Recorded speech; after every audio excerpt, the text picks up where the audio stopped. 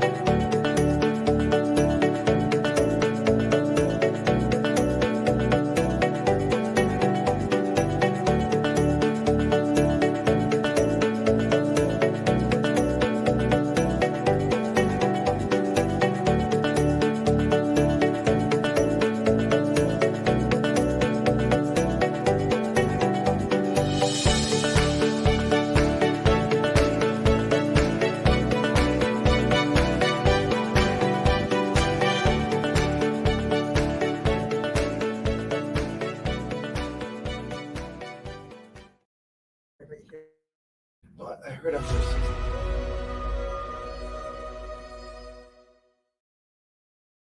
My name is Asil, and I've been a channel for 5 years now.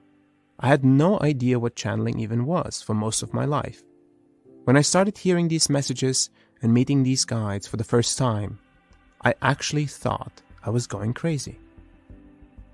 I wasn't crazy though. These angelic beings really did seem to be talking to me. I kept an open mind, and these guides kept showing up, offering me adjustments and healings. They told me that they were preparing me. The guides say that there is an energetic network that feeds the earth with universal energy. This energy is critical for human consciousness and all living beings to evolve.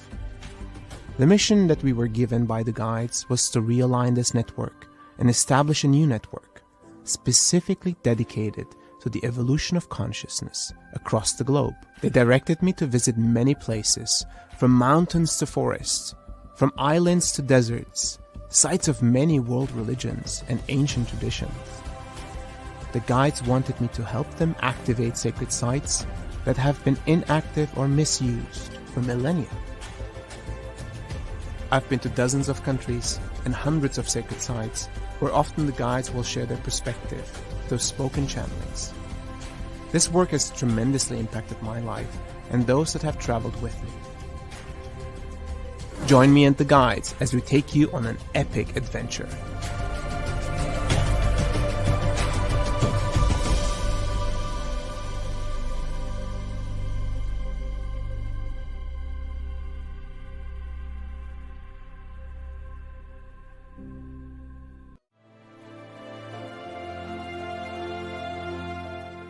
Thomas Workman and A.J. Kavanagh are intuitive channels. You were created as a part of a universal plan. Who have a remarkable ability to speak for a spiritual collective they call the Guides. As you step into the light, you find new realities, new worlds indeed open up for you.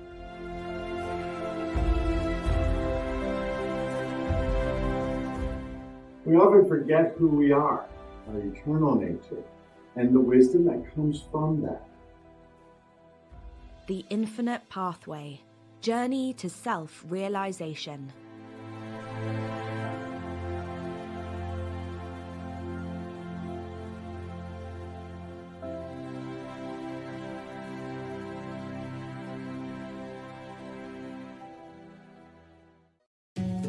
Imagine and try to visualize that light has a language. What might it sound like? What could it look like? What if this language could be harnessed, tapped into like a limitless well of infinite possibility and potential? What if we, as humans, could open ourselves up to this language of the light? And by doing so, we open ourselves to the vast intelligence of the universe. Imagine the potential, a way for us to connect more consciously with the universe, more consciously with energy, and therefore more consciously within ourselves. Light language is a divine, energetic expression of conscious energy that we will explore together throughout this series. Discover light language dialects, ways to work with light language for healing and ascension, and use light language to activate and awaken amazing potential within you. Get ready to expand and deepen your understanding and receive powerful light language channelings. Join me, Jackie Laraher, the Tigress of the Light, as we explore light language and ascension codes together to awaken, heal, and ascend.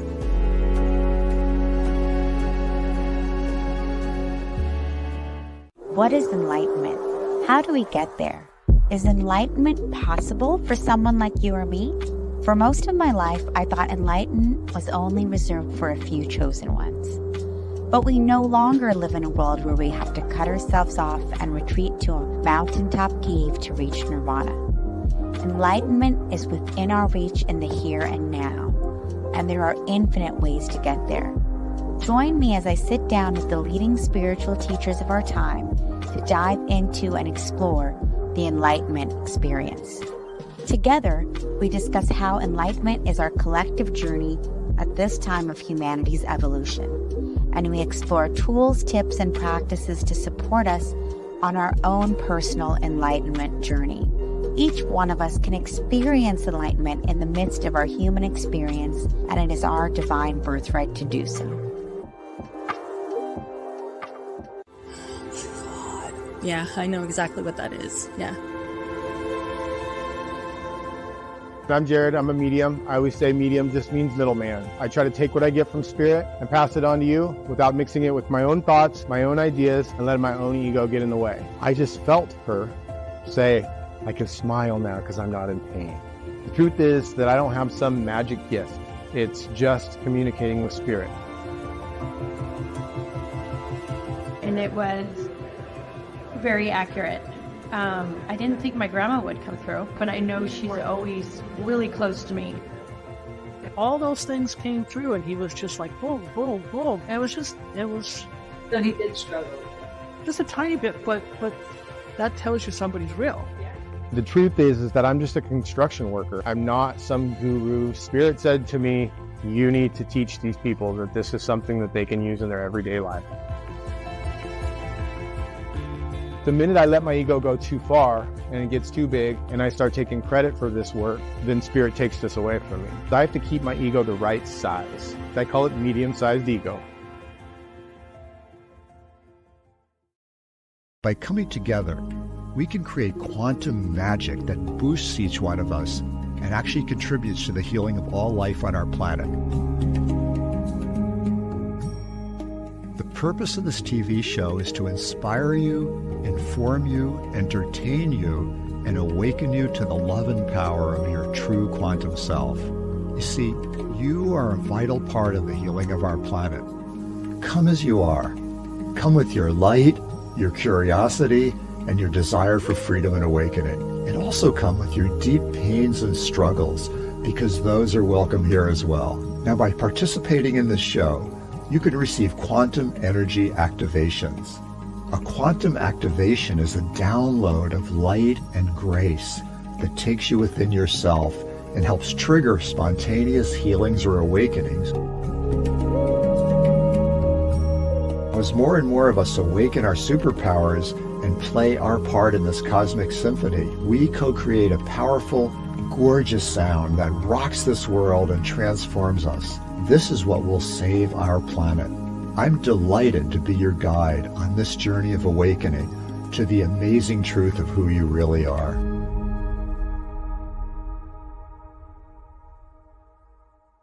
Mediumship to me is very personal. It is something that I was born able to do but didn't realize it. So when I had a true rude awakening, I was opened up to my abilities. Entities or spiritual energy, they appear, they present themselves when the person who's seeking them is open to them.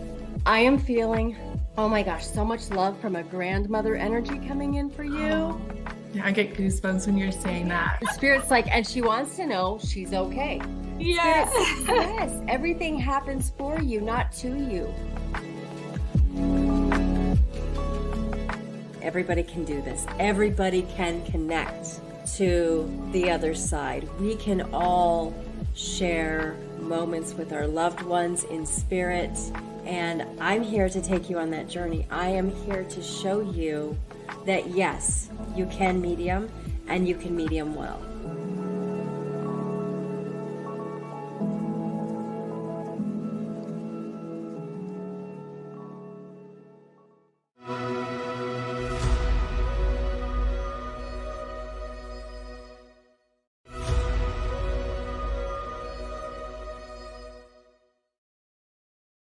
My name is Asil, and I've been a channel for 5 years now.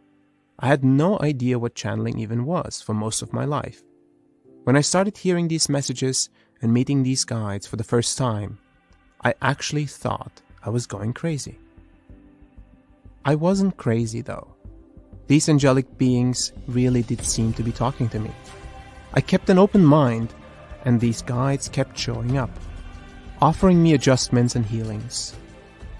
They told me that they were preparing me. The guides say that there is an energetic network that feeds the earth with universal energy. This energy is critical for human consciousness and all living beings to evolve. The mission that we were given by the guides was to realign this network and establish a new network, specifically dedicated to the evolution of consciousness across the globe. They directed me to visit many places, from mountains to forests, from islands to deserts, sites of many world religions and ancient traditions. The guides wanted me to help them activate sacred sites that have been inactive or misused for millennia. I've been to dozens of countries and hundreds of sacred sites where often the guides will share their perspective through spoken channelings. This work has tremendously impacted my life and those that have traveled with me. Join me and the guides as we take you on an epic adventure.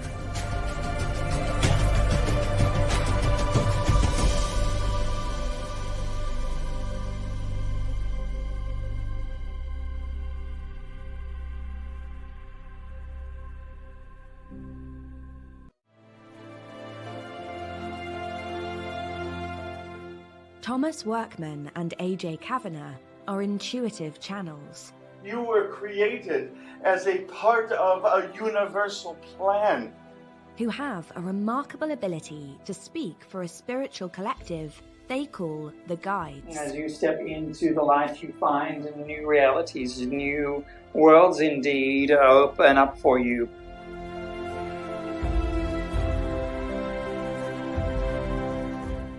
We often forget who we are, our eternal nature, and the wisdom that comes from that.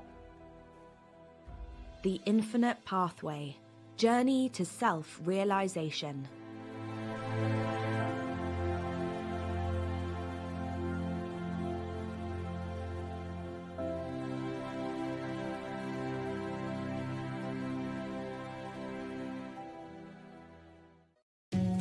Imagine and try to visualize that light has a language. What might it sound like? What could it look like? What if this language could be harnessed, tapped into like a limitless well of infinite possibility and potential? What if we, as humans, could open ourselves up to this language of the light? And by doing so, we open ourselves to the vast intelligence of the universe. Imagine the potential, a way for us to connect more consciously with the universe, more consciously with energy, and therefore more consciously within ourselves. Light language is a divine, energetic expression of conscious energy that we will explore together throughout this series. Discover light language dialects, ways to work with light language for healing and ascension, and use light language to activate and awaken amazing potential within you. Get ready to expand and deepen your understanding and receive power.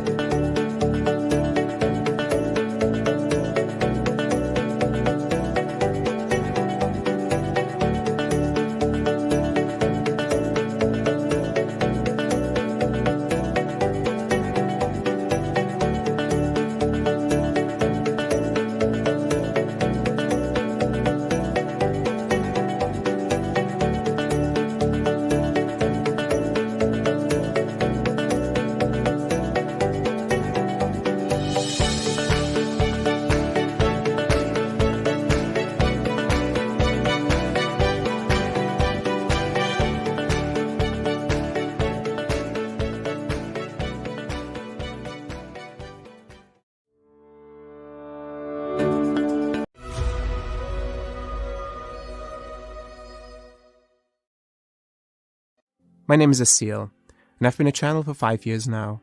I had no idea what channeling even was for most of my life. When I started hearing these messages and meeting these guides for the first time, I actually thought I was going crazy. I wasn't crazy though. These angelic beings really did seem to be talking to me. I kept an open mind, and these guides kept showing up, offering me adjustments and healings. They told me that they were preparing me. The guides say that there is an energetic network that feeds the earth with universal energy. This energy is critical for human consciousness and all living beings to evolve. The mission that we were given by the guides was to realign this network and establish a new network, specifically dedicated to the evolution of consciousness across the globe. They directed me to visit many places, from mountains to forests, from islands to deserts, sites of many world religions and ancient traditions. The guides wanted me to help them activate sacred sites that have been inactive or misused for millennia. I've been to dozens of countries and hundreds of sacred sites where often the guides will share their perspective through spoken channelings. This work has tremendously impacted my life and those that have traveled with me. Join me and the guides as we take you on an epic adventure.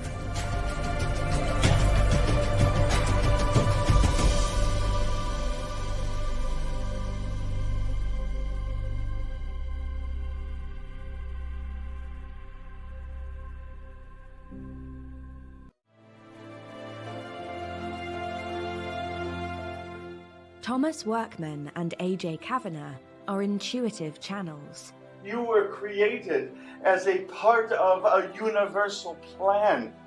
Who have a remarkable ability to speak for a spiritual collective they call the Guides. As you step into the light, you find new realities, new worlds indeed open up for you.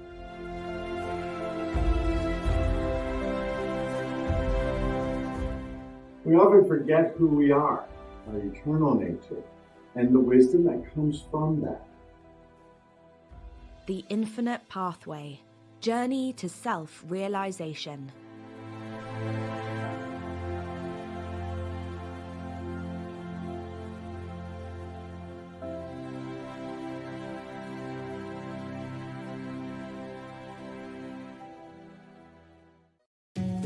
Imagine and try to visualize that light has a language. What might it sound like? What could it look like? What if this language could be harnessed, tapped into like a limitless well of infinite possibility and potential? What if we, as humans, could open ourselves up to this language of the light?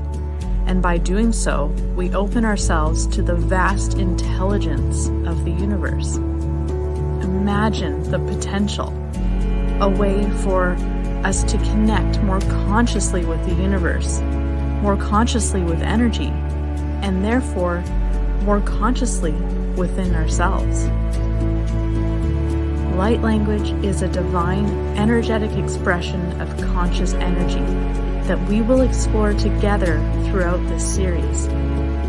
Discover light language dialects, ways to work with light language for healing and ascension, and use light language to activate and awaken amazing potential within you.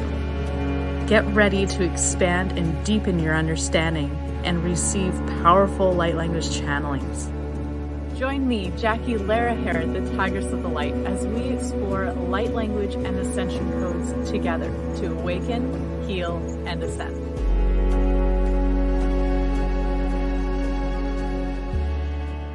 What is enlightenment? How do we get there? Is enlightenment possible for someone like you or me? For most of my life, I thought enlightenment was only reserved for a few chosen ones. But we no longer live in a world where we have to cut ourselves off and retreat to a mountaintop cave to reach nirvana. Enlightenment is within our reach in the here and now, and there are infinite ways to get there. Join me as I sit down with the leading spiritual teachers of our time to dive into and explore the Enlightenment experience.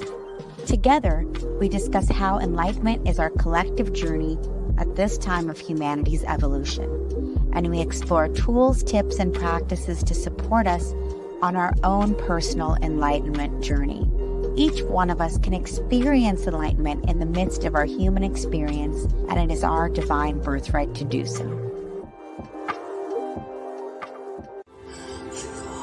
Yeah, I know exactly what that is. Yeah. I'm Jared. I'm a medium. I always say medium just means middleman. I try to take what I get from spirit and pass it on to you without mixing it with my own thoughts, my own ideas, and letting my own ego get in the way. I just felt her say, I can smile now because I'm not in pain. The truth is that I don't have some magic gift. It's just communicating with spirit. And it was very accurate. I didn't think my grandma would come through, but I know she's always really close to me. All those things came through, and he was just like, boom, boom, boom. And it was. So he did struggle. Just a tiny bit, but that tells you somebody's real. The truth is that I'm just a construction worker. I'm not some guru. Spirit said to me, you need to teach these people that this is something that they can use in their everyday life. The minute I let my ego go too far and it gets too big and I start taking credit for this work, then spirit takes this away from me. I have to keep my ego the right size. I call it medium-sized ego. By coming together, we can create quantum magic that boosts each one of us and actually contributes to the healing of all life on our planet. The purpose of this TV show is to inspire you, inform you, entertain you, and awaken you to the love and power of your true quantum self. You see, you are a vital part of the healing of our planet. Come as you are. Come with your light, your curiosity, and your desire for freedom and awakening. And also come with your deep pains and struggles, because those are welcome here as well. Now, by participating in this show, you can receive quantum energy activations.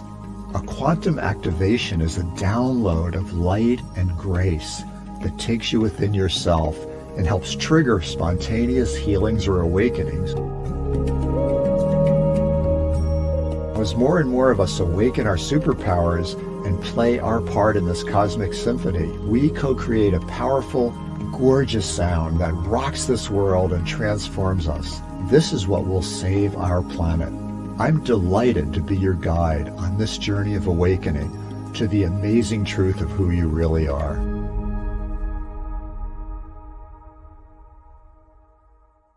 Mediumship to me is very personal. It is something that I was born able to do but didn't realize it. So when I had a true root awakening, I was opened up to my abilities. Entities or spiritual energy, they appear, they present themselves when the person who's seeking them is open to them. I am feeling, oh my gosh, so much love from a grandmother energy coming in for you. Yeah, I get goosebumps when you're saying that. The spirit's like, and she wants to know she's okay. Yes. Yes, everything happens for you, not to you. Everybody can do this. Everybody can connect to the other side. We can all share moments with our loved ones in spirit. And I'm here to take you on that journey. I am here to show you that yes, you can medium and you can medium well.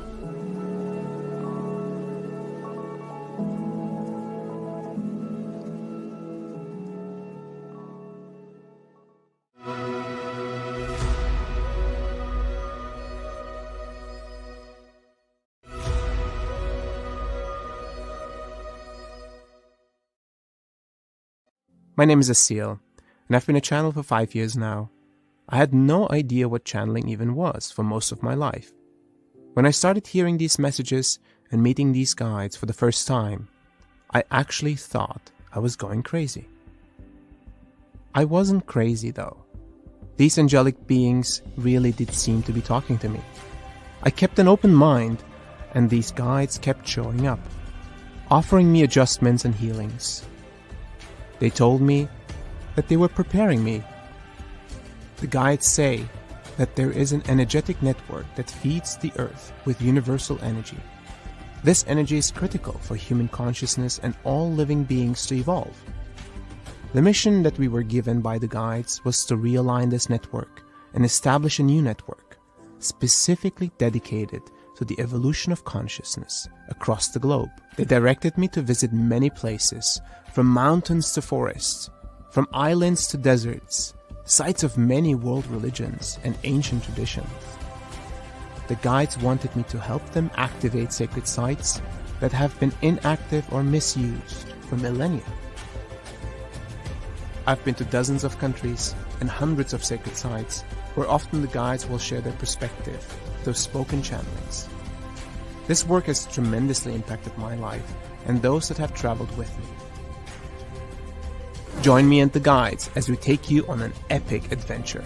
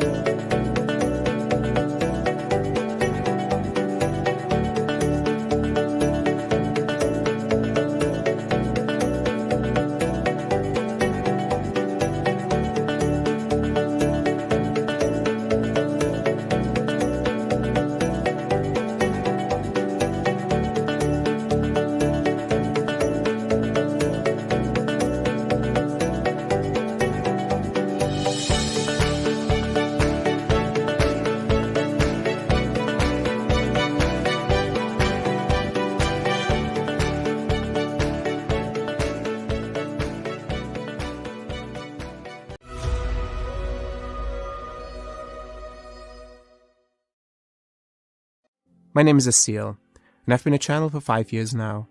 I had no idea what channeling even was for most of my life.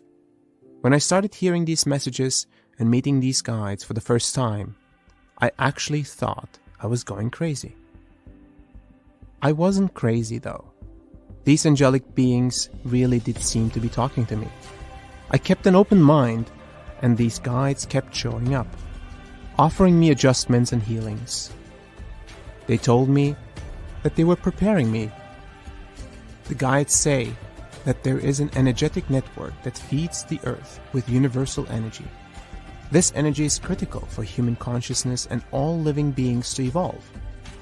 The mission that we were given by the guides was to realign this network and establish a new network, specifically dedicated to the evolution of consciousness across the globe. They directed me to visit many places, from mountains to forests, from islands to deserts, sites of many world religions and ancient traditions.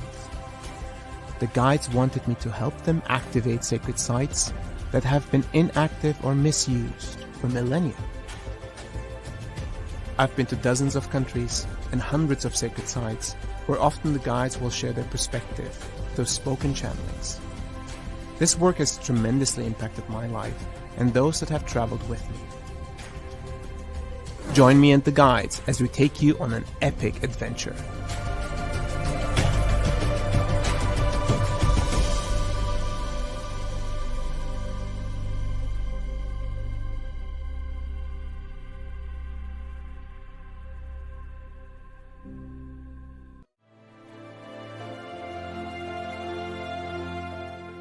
Thomas Workman and AJ Kavanagh are intuitive channels. You were created as a part of a universal plan.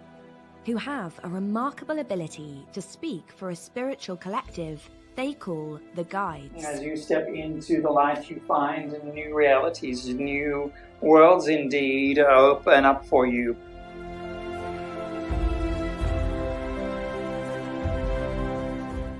We often forget who we are, our eternal nature, and the wisdom that comes from that. The Infinite Pathway, Journey to Self-Realization.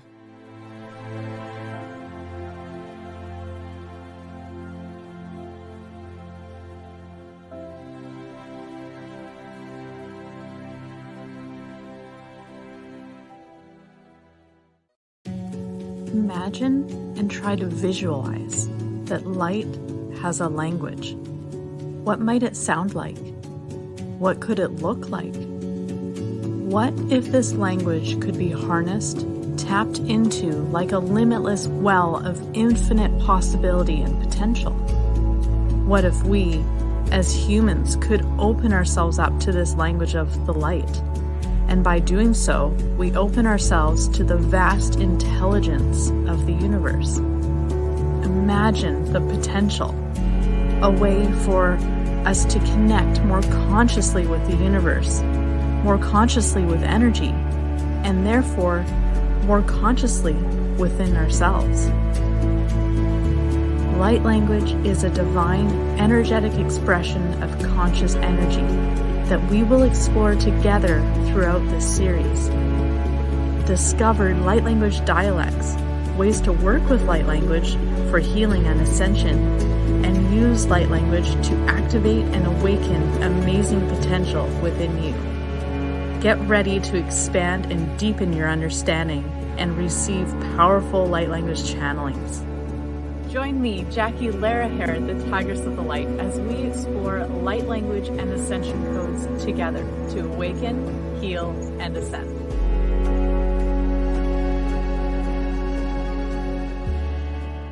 What is enlightenment? How do we get there? Is enlightenment possible for someone like you or me? For most of my life, I thought enlightenment was only reserved for a few chosen ones. But we no longer live in a world where we have to cut ourselves off and retreat to a mountaintop cave to reach nirvana. Enlightenment is within our reach in the here and now, and there are infinite ways to get there. Join me as I sit down with the leading spiritual teachers of our time to dive into and explore the Enlightenment experience. Together, we discuss how enlightenment is our collective journey at this time of humanity's evolution, and we explore tools, tips, and practices to support us on our own personal enlightenment journey. Each one of us can experience enlightenment in the midst of our human experience, and it is our divine birthright to do so. Yeah, I know exactly what that is. Yeah. I'm Jared. I'm a medium. I always say medium just means middleman. I try to take what I get from spirit and pass it on to you without mixing it with my own thoughts, my own ideas, and letting my own ego get in the way. I just felt her say, I can smile now because I'm not in pain. The truth is that I don't have some magic gift. It's just communicating with spirit. And it was very accurate. I didn't think my grandma would come through, but I know she's always really close to me. All those things came through, and he was just like, boom, boom, boom. It was. So he did struggle. Just a tiny bit, but that tells you somebody's real. The truth is that I'm just a construction worker. I'm not some guru. Spirit said to me, you need to teach these people that this is something that they can use in their everyday life. The minute I let my ego go too far and it gets too big and I start taking credit for this work, then spirit takes this away from me. So I have to keep my ego the right size. I call it medium-sized ego. By coming together, we can create quantum magic that boosts each one of us and actually contributes to the healing of all life on our planet. The purpose of this TV show is to inspire you, inform you, entertain you, and awaken you to the love and power of your true quantum self. You see, you are a vital part of the healing of our planet. Come as you are. Come with your light, your curiosity, and your desire for freedom and awakening. And also come with your deep pains and struggles, because those are welcome here as well. Now, by participating in this show, you can receive quantum energy activations. A quantum activation is a download of light and grace that takes you within yourself and helps trigger spontaneous healings or awakenings. As more and more of us awaken our superpowers and play our part in this cosmic symphony, we co-create a powerful, gorgeous sound that rocks this world and transforms us. This is what will save our planet. I'm delighted to be your guide on this journey of awakening to the amazing truth of who you really are.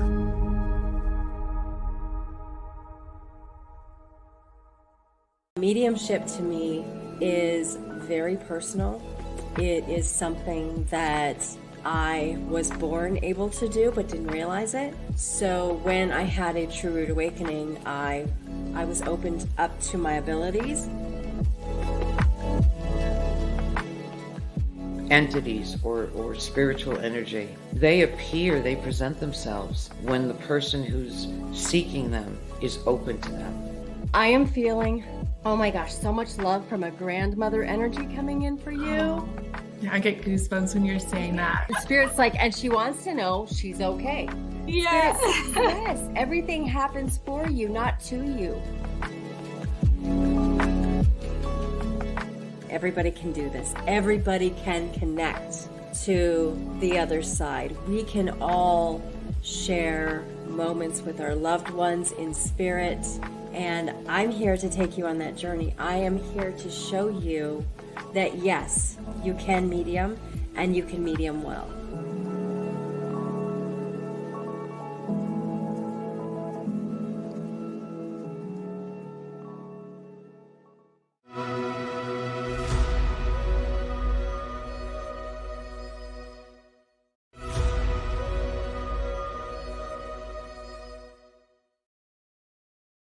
My name is Asil, and I've been a channel for 5 years now. I had no idea what channeling even was for most of my life. When I started hearing these messages and meeting these guides for the first time, I actually thought I was going crazy. I wasn't crazy though.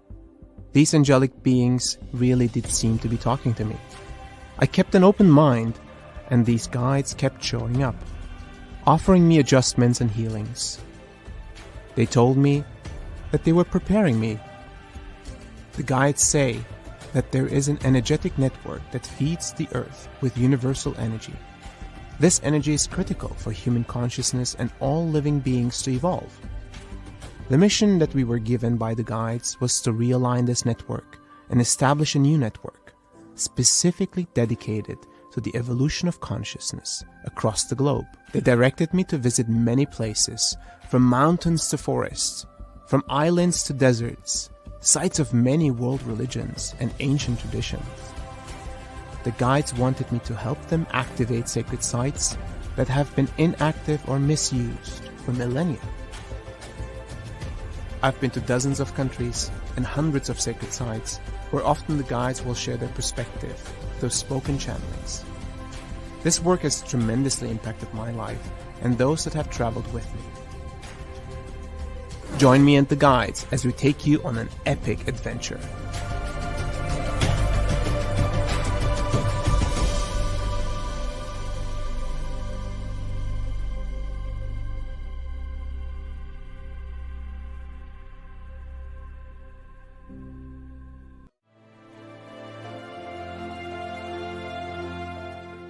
Thomas Workman and AJ Kavanagh are intuitive channels. You were created as a part of a universal plan. Who have a remarkable ability to speak for a spiritual collective they call the Guides. As you step into the light, you find new realities, new worlds indeed open up for you.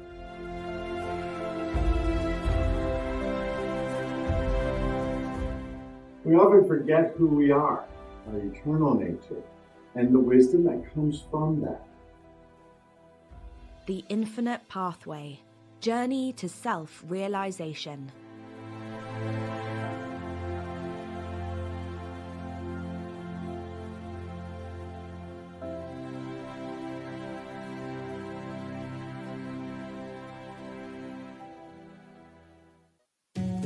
Imagine and try to visualize that light has a language. What might it sound like?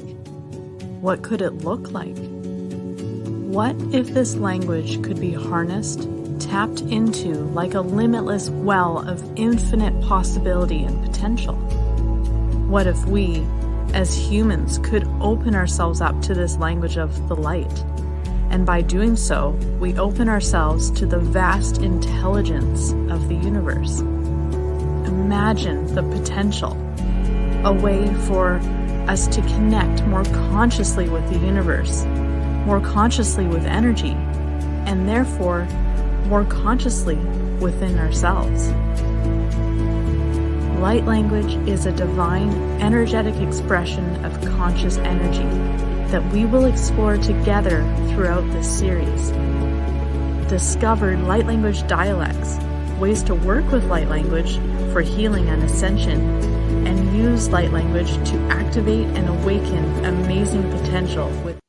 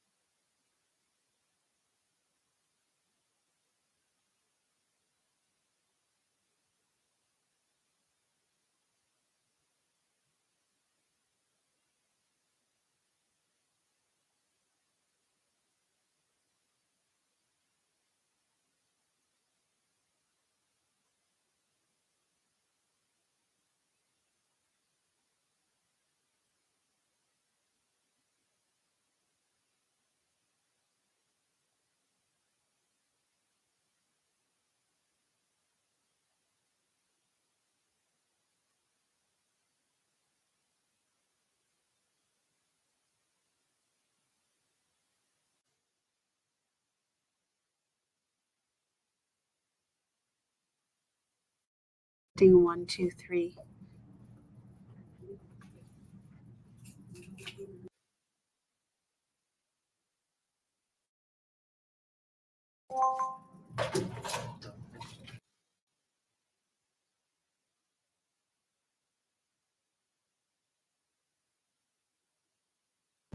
Testing 1, 2, 3.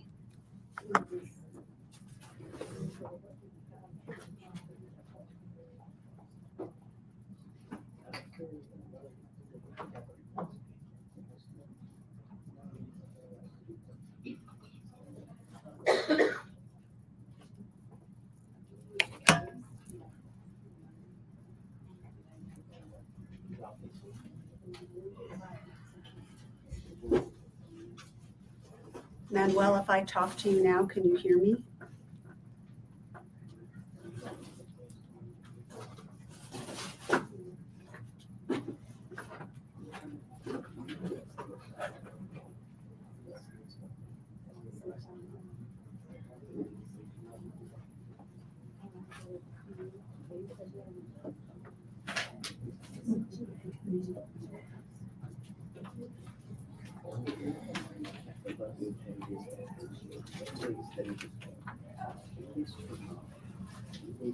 Hi, welcome.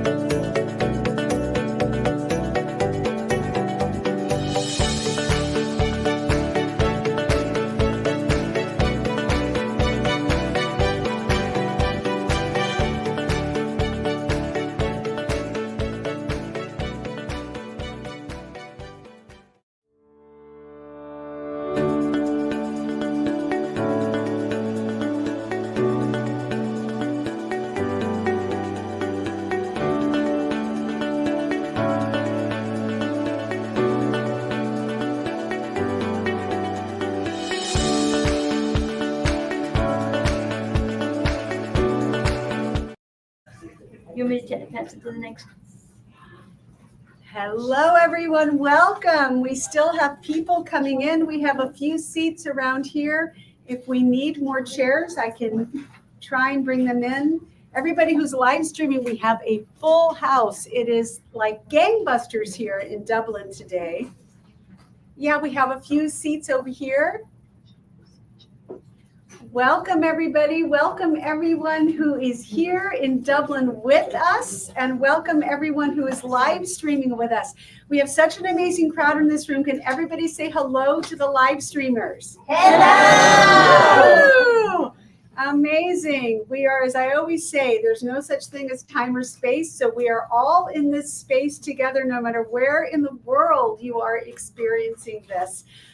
Welcome everyone again to the Dublin Enlightenment Expo. My name is Barbara. Along with our founder Tangela, we love to bring you, it's our mission and passion to bring you these Enlightenment Expos once a month in the Bay Area. We're going to be in Santa Cruz the last weekend in September. Hopefully, Annie, you will be there too. You bet. I'm there. It is such an amazing event. So if you're here in the Bay Area, come join us. And if not, we will be live streaming from there as well. And just a few reminders, don't forget to watch SoulSearch TV, which, right behind Andy there.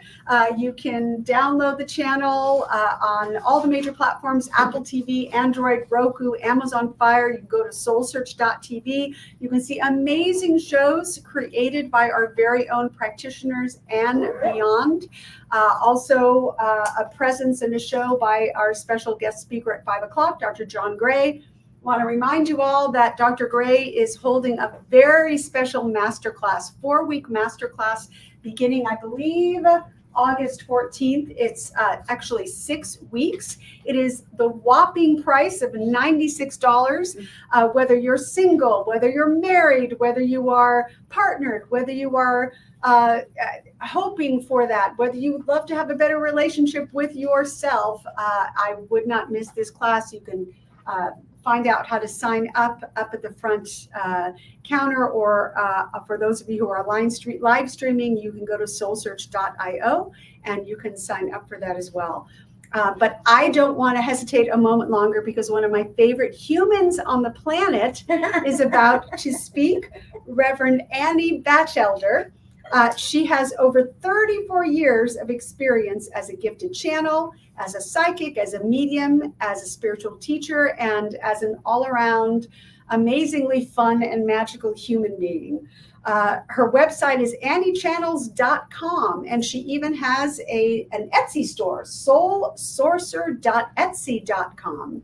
Annie's natural psychic abilities have been further enriched through teachings, awakening your light body, opening to channel, how to read the Akashic records, and healing self-doubt. Despite overcoming personal challenges, including multiple sclerosis, tubal pregnancies, and adoption experiences, Annie channeled the transformative book, bringing forth soul consciousness. She just happened to have it here. I know I lost my place.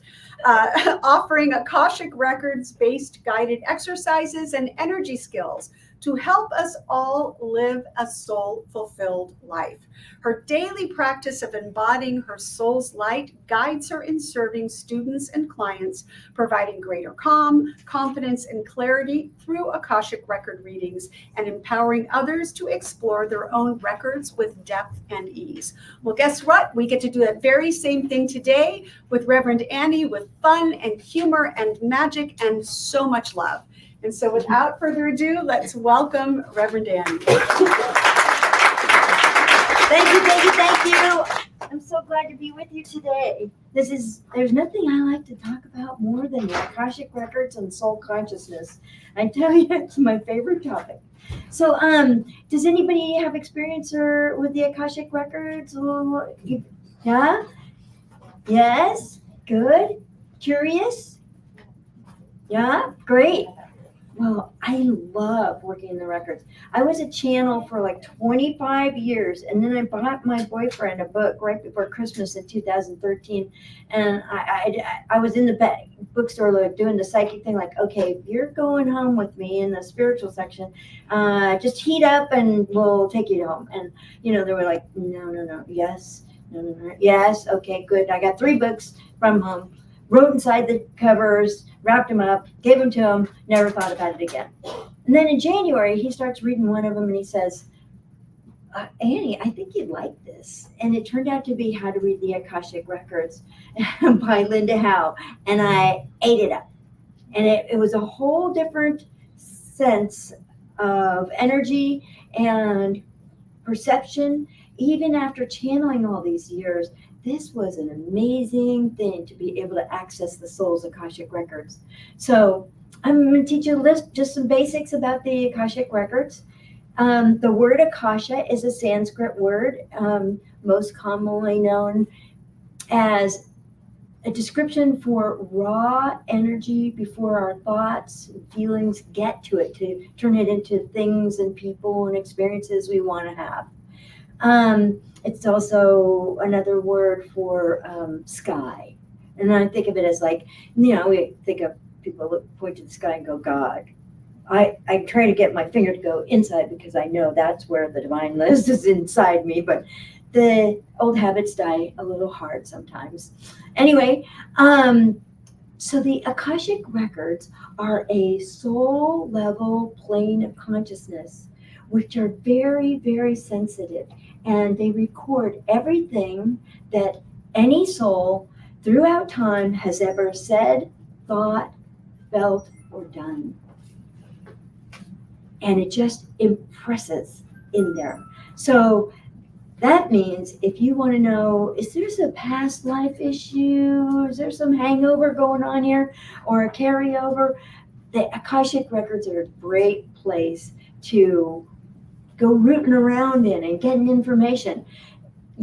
The record of your soul is in there throughout time. All your lifetimes, all your in-between lifetimes.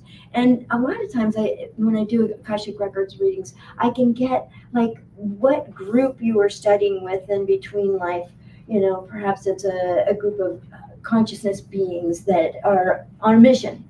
They have a particular purpose. They're getting together as a group and you're training with them or something like that.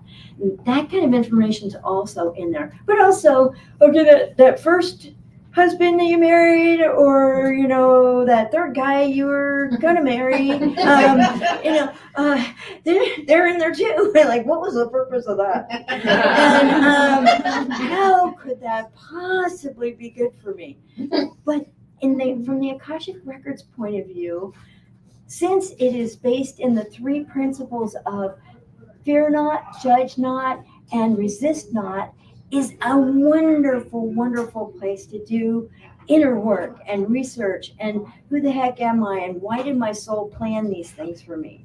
So, like, it was wonderful to go in, and after having had 3 tubal pregnancies, a miscarriage, and then my first marriage, we were going to adopt, and I actually brought home this brand new just born baby the day after he was born, and I had him for like 28 days, and the birth mother changed her mind, and I had to give him back. And I was like, yeah, right. Rip my heart out, stomp on it a little bit, pour acid on it. There, good. That's what it felt like. Anyway, so how is that possibly good for me? But you know what? I volunteered when I was planning this lifetime as a soul with the divine, with my Akashic masters, teachers, and loved ones present. I said, oh, sure, I'll play that part. I'm not doing that again. I decided to deselect, just volunteering for painful roles. And it was to keep their family cycle going in the same pattern. The birth mother was barely 15, I think, when she gave birth to the baby. And she was emancipated at 14. And she was raised by her grandmother. It was actually the birth mother's mother who wanted a do-over and wanted the baby back and to do the do-over with that baby. And it was like, all right, okay, grandmother's going to raise them. And that's what happened, it turns out. So weird. And other situations, it's just like, you know, oh, you're going to have multiple sclerosis. You're going to be disabled for like 10 years with it. And I'm like, how's that good for me? How does that help my soul evolve? How does that make my personality evolve? Well, you know, I was a little egotistical about physicality and health and looks. And if you just think right, everything's going to be all right. You know, like that's how I thought when I was in my early 20s. And, you know, I had to be brought down a couple notches and made a little more human, you know, just a little bit more. And so consequently, it's a perfect background for doing readings for others, because I don't have judgment about people who have illnesses or problems or struggling to stay in the body, for Pete's sake. This is not the easiest ride on the program. Like, we have set ourselves up as souls in a body to live out some really interesting, difficult things. Now, again, the Akashic records, and you can find this, the major points about what how the Akashic records are organized on my page 12 and 13 in chapter 2 of my book, because my book teaches you how to open your Akashic records. And then it takes you through different ways of working in them. Like, do you want to do a past life? Do you want to research your ancestral influences? Do you want to get information from your future self? Do you want to let go of judgment and let yourself out of the judgment jail? That's what my guides call it, the judgment jail. Hey, you got yourself in the judgment jail, do you? Okay, great. Yeah, that's a fun one to get free of. But on page 12, it says the Akashic records are spiritual and not psychic. So you don't have to be a channel for 25 years to be able to do this. You could be an ordinary person with interest and learn how to open your Akashic records and get really good information. Because the truth is, your soul loves you, and it's putting out ways of connecting, and your soul wants to be intimate with you, wants to be close to you, it cares for you. And your soul's kind of like a mini divine. It's got a lot of the same qualities and characteristics. And if we're all trying to evolve into oneness with the divine, your soul is the link between the physical self and the divine. So you might as well get comfy. Like, really, let's create that loving relationship with our soul. Then we can have that loving relationship with the divine too. And then you really feel connected and one, and a lot less struggle. And, this book is full of validation, but it's also, they would give me the chapter headings as I was channeling this, and I would be like, how the soul is constructed. I think you should get somebody who knows more about this. I'm not really qualified. This is above my pay grade. And they're like, oh, just relax, keep typing. I'm like, oh, okay, just follow whatever words are being given. Then I have to go to the dictionary and see, why did they choose that word? It's a really specific word that they chose. And it would be absolutely precisely correct. And it would expand my understanding of how the term was being used and why. So they had to sometimes talk me off the cliff, relax, Annie. We realize you're dealing with other stressors. Your parents are dying, your mother's old, she's having carpal tunnel, this one's having heart surgery, that one's just losing, has dementia, and your boyfriend's having knee surgery, and you're involved in all of those situations. And of course of course you're stressed. Don't worry, we got you. And it'd be so loving, and it would be like, oh, they know what's going on for me, and they kind of held me and walked me through these critical points in life, and I was not skilled in dealing with dying parents, I'm guessing my way through it. But another thing about the Akashic records is the 3 principles that I mentioned: judge not, fear not, and resist not. And I teach you how to open your Akashic records with a prayer, and at the beginning, and you close the records at the end of readings or Akashic record sessions with a prayer. And that creates this really safe sanctuary for you to explore deeply personal, painful trauma, and really be able to see it from a detached point of view, and be able to go, oh, okay, well, I needed that to be who I am today, to bring my whole self to my work. And being in an environment grounded in fear not, judge not, and resist not is just like, okay, I can put the sword down, I put the shield down, I can, I don't have to defend myself. And when I open the records, I have this feeling of like, okay, I can be as big as I want to be in here, because this is my soul's records, and I'm my soul in this environment, and I can just be as wild or big or fearful or small or whatever I'm experiencing at that moment and not be wrong. You know, it's really, they find you right all the time. One of the other key things about the Akashic Records is when you open your records, it's energy first, information second. So the energy shifts and the way you sense it and your feelings, you practice. There's 40 chapters to practice opening your records, and here you get a lot of practice. You get really good at it. And where was I going? When you open your records and you get to be whatever you are at that moment, they're like, of course you feel this way.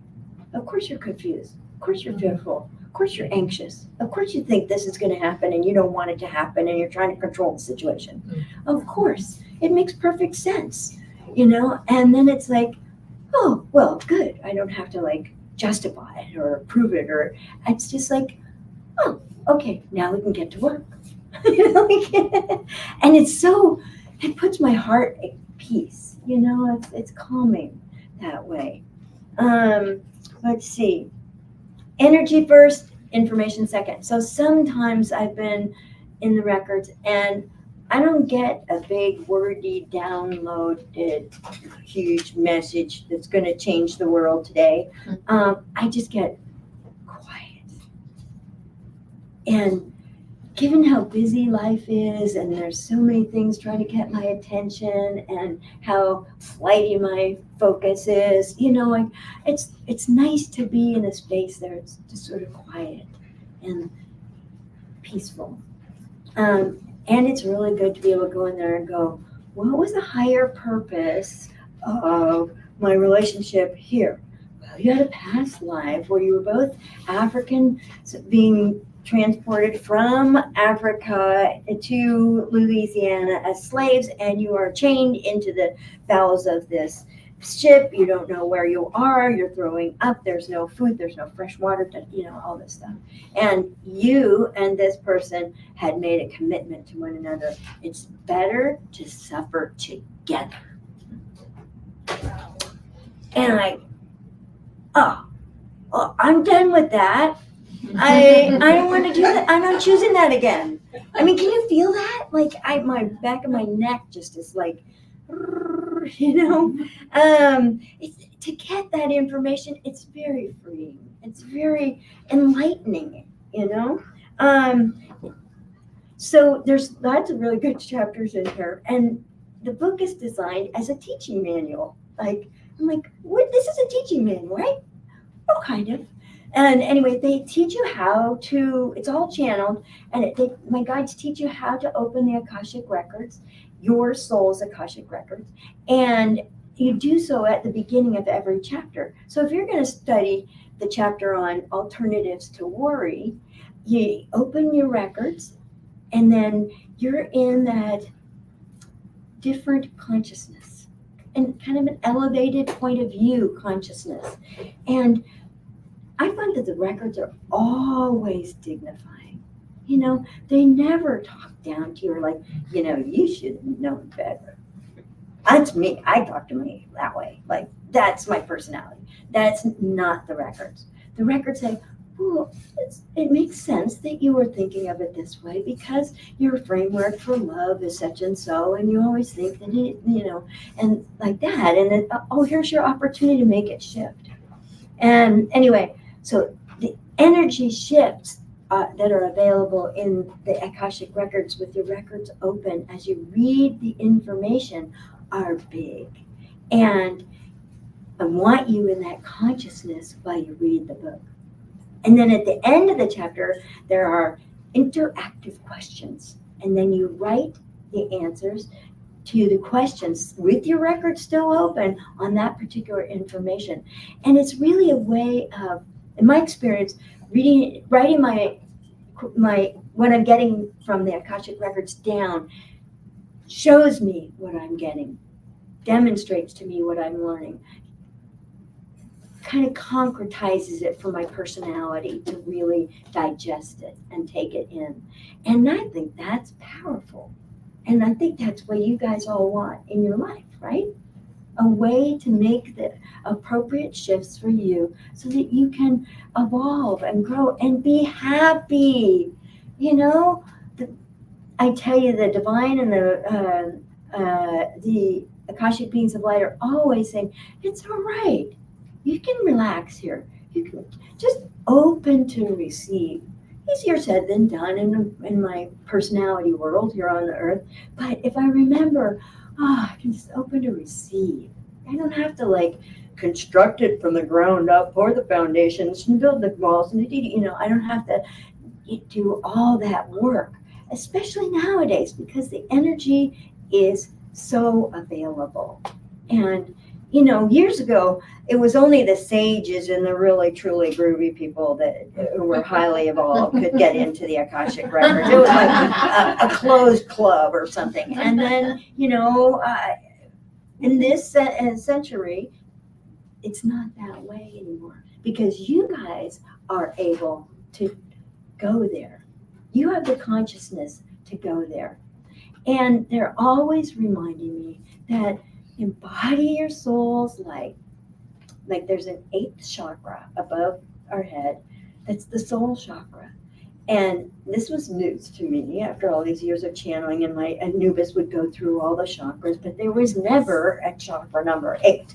So it was like, what? And your soul chakra can pour its light into your body, and you take it in all the way down to your feet. Open your feet to Mother Earth, grounded in the balance point of Mother Earth, and she opens her bounty to you, and it comes right back up this way. I mean, my crown is just shivering right now, like how good it feels. And embodying our soul's light reminds us that we're loved and we were created by a being that loves us. There's even a chapter in here on how the soul is created, and I'm like, oh, this is above my pay grade. I have to tell you the story. The way this book came about, I went to a writing class, and I was going to learn how to write really good advertising and marketing copy, so you'd all want to come to me for readings. The first writing class, the Akashic Beings of Light wrote the introduction to the book. And I'm like, I didn't get the memo. We're doing a book? What book? Book? I don't know how to write a book. Are you sure? And it just kept going on. And I'd sit down to write, and I'd get another chapter. And, with amazing topics like awaiting divine timing, sadness and disappointment, letting yourself out of the judgment jail, releasing soul connection, soul-inspired action, self-doubt and disappointment. Hey, anybody got that? This is the biggest conversation in our heads, right? You can't say that, Annie. How do you know that?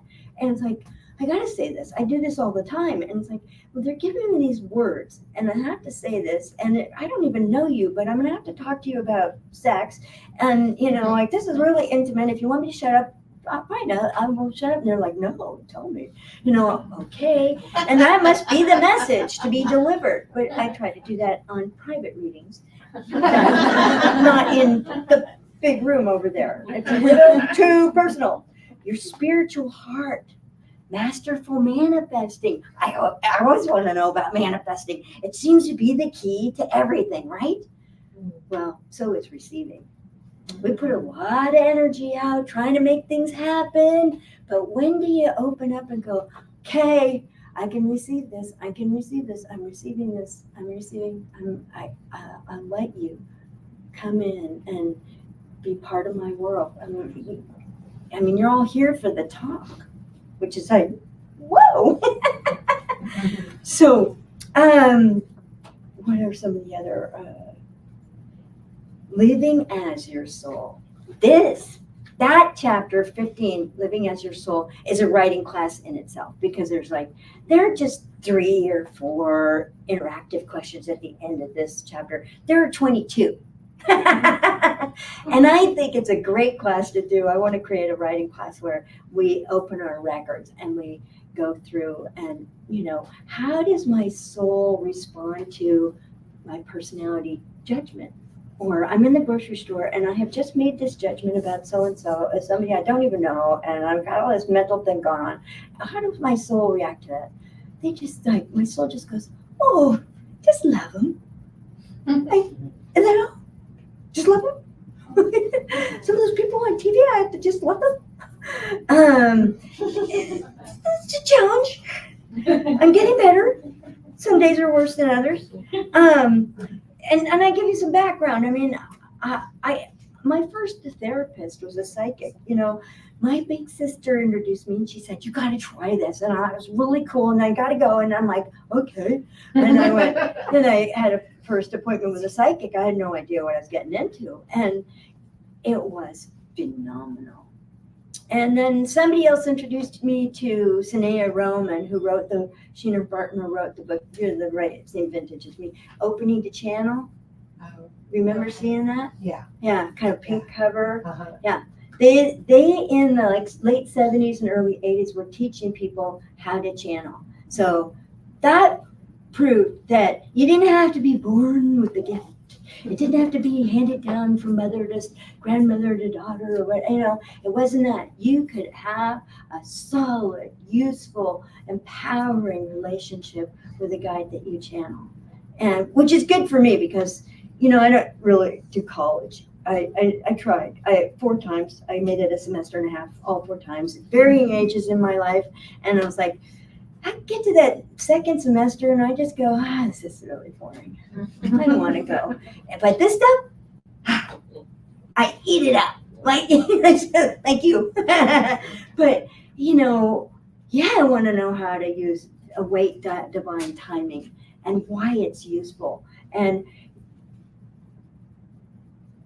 they've got me doing this thing, like I'm driving to my chiropractor's appointment and I'm going to be at least 5, maybe 7 minutes late. So I'm like doing 85, right? I'm going to make up time. And they're like, slow down. The divine's in charge of time, timing, and the details. And I get there early. And I'm not stressed. I'm not like, you're just trying to adjust me. I'm so tense. It works better. And those little things come through and they just make life better. Little phrases, that get me over my own obstacles, the obstacles I put in front of myself. And then of course my mental talk is like, well, can't you get out of the house 5 minutes sooner? You know how to do this. You've looked my appointment forever. Like, okay. The divine's in charge of time, timing, and the details. So if somebody could tell me what time it is, speaking of time, I have to be out of here. 12:32. Oh, well, good. We're doing great. So my book is $24, and some of them have this sticker on them, and I have signed them inside, and most of them, this is not one of them, but there's a special note in there, and I just sort of channel notes that go in the books and sign them, and then it's an autographed copy, and that makes them more valuable. We're waiting for Antiques Roadshow or something. Anyway, so and it teaches you how to open your records and to ask questions. Questions are the can openers to information in the Akashic records. Like, you don't want to just go with the old basic yes or no, or maybe the mid-range would be later or not now, right? You want to do what, why, and how questions. What is the higher purpose of blah, blah, blah? How does such and such help me evolve as a soul and as a human? What, why, and how? How does being in this situation enable me to become more at one with the divine? or whatever you want to form the question.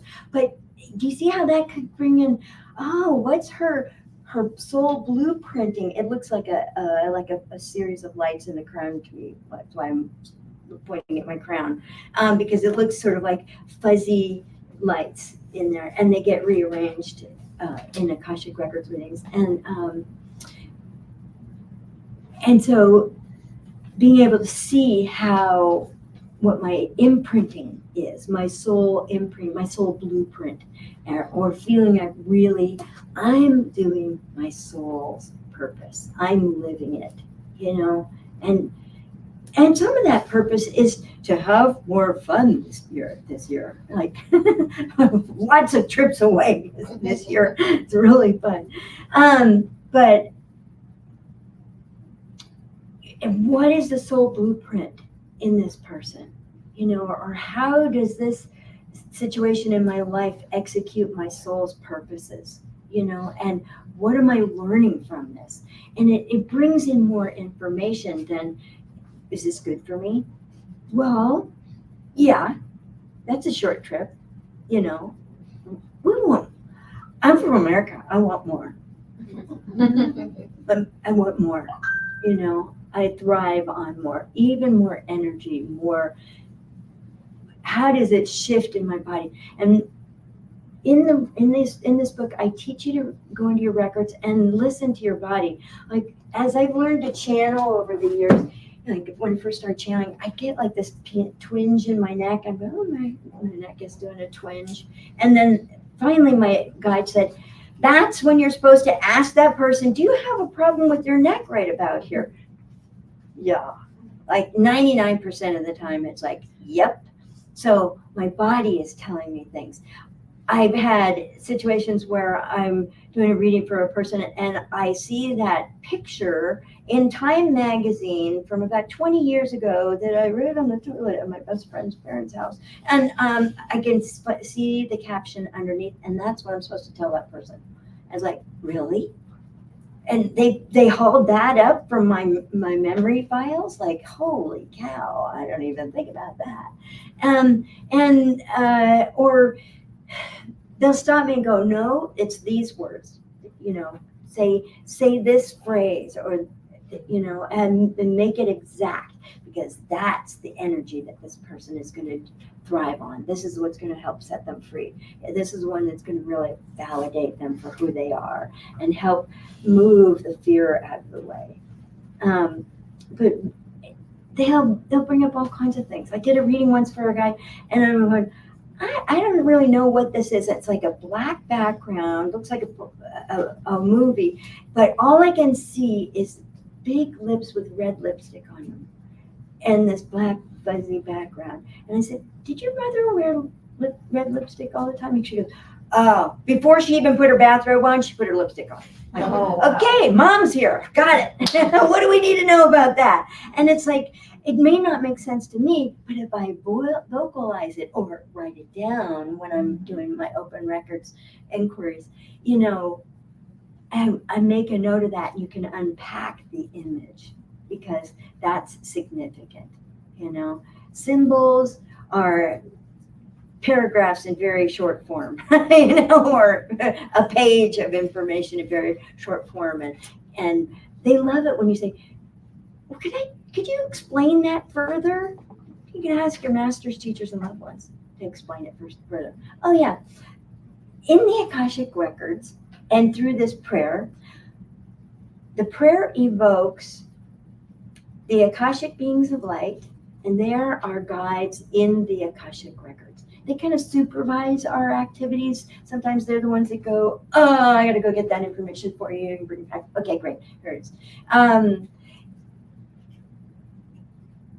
They evoke the great creatress, which is the name for the divine feminine, the supreme divine feminine, according to the Akashic beings of light, and I have chosen to opt into that. And your masters, teachers, and loved ones are also evoked. And so in your Akashic records, your masters are beings of light, very high beings of light that absolutely love you. And they came to your side when the divine created you as a piece of her light and turned you into your soul. These high beings of light came to your side and they're with you for your entire journey. So whether it's a lifetime here, or you're in between lifetimes, or you're studying with the XYZs out there in planet 42, and they're with you and they absolutely unfailingly love you. Teachers are lesson specific. So like I would say, if I need a teacher for love, big topic, always need a teacher about love, right? Because I have to unpack my cultural ideas of what's love, which are often a little off. Or money. Who doesn't have a charge on money? Really? Or time or guilt. Those are good ones. And you pay for things with guilt. What? And then I look at my behavior and I'm like, oh, yeah, right, I do. Okay, good. Oh, I don't have to do that? Oh, great. Let's edit the behavior. Okay, now, so teachers are there. And then there's the loved ones. And loved ones are people you've known in this lifetime who are now dead, but who really want to kind of keep an eye on you and see how you're doing. Like they're mostly on the sidelines sending love and kind of creating part of that safe structure for you. Sometimes they have big things to say. Sometimes they do. I mean, I've seen loved ones be grandmothers, teachers, dad or a mom, or that lady down the street who, maybe didn't have children, but really thought you were just the cat's pajamas, She decided to just keep an eye on you. And sometimes there is a message in there. Like I did an Akashic Records reading for this gentleman who, he was nattily dressed, very tidy. You could just see he was like fresh out of the shower. And everything was in place. There was not a thread loose, not a hair out of place. And he comes in for a reading, and turns out he's a mortgage broker, and the paperwork on there is really complicated, right? And it's not getting any easier as far as I can tell. But he's really good at what he does because he doesn't let any little detail get out of shape or be unacknowledged. And he is gay. And his father was a military man and could never figure out how to love him. And his father came through and said, I just didn't know how. I didn't have the knowledge. I didn't know how to do that. My training, my upbringing, my programming was so strong. Like, that's not right. I didn't know how. And have his dad come through and say that, like, really let him settle into who he was and be right with himself and not be struggling and at war with himself. And it was wonderful to see. Wonderful to see. And it's an honor to witness these things for people, really. Let's see. Who has questions? Yes. Hi. I want to know where we can get your book. Well, at this show, you can get a book and I will sign it for you for $24. I take Venmo, PayPal, Zelle, cash, checks. And I know. I do remember I don't have kids. There's a good reason for it. So $24, you can walk home with one today. I sell them on my website, which by the way is anniechannels.com. anniechannels.com. That you could schedule readings on my website. I'm doing readings here. I have a little table there, kind of, and towards the front end. And I think you walked past me a time or two. Oh yeah. She shook her head. And if you mention SoulSearch when you sign up for a scheduled reading on my website, I give you $20 off. So instead of being $204, it's $184. But here, psychic readings are $60. Akashic Records readings are $75. They only about half an hour, but I give you a lot. My goal is to give you more than you expected. Okay.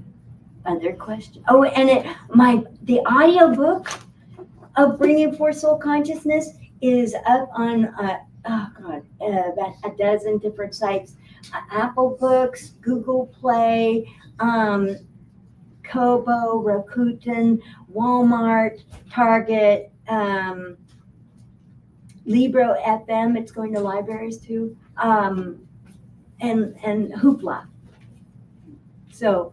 You know, go in and put Bringing Forth Soul Consciousness, you'll get my audiobook. You know what? I kind of like that. Of course, I like both of them. But there are 13 energetic processes in this book, and to be able to hear them and really be in the experience and not have to flip around, where was I, what page, sentence, it's really nice to just be in the experience. And very soon, I will have a companion journal that has all those interactive questions in every chapter, all listed for you by chapter with spaces to write your notes in. And it's really good to document. I was looking at my notes from 2015 the other day, and it was like, well, this is really good. This is good information. I can open my records and I can have like a staff meeting. Okay, what's happening today? What are we doing today? And it's really, it helps me organize my day and know like where I'll point myself. Or if I get nothing, does that mean I have a day off? Oh, the beach. Okay, great. So, any other questions about the Akashic Records or soul consciousness? Yeah. So I've heard that like when you dream, it's sort of like your soul is getting to go play and because it's free from your body and it's not tired. And so is there something with dreaming too in the Akashic Records that you found? There's always somebody in the front row to ask that question. Always.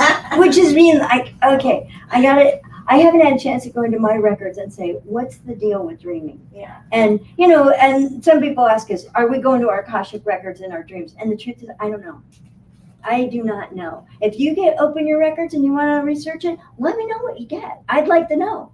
Because it's not I don't have a lot of juice behind that, except for you people like your wonderful self are asking these important questions. And I know this is important to you and other people who have asked, but I haven't had a chance to just do that and really, really take a deep dive into it. I probably would need to set up some questions like, what's the higher purpose of dreams? How does it help me evolve?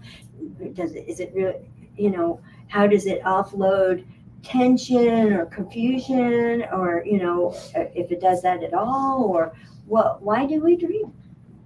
Because I need a little menu of questions to really elicit the information and kind of go at it from this direction and that direction, and then like that.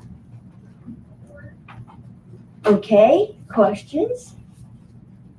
Who's gonna buy my book? Did you get it? The audiobook? I'm ready to do the Venmo. I haven't got it yet. Oh, you want the print copy or the whatever? I want it signed. Yeah. I can remember. That's great. So Annie Batchelder, Venmo is Venmo at Annie-Batchelder. See the spelling at the bottom of the page? So, am I right? The whole bottom. Yeah. No reverend. Oh, just Annie Batchelder. I'm irreverent in Venmo. I'm not quite comfortable with the title. I mean, because the truth is, I don't really have a lot of belief in titles. I don't have letters after my name either. But yeah. So you getting it? And it's all capitals. Annie-Batchelder. Is there an underscore? No. Dash. Oh, there's a dash. between Annie and Bachelor. And I love Venmo, Zelle. Who else wants to buy my book? You do. Great. This one's autographed.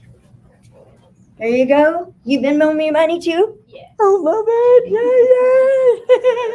yay. Anybody else? Can we take 3? I love how you think. And if you come by my booth, I'll sign them and put stickers on them. Oh, cool. Okay. Yay. So the total for 3 again is? It'd be $75 minus $3. 72. And you prefer Zelle or Venmo? Either one. Okay. Is welcome. Thank you all for coming. If you want readings, I have a table out there in front. We're gonna get 2, right? Yeah. Very good.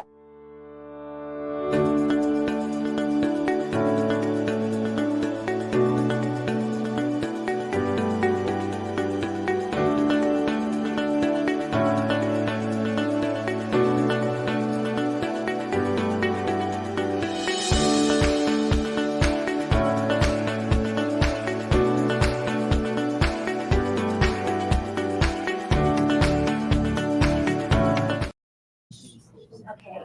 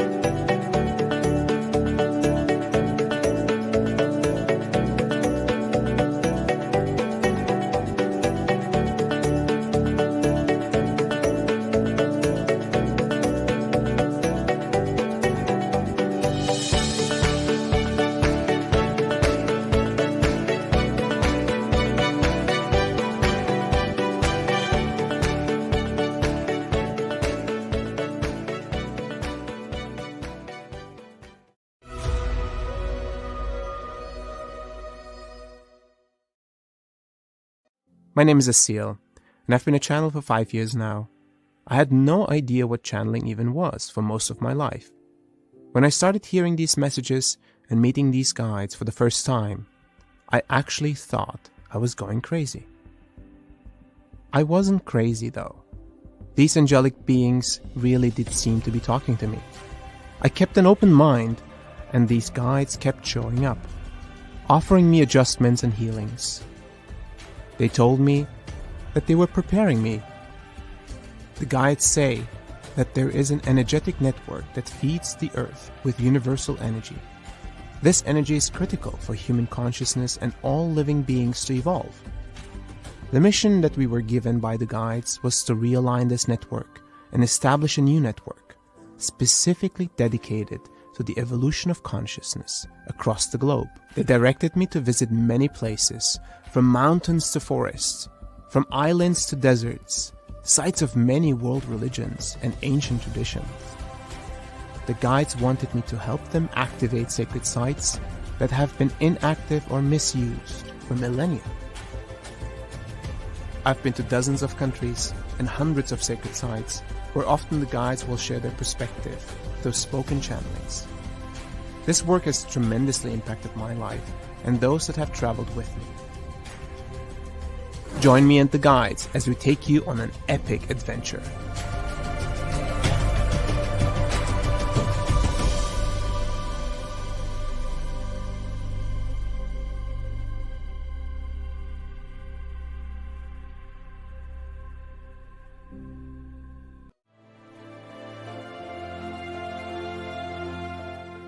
Thomas Workman and AJ Kavanagh are intuitive channels. You were created as a part of a universal plan. Who have a remarkable ability to speak for a spiritual collective they call the Guides. As you step into the light, you find new realities, new worlds indeed open up for you.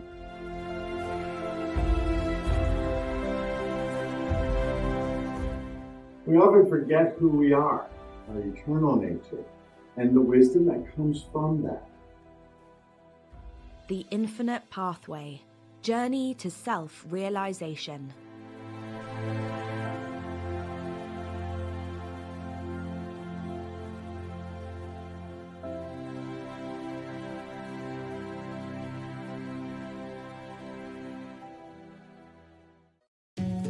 Imagine and try to visualize that light has a language. What might it sound like? What could it look like? What if this language could be harnessed, tapped into like a limitless well of infinite possibility and potential? What if we, as humans, could open ourselves up to this language of the light? And by doing so, we open ourselves to the vast intelligence of the universe. Imagine the potential, a way for us to connect more consciously with the universe, more consciously with energy, and therefore more consciously within ourselves. Light language is a divine, energetic expression of conscious energy that we will explore together throughout this series. Discover light language dialects, ways to work with light language for healing and ascension, and use light language to activate and awaken amazing potential within you. Get ready to expand and deepen your understanding and receive powerful light language channelings. Join me, Jackie Laraher, the Tigress of the Light, as we explore light language and ascension codes together to awaken, heal, and ascend.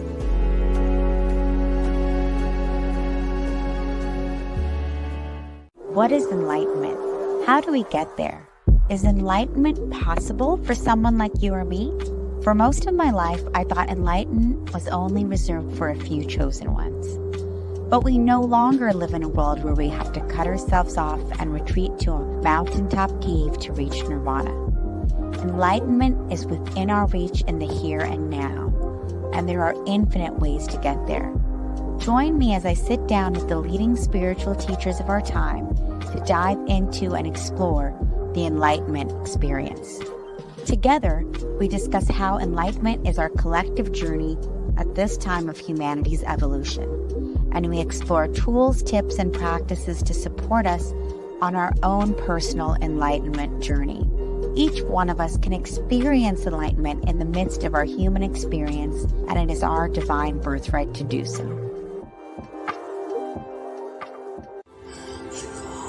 Yeah, I know exactly what that is. Yeah.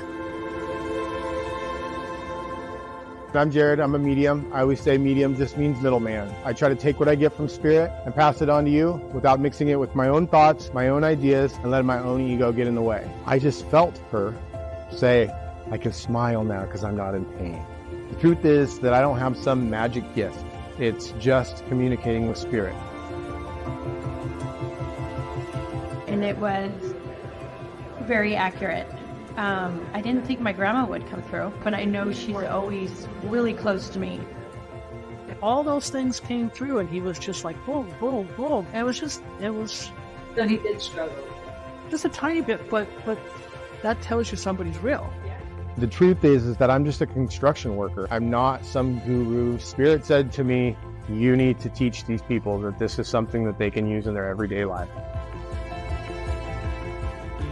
The minute I let my ego go too far and it gets too big and I start taking credit for this work, then spirit takes this away from me. So I have to keep my ego the right size. I call it medium-sized ego. By coming together, we can create quantum magic that boosts each one of us and actually contributes to the healing of all life on our planet.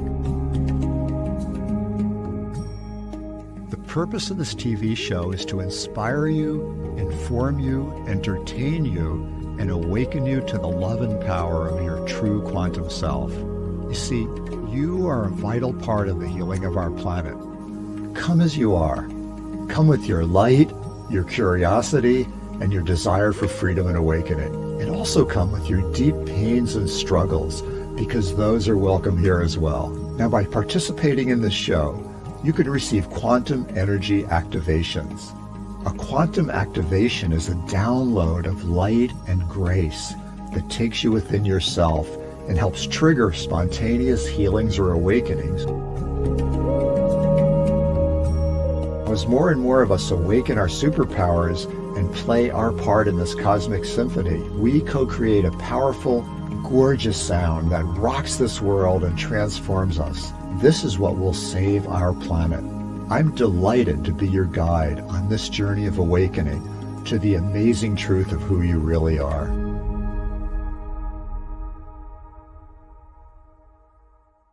Mediumship to me is very personal. It is something that I was born able to do but didn't realize it. So when I had a true root awakening, I was opened up to my abilities. Entities or spiritual energy, they appear, they present themselves when the person who's seeking them is open to them. I am feeling, oh my gosh, so much love from a grandmother energy coming in for you. Yeah, I get goosebumps when you're saying that. The spirit's like, and she wants to know she's okay. Yes. Yes, everything happens for you, not to you. Everybody can do this. Everybody can connect to the other side. We can all share moments with our loved ones in spirit. And I'm here to take you on that journey. I am here to show you that yes, you can medium and you can medium well.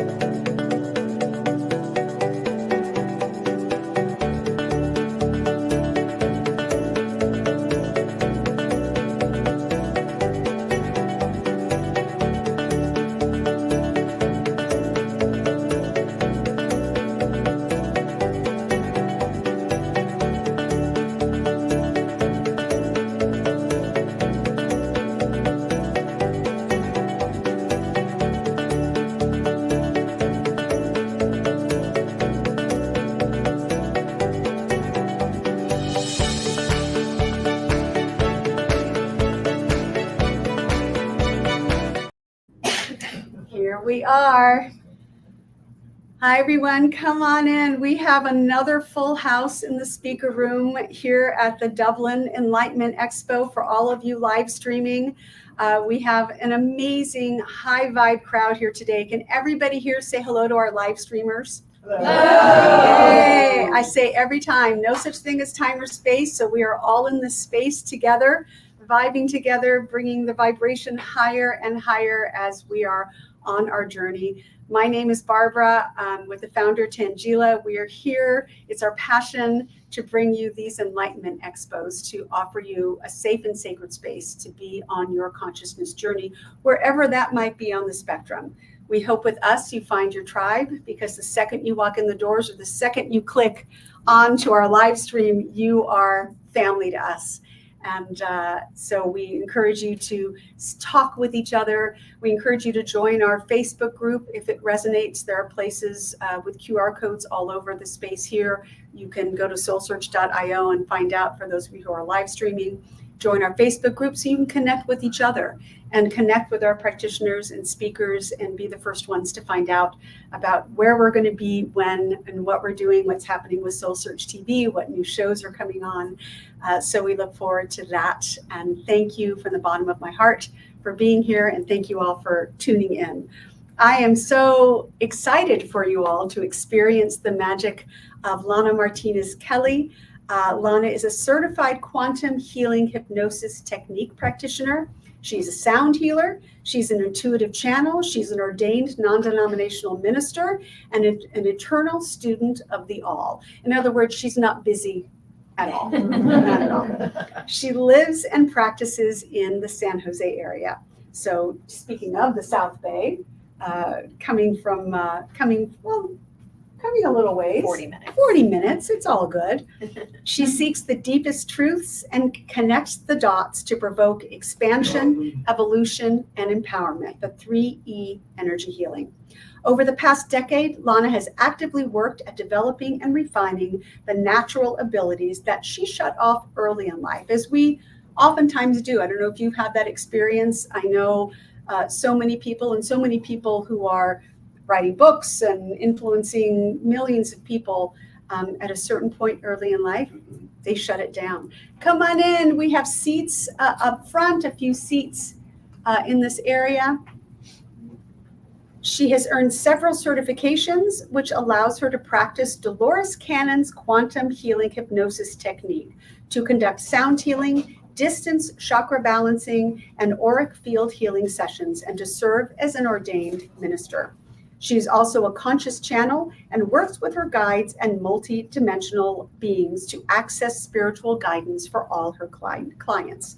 Today with Lana, you are so blessed to experience a group past life regression using Dolores Cannon's QHHT quantum healing hypnosis technique.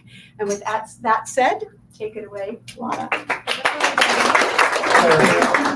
Thank you so much for coming. I am filling this room with love for all of you here. I really appreciate your time. As she said, my name is Lana, and I do practice this lady right here, Dolores Cannon. Who knows who Dolores Cannon is? So if you don't know who she is, she started off doing traditional hypnotherapy and in the 60s with her husband, who was in the military. And so they were practicing on military base. And all of a sudden, people started bringing through their past lives. And this was in a time where in the middle of America, these things weren't really part of the culture. And so she was able to start verifying these past lives and the information that people were bringing through. And so she took a break when her husband got hurt and injured to raise her family and went back to it. And she took 30 years to develop her quantum healing hypnosis technique. And she called it quantum healing because it doesn't only involve going to past lives or to other planes even. Some of my clients go to the other side where there's just light. They go to a place we call the void, which is just complete darkness. But it is not a negative or scary place. It's just a different plane of existence. Or they might go to this life in previous times where there might be things that need to be recalled to work through. People with a lot of trauma in this lifetime tend to go to this lifetime. But a lot of clients do go to past lives. And I even went to the future when I was at a QHHT retreat, and we did this exact thing that I'm going to be doing with you today. And I went to a future life where I was not a human. So that was very interesting. So those things can happen. Today, we're going to be doing a very light group hypnosis where we will be visiting or having an experience of your own. A lot of times it's going to be a past life experience. These experiences are healing experiences, and therefore sometimes emotion will come up. So if you feel emotion arising, don't be alarmed. Let it wash through you. You're experiencing it for a reason. And this is a healing, transformative thing that we can do. If you don't have a seat, you might want to, if you're able to, sit on the floor. Just take my seat. And then one other housekeeping thing, if you're at all hard of hearing, I would ask that you let me know and have somebody switch with you from the front, just because when we start to go into the meditation, my voice will drop. It's called the hypnotic voice. And if you have at all trouble hearing, I will do my best to keep my voice up, but I don't want to be yelling at you and relaxing you at the same time. So if you're at all hard of hearing, just please come to the front. I do have a mild to moderate. Okay, you're in the perfect, you're in the perfect place then. Although I probably, sometimes when I'm in deep meditation, I will hear you even if I can't hear you through my ears. But okay, I understand. It would be nice to have, Okay, I would appreciate so I'll that. just move my chair up just a little bit closer to you then. Okay, That all would right, work? that's your Perfect. All right. How did I get into QHHT? Well, I had my own experience. Well, I've been a seeker for a long time. Got involved with Dolores Cannon's books. By the way, I highly recommend them all. They're on Audible, so you can listen while you drive and do other things. That's my preferred way to get information because I don't have time to sit down and read books. But I was reading her books, listening to all of her amazing stories of healing with her clients. And I had a major surgery. And it had been 3 months, and the pain was excruciating. And I cannot take drugs. They make me so sick. So I was at the end of my rope, and all they were doing was giving me drugs, right, to manage the pain. And so I had tried other things, Reiki and things, but I'm reading her books, and I'm like, why don't I try this? And so I found a practitioner in Oakland, and I went to my first QHHT session. Now, even though I've been on the spiritual path and I have experienced my gifts most of my life, I'm still very rational and a skeptic. I'm a skeptic. So I didn't know if it would work. And I went to the experience. It was amazing, but I still walked out and I was like, I remember everything. I don't even know if I was under. And on the way home, I asked the universe that if this was real, I needed proof. And please give me these 2 signs. Now, in my regression, part of the questions that I brought were about my dogs. I'm a dog lover. I had a young puppy who would not stop barking. And I was at the end of my rope with that. Didn't know how to stop him from barking. And so in the session, I asked his higher self, how do we stop you from barking? And he said, use the command silence. And I was like, okay, I never would have thought of that. And then my other dog, she did not like to go potty on the deck. And we only have a deck in the backyard. And so she wanted to be walked and she wanted to take her time to go potty. Now this is, 5-6 times a day. So I politely asked her, could you please just at least sometimes go potty on the deck, right? So when I was driving home and I had this amazing experience, but I could not just fathom that this was actually real. I said, if Little responds to the command silence, and if Lola goes potty on the deck, I'll believe it. Next morning, wake up to the dog barking. I yell silence. He's crated. I yell silence, and he stopped. I sat straight up in bed. I'm like, come on, Lola, let's go potty. So I brought her out. Literally went, like, no hesitation. And I was like, oh my God, it's real. Whoa. And then if that wasn't enough, I had a conversation with my husband's higher self. And later that night, what I asked him to do, he did. And I was like blown away. 3 weeks later, I was pain-free. And even though the problem that I had came back 2 years later, I did not experience the pain that I went to get this session for. Needless to say, I'm a believer. And I actually went, after my daughter got sick, had a second session, and then decided I was going to get certified. So that is why I do this work, and I get to witness people expanding themselves, healing themselves, and there's just nothing more rewarding. So after I got laid off from corporate America, I started this business and have not looked back since. Are there any questions so far? Okay, I'm going to do a brief just overview of what QHHT, what the day looks like in a normal session, and then we'll get started. So in a normal session, it lasts anywhere from 5 to 10 hours. It varies based on how much you want to talk about yourself. So in the beginning, you come in with a list of questions and topics that you want to have answers to or to touch on during the session. I ask you your entire life history, and this is probably one of the only times that you will sit down and recount everything that you've been through in life. And yes, we do talk about all the dirt. So all of that's going to come out. And the reason for that is for healing. The goal is to heal. And so we want to understand what your triggers are, what the emotional traumas that you've been through, the relationships, and any cosmic questions that you may have as well. A lot of my clients nowadays are on their enlightenment path, and things are happening to them more often that they really just don't understand. And they want to really get a grasp on, why did I experience this? Why did all of a sudden I feel like I'm completely one with everyone and everything? You know, things like this are happening more often these days as the vibration on this planet raises. So, and then there's a lot of people with health issues or emotional issues that really want to seek healing.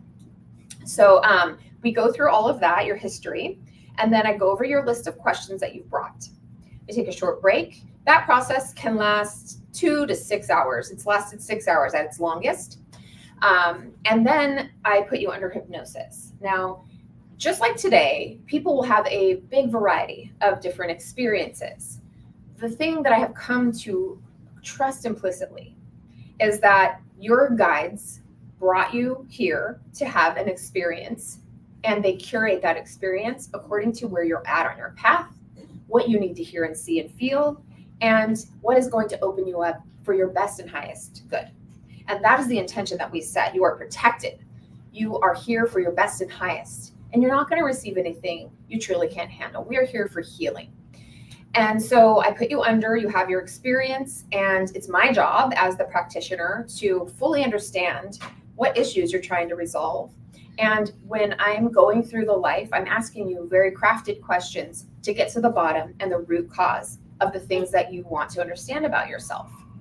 And then I take that list of questions, I ask to speak to your higher self, and your higher self answers those questions. You answer your own questions because you are channeling that information through you from your higher self. And it is from that perspective that causes a major shift. And when you can look at the mundane problems that we have in life, and even some of the more dramatic problems that we might have in life, from the higher perspective, with the vibration of unconditional love, that you can re-see, rethink, and reframe some of the things that have happened. And it is in that deep state of relaxation that profound healing can happen. You can let go of physical ailments if you choose. And the thing is that you are always in control. When you're under hypnosis, don't let anybody fool you into thinking that the hypnotist or the practitioner is the one controlling you. It's absolutely not true. Everybody has free will and everybody has control. So it's whether you trust the practitioner to usher you through this process that is key. So trusting the person that you're working with, you want to make sure that you feel safe, and so that you can, and that's so that you can relax and have the experience. And I'll say one last thing, and then I bring you out, and then that's the end of the day. Imagination is probably the most important thing. It does not matter if you think you're making it up. You're not making enough. You're not. This information is channeling to you for a reason. And those of you who are intuitive or own that about yourself, because everybody's intuitive, will know that intuition is so very subtle. And the more you practice using your intuition, trusting yourself, trusting your gut, hearing those little whispers, it's not always a knock over the head. Usually it's a very quiet, I wonder if I should do that or say that. It's very similar in hypnosis, right? You're going to be utilizing skills on your right side of your brain, the skills that you use while you're sleeping, that are imagery, symbolism, right? These are not always literal things. So I want you to trust your imagination today. I want you to you can examine whether or not this was real later. You can ask for a sign, just like I did. But for today, put your rational brain aside and play, pretend, and use your imagination. It's okay. I give you permission. Okay, so when we start, we're going to first start with a visualization exercise. And by the way, I forgot to mention, when I was getting trained for this, I was floored at how easy it is to hypnotize somebody and how familiar the state of hypnosis is to each of us. So in those moments before you fall asleep or before you wake up, you are in the state that we aim to get you to, I mean. So it's called the somnambulistic state. That's the state where people who sleepwalk and can perform, complex functions like driving, making food, that's in the somnambulistic state. That's the state that we're in a normal QHHT session. This session is going to be a little lighter. It's more like a guided meditation, but it can still be very profound. Like I said, in my experience when I was at the QHHT practitioners reunion with Julia Cannon, Dolores' daughter, they led this session, and I had a very interesting experience. I was not human. I was humanoid, and I was on a spaceship, and I was stealing an energy core from the spaceship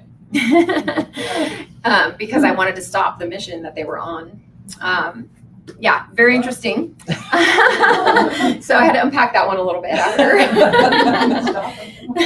So some of you might have those interesting experiences. Others might have very mundane lives, and that's great. Others might see nothing. Now, for people who might not see anything, I want you to pay attention to your dreams, and I want you to ask tonight. Please download information. And then right when you're waking up, that's when I usually get all my downloads. Right when I'm waking up, I can remember my dreams that I had, write them down when you do come to full consciousness. Or if you're right in that middle state, ask for information. Ask before you go to bed and ask when you right when you wake up. Okay? So I'm going to take a seat so that I can read and not sway. But what I'm going to ask you to do is turn your phones off so that we don't get interrupted with, the ringtones. And I'm going to keep an eye on the time with my phone here.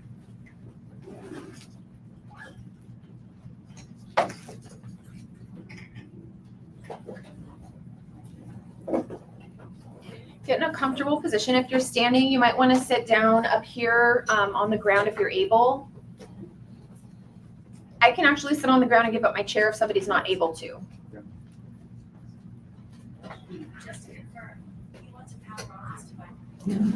Yes. Yes, I do.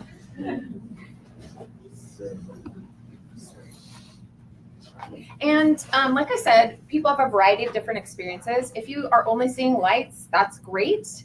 We'll talk a little bit about that afterward. And if you have questions about what you've seen or if you want to share, you'll have that opportunity as well. Any questions before I begin? Can everybody hear me okay? Okay. Okay. Close your eyes and just relax. I'm going to ask you to see something. Just go with it. When you see these things, I want you to try to put action into it. Not only see the picture, but hear something. Try to hear what's going on.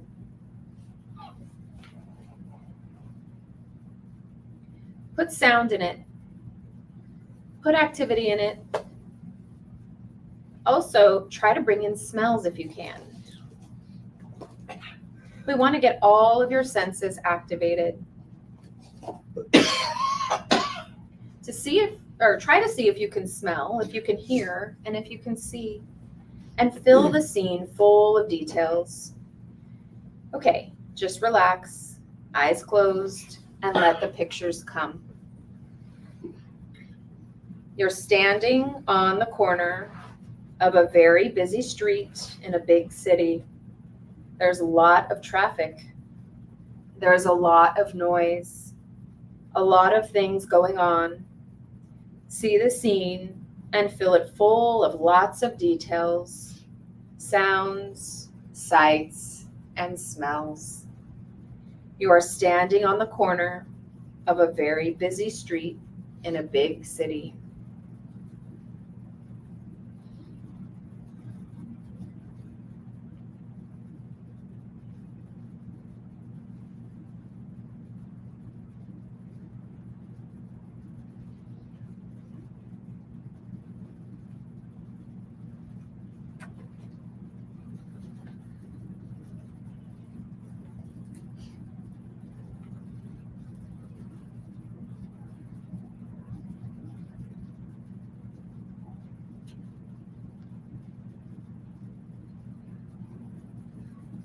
Now leave that scene and you're standing on a pier looking out at the water.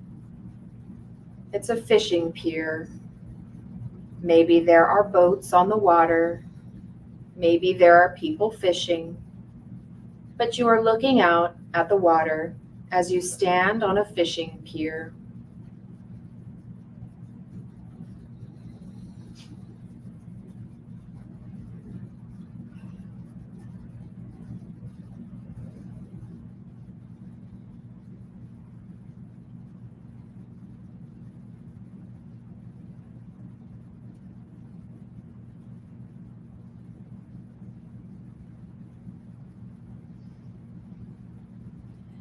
Now leave that scene and you're standing in a train station.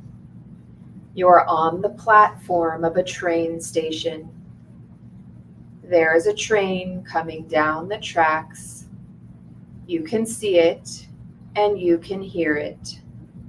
Try to feel the vibration of the platform as the train comes closer and pulls into the station. You are standing on the platform, watching a train come in.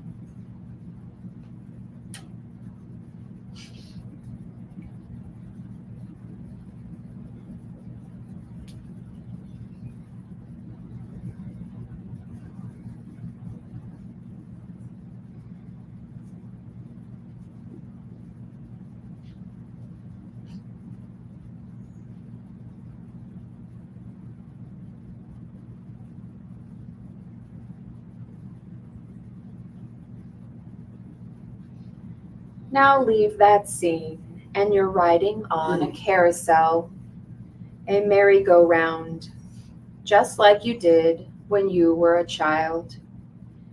You can see the horses.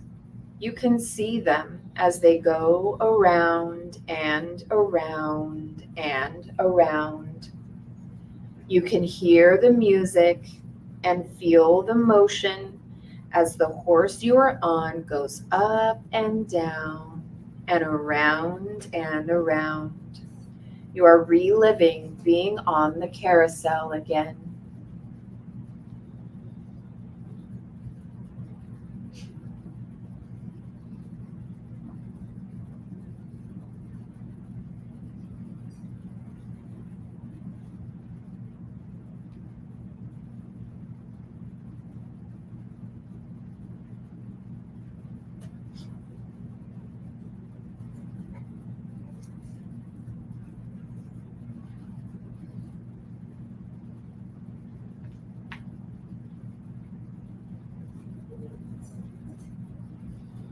Okay, now when you're ready, you're back in this room and you can open your eyes. This was just the first part. We haven't gotten to the second part yet. Was anybody able to see these things that we talked about? I was able to see the train on the platform a little bit more clearly, but the three visions were gray and dark. Okay. And when you saw the train, what kind of a train was it? It looked like a commuter train. A commuter train? Did anybody have an old train? Sometimes, you know, our body and our soul remembers all these things, whether it be from this life or from previous lives. So sometimes it starts to fill in the blanks with details from the past, or it could be just from this life. What about the commuter train was this life? Yeah. But that's great because you were able to have a visualization of something. So that's perfect. You're doing great. Yeah. Even if all three scenes weren't perfect. I would have been able, I just haven't been disciplined to work on it, because I work on it, I can get the pictures clearer. Yeah. And not everybody has the ability to clearly visualize, including myself. I have different abilities. I have more clairaudience and clairsentience than clairvoyance. Sometimes that happens, but I'm not one of those clear seers. So if you're like that, it's okay. We're going to rely on all of our senses today. And even those little soft nudges that you feel like, maybe it's this, just go with it. The darker grayer ones were totally silent, but I could hear the little, they dimly hear the engine of the train. Yeah. They dimly, because my auditory system is not as weak as my more visual. I see. Well, that's great that you're having the ability to have that experience. That's perfect. Thank you for sharing. Okay. What about the fishing pier? Did anybody see boats in the water, or was it like a modern boat or older boat? No, it's a modern boat. Modern boat. Yeah. Okay, great. I couldn't see the boat. I could hear the lap, but yet I could hear the gentle lap of the water against the pier. Wonderful. Yeah, that's perfect. Perfect. All right. So we want to do one more exercise before we start. So let's close our eyes again. This time, see yourself eating a meal. See the ones around you. It may be the last meal you ate today, or it may be a meal of a special occasion when you had family there. But see yourself eating a meal and see the people with you. Try to smell the food and even taste the food if you can, but you're eating a meal.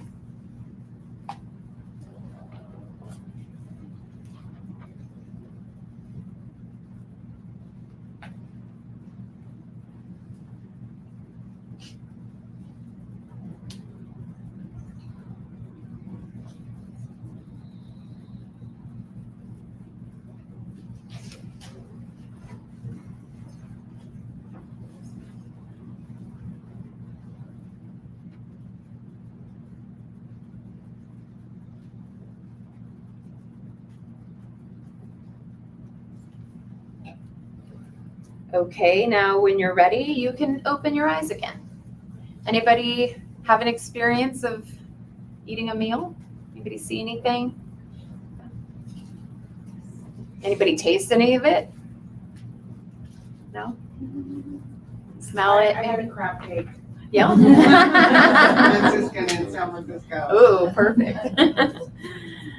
You guys want to come in and if you're able to sit on the ground, it's better if you can sit. Yeah.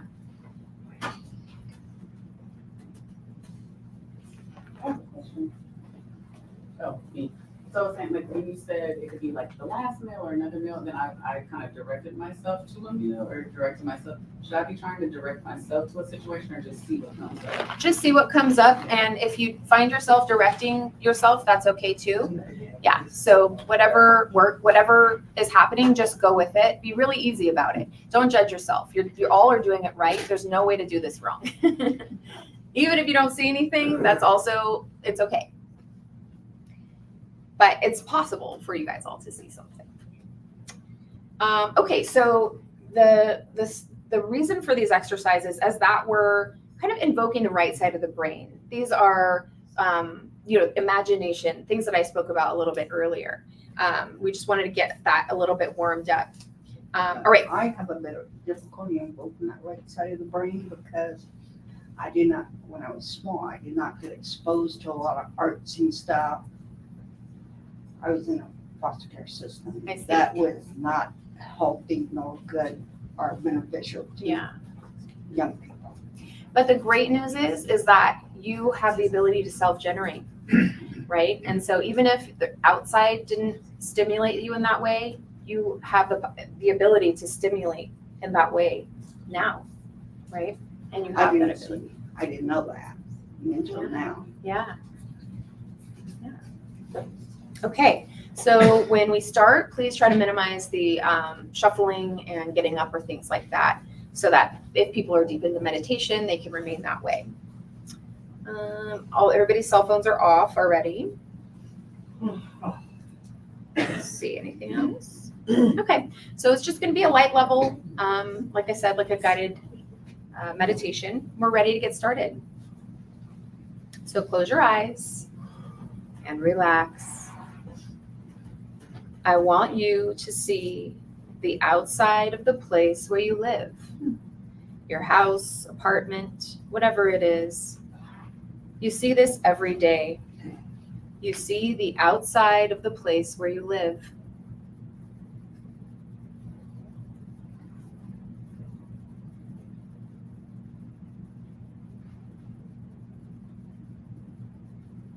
Now go into the place you live.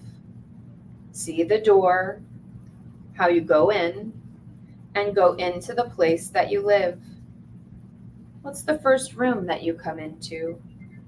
What's in that room? Now go into the kitchen.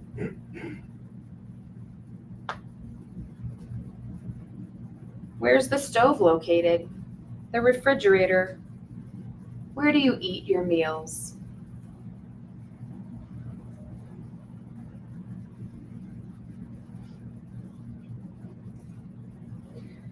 Now I want you to go into the bedroom where you sleep.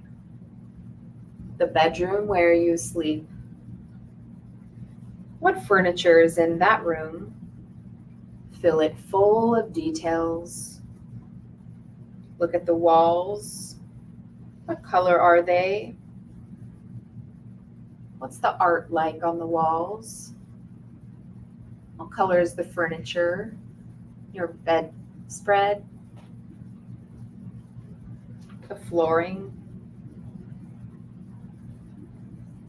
Now I want you to find a wall that does not have a door in it. A wall in the room that does not have a door. Make a door in the wall. Make a door appear in a wall that normally does not have a door. What shape is the door? Color? Is it flat or paneled? Does it have molding? A door handle? See every detail.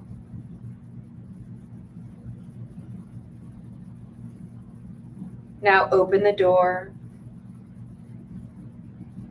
When you open the door, you see steps going down, down in front of you. In a moment, we're going to walk down the steps.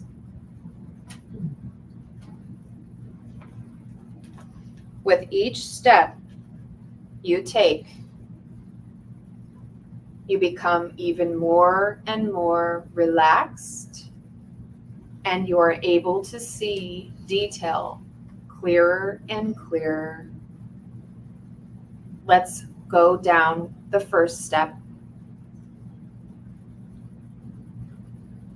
With each step, you are more and more relaxed.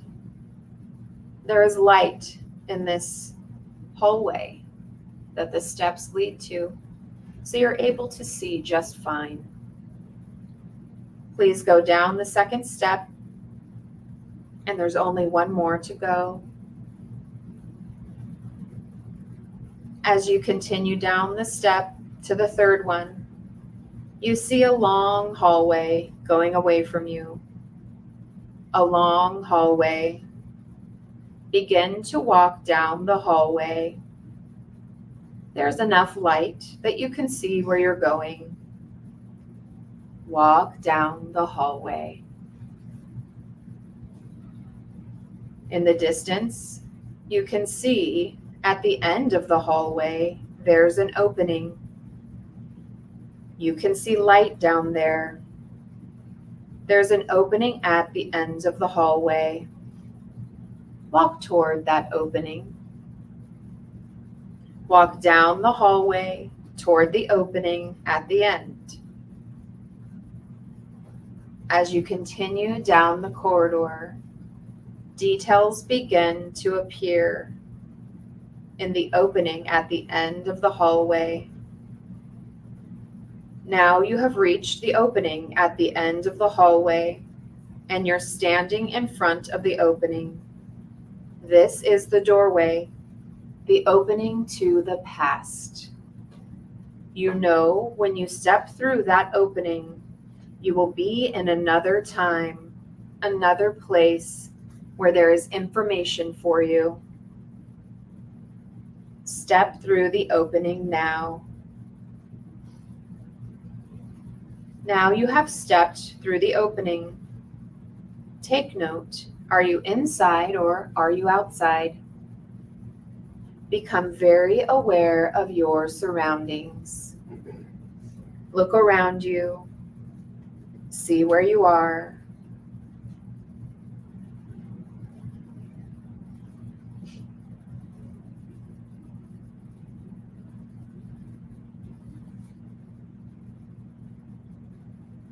As you look around, become aware of yourself, of your body.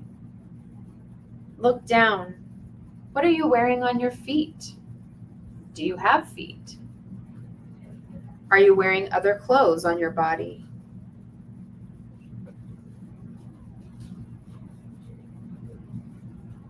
Are you wearing any jewelry? And if you don't have a body, continue to look around you and observe your surroundings. Do you feel male or female? Young or old? Healthy or not? Become very familiar and aware of this new body.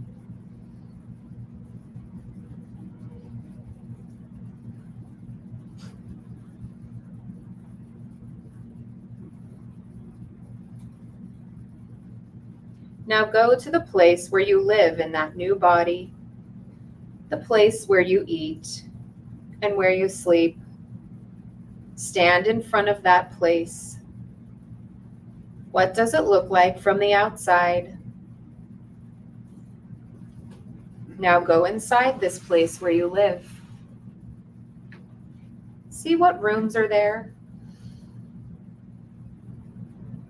See where you cook your food.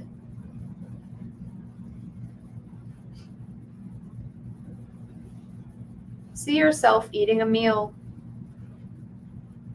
What kind of food are you eating? Is there anyone sitting with you, around you, eating with you? If there is anyone living with you in this place, you will see them with you now and be able to identify their connection with you. See if anyone is sitting with you.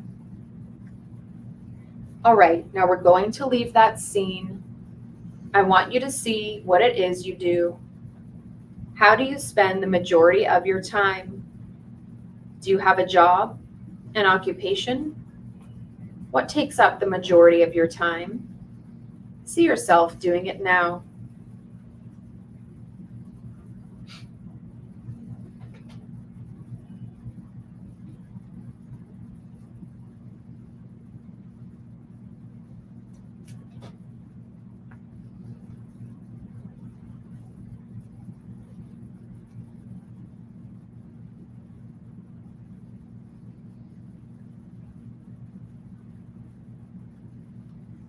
All right, now leave that scene and move to an important day, a day that you consider to be important.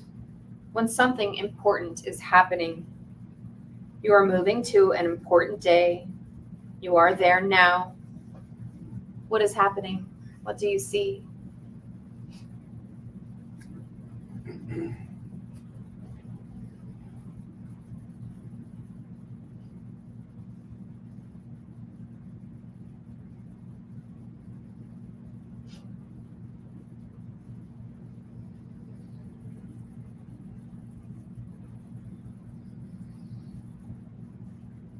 Now leave that scene and move forward again to another important day. Another day when something else is happening that you consider to be important. You've gone forward to another important day. What is happening now and what do you see?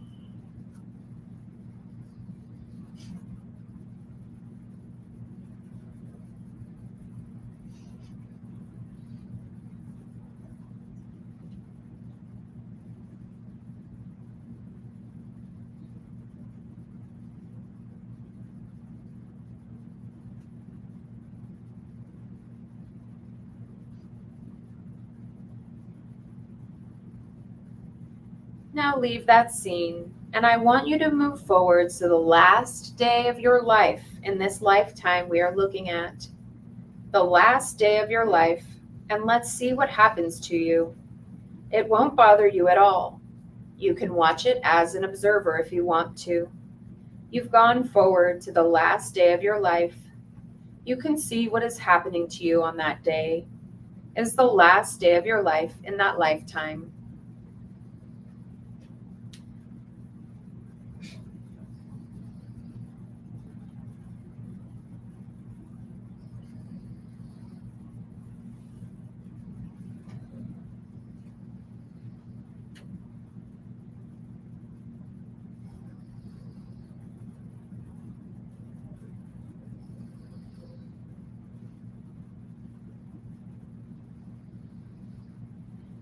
Now, whatever has already happened, and you're on the other side of it.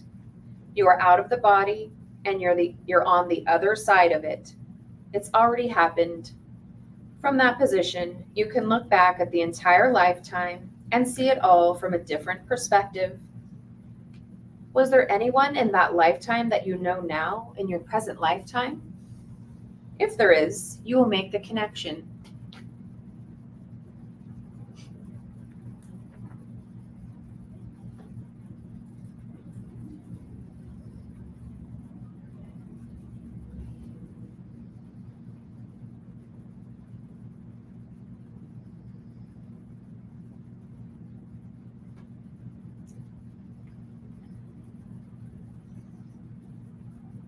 Every lifetime has a lesson.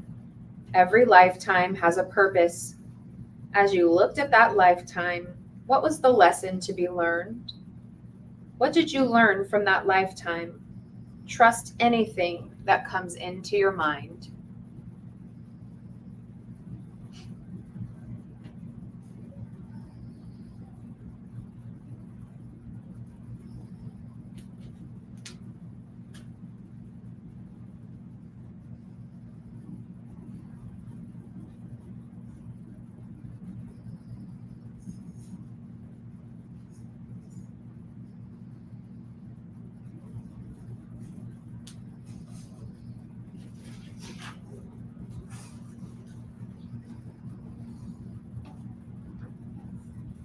All right, we're going to turn around and we're going to come back into this room. And as I count to 10, you'll be back in your body and can open your eyes. We're going to turn around and we're going to come back into this room. I'm going to count to 10, and on the count of 10, you will be wide awake and feeling wonderful all over, remembering everything you have seen so you can write it down if you wish. It will be in your memory so you can write it down. As I count to 10, you will be back in your body and can open your eyes, remembering what you have seen. 1, 2, you're beginning to breathe a little faster. The blood's beginning to circulate a little faster because you're beginning to wake up now. 3, 4, becoming aware of the physical body, very much aware of the physical body. You could move your arms and legs around and get the blood circulating again because you're back here now and you're beginning to wake up now. Becoming aware of the physical body.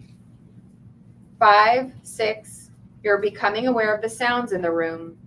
You know that there are people sitting around. You're very much aware of your physical surroundings because you're oriented back here and now in this time and place, and you're beginning to wake up now.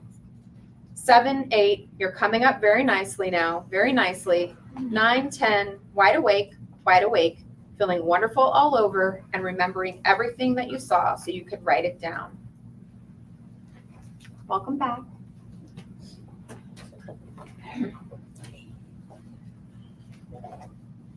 Does anybody have anything they want to share? Any experiences? Go ahead. So many like spaces that I jumped into.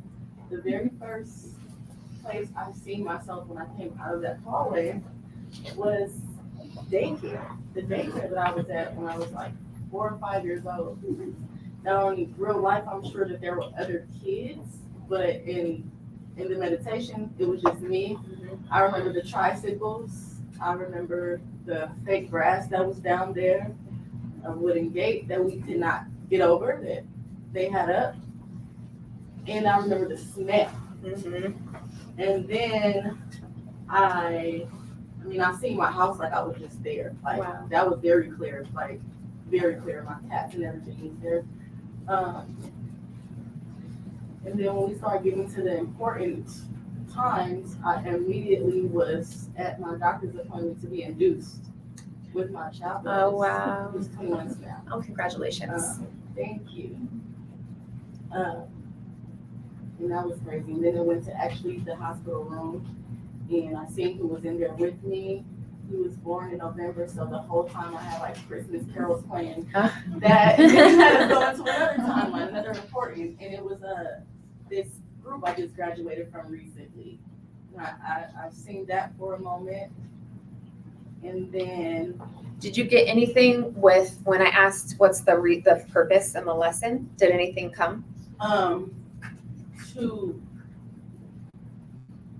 marinate in the moments and experiences more that I have, because during the meditation, it went by so fast and I wasn't ready to come out of each one once I was there.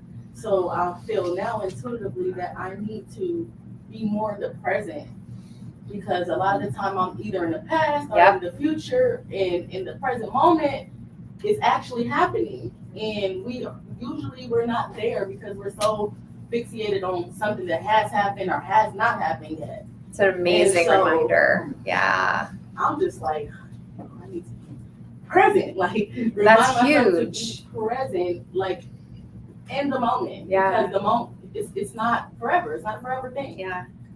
And that baby's gonna grow go quick. Back to yesterday. Thank you so much for sharing. When I went back a couple of lifetimes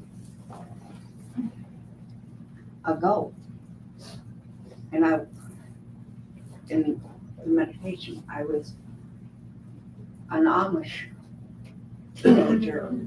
Wow. And experienced abuse and neglect from it was a family member, but it wasn't like my family origin. It was a sibling they call him uncle, but he wasn't really an uncle. So he like was a friend. He was a friend of one of our family members. I see. And my parents were naive and allowed him to babysit me the first 6. From the time I was like 6 months to before I went to, they didn't have kindergarten in the Amish school. When I went my first grade, I was like 6, about singing. time that I left. Wow. And I couldn't say anything. And I was planning my escape from the Amish life. And the purpose of that was, find a way to stop the abuse. Because if I'd stayed around, it would have continued. So the strength that you had to find a way to stop the Stop abuse. it. Wow, that's a wonderful reminder of how strong our spirit is and how strong you were in that life. And this lifetime, which was anonymous, I actually had a visualization or a vision of butterflies who were 6.5, and they represent escape. Mm-hmm. Well, thank you so much for sharing. We're running out of time, so I wish I could hear everybody's stories, but please stop by and tell me what you saw. I'll be at my booth. And then one final thing is if you come see me and book a session today, you get $50 off. So if you wanted to book a larger session that focuses only on you and your specific questions, that's an opportunity that I have available today as well. So thank you so much, everybody. Wonderful to see you all. Thank you. Thank you.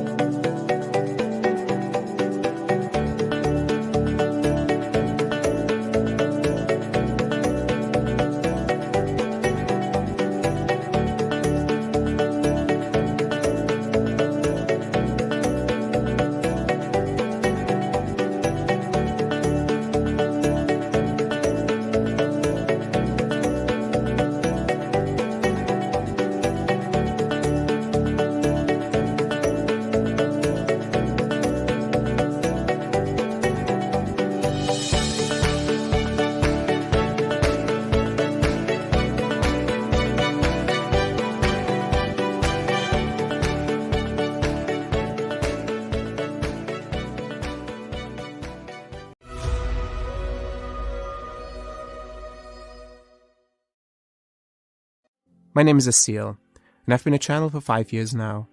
I had no idea what channeling even was for most of my life. When I started hearing these messages and meeting these guides for the first time, I actually thought I was going crazy. I wasn't crazy though. These angelic beings really did seem to be talking to me.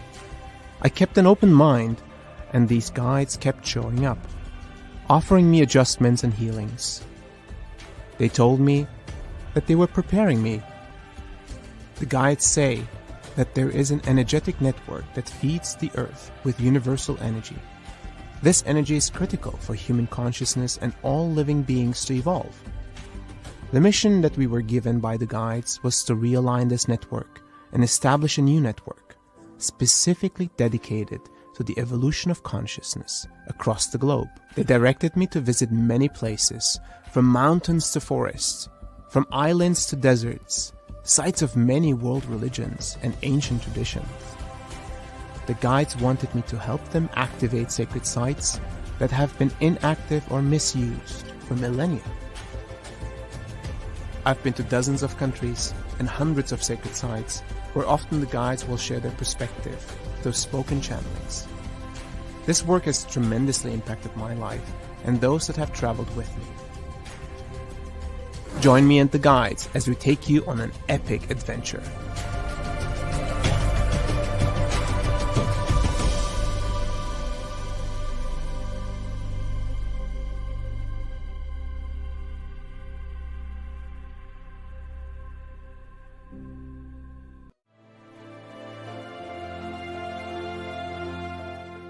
Thomas Workman and AJ Kavanagh are intuitive channels.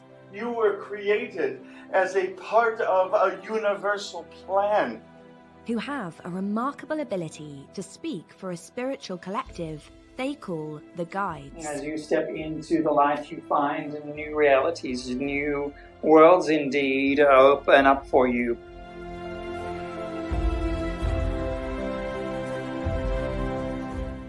We often forget who we are, our eternal nature, and the wisdom that comes from that. The Infinite Pathway, Journey to Self-Realization.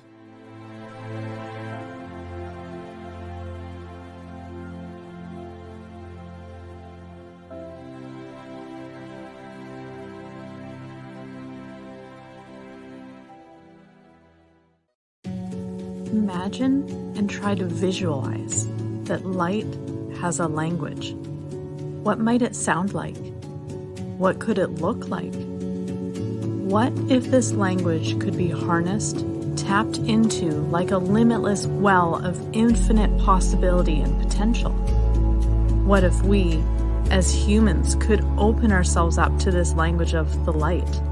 And by doing so, we open ourselves to the vast intelligence of the universe. Imagine the potential, a way for us to connect more consciously with the universe, more consciously with energy, and therefore more consciously within ourselves.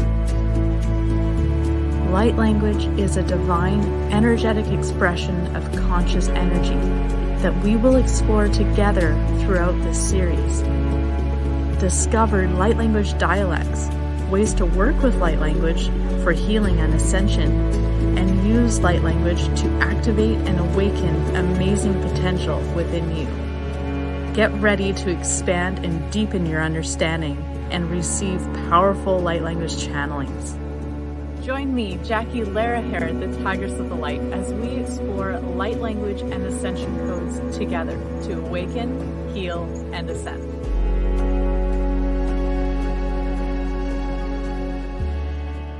What is enlightenment? How do we get there? Is enlightenment possible for someone like you or me? For most of my life, I thought enlightenment was only reserved for a few chosen ones. But we no longer live in a world where we have to cut ourselves off and retreat to a mountaintop cave to reach nirvana. Enlightenment is within our reach in the here and now, and there are infinite ways to get there.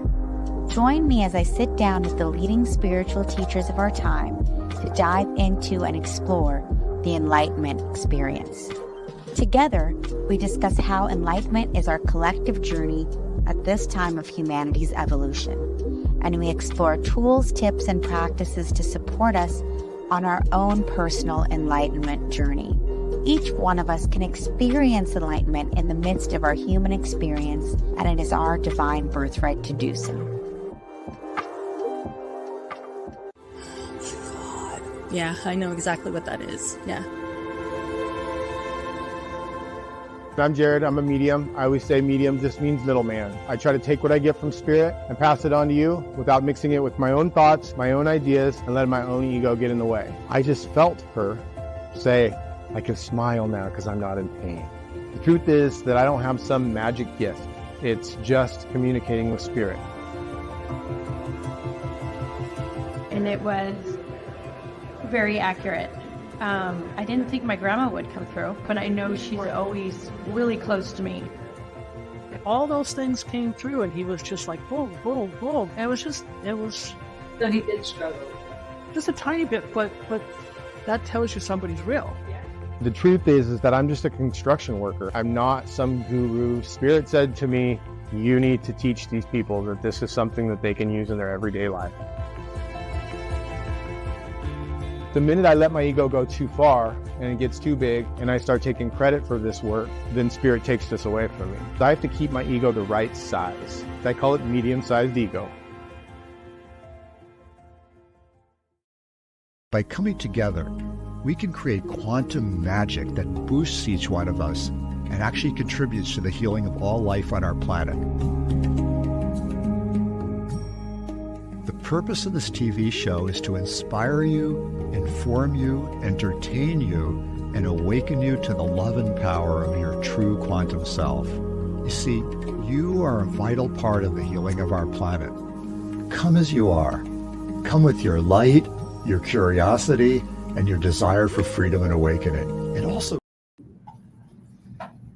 Oh, I'm so close to the camera. I'm going to stand next to Charlie so I don't look so large in the camera. Is that all I have to do? That's right. That's right. Camera adds 10 pounds. I'm staying with that. Hi, everyone. Hi, live streamers. Hello, everybody here. Another full house at the Dublin Enlightenment Expo. We are so honored and blessed and grateful to have you all here, as well as all of you live streaming. Can everybody here in this room say hello to all of our live streamers? Hello. Hey, no such thing as time or space, so we are all in this space together, and we're just so grateful to have you all here. My name is Barbara. This is Charlie. We are so honored with our founder, Tangela, to bring you these Enlightenment Expos. We do one a month in the Bay Area. We do them in Southern California and Arizona. We're about to branch out. If anybody has any desire for us to have our events in other states, let us know. We have an amazing woman who came all the way from Ohio to be at our expo this weekend. We have people from Seattle. So thank you so much. We look forward to branching out and bringing these elsewhere as we all vibrate together in this collective consciousness in this time of ascension. So thank you all for being here. I am honored, as always, to present to you one of my favorite humans on the planet, Charlie Lamson. Charlie, through Sacred Fire Alchemy, specializes in angelic healing, intuitive counseling, and resurrection and self-mastery coaching. Through the power of the sacred flames, Charlie works with clients to transmute limiting energies into ascension frequencies for our expansion and spiritual transformation. Through painful and mystical experiences during this lifetime, Charlie has remembered and remastered the ancient sacred fire alchemy of old. The I Am presence is always with us, and we will all connect to the power within us to release blocks and liberate all limitations. And so together with Charlie today, we're going to walk through the practical applications of the affirmations given to us by the masters that will unleash our true inner power through the I Am presence. And without further ado, you are in for a treat. Let's welcome Charlie. Thank you for being here. It's great to see some new faces and see some that I keep coming back, and they must like me. It's good. I'm glad you guys are here, and I'm glad to see consciousness opening up and expanding on all levels. You know, they're the age of the souls that are incarnated right now varies a great deal, and I see even like the youngest of souls are starting to ask questions and open. I don't mean young in age. I mean like souls that are very young in nature, that are beginning to really open their consciousness. The veils are starting to come down, and they're asking questions without freaking out too bad. And it's a great thing to see. My name is Charlie Lamson, like Barbara just explained. I live in Sedona. That's where my office is in my practice, and I do Zoom sessions and remote sessions, self-mastery coaching and mentorships and things like this.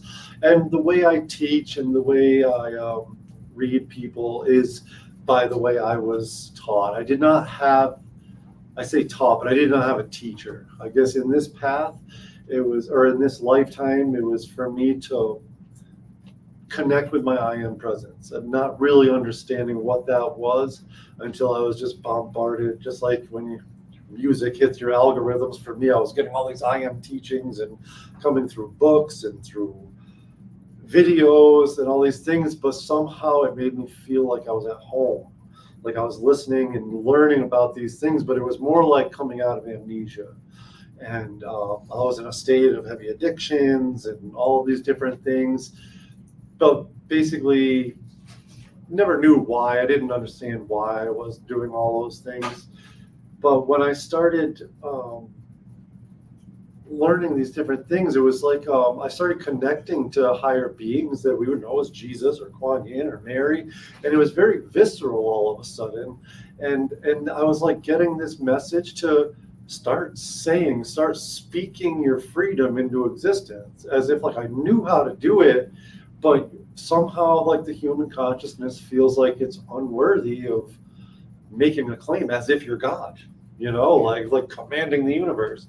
But I got to a point that I was literally had nothing left to lose. I was like, I don't care if God wants to take me now. If I try to do his job, then, I still had a lot of dogmas still burning inside of me, and I didn't know what to do.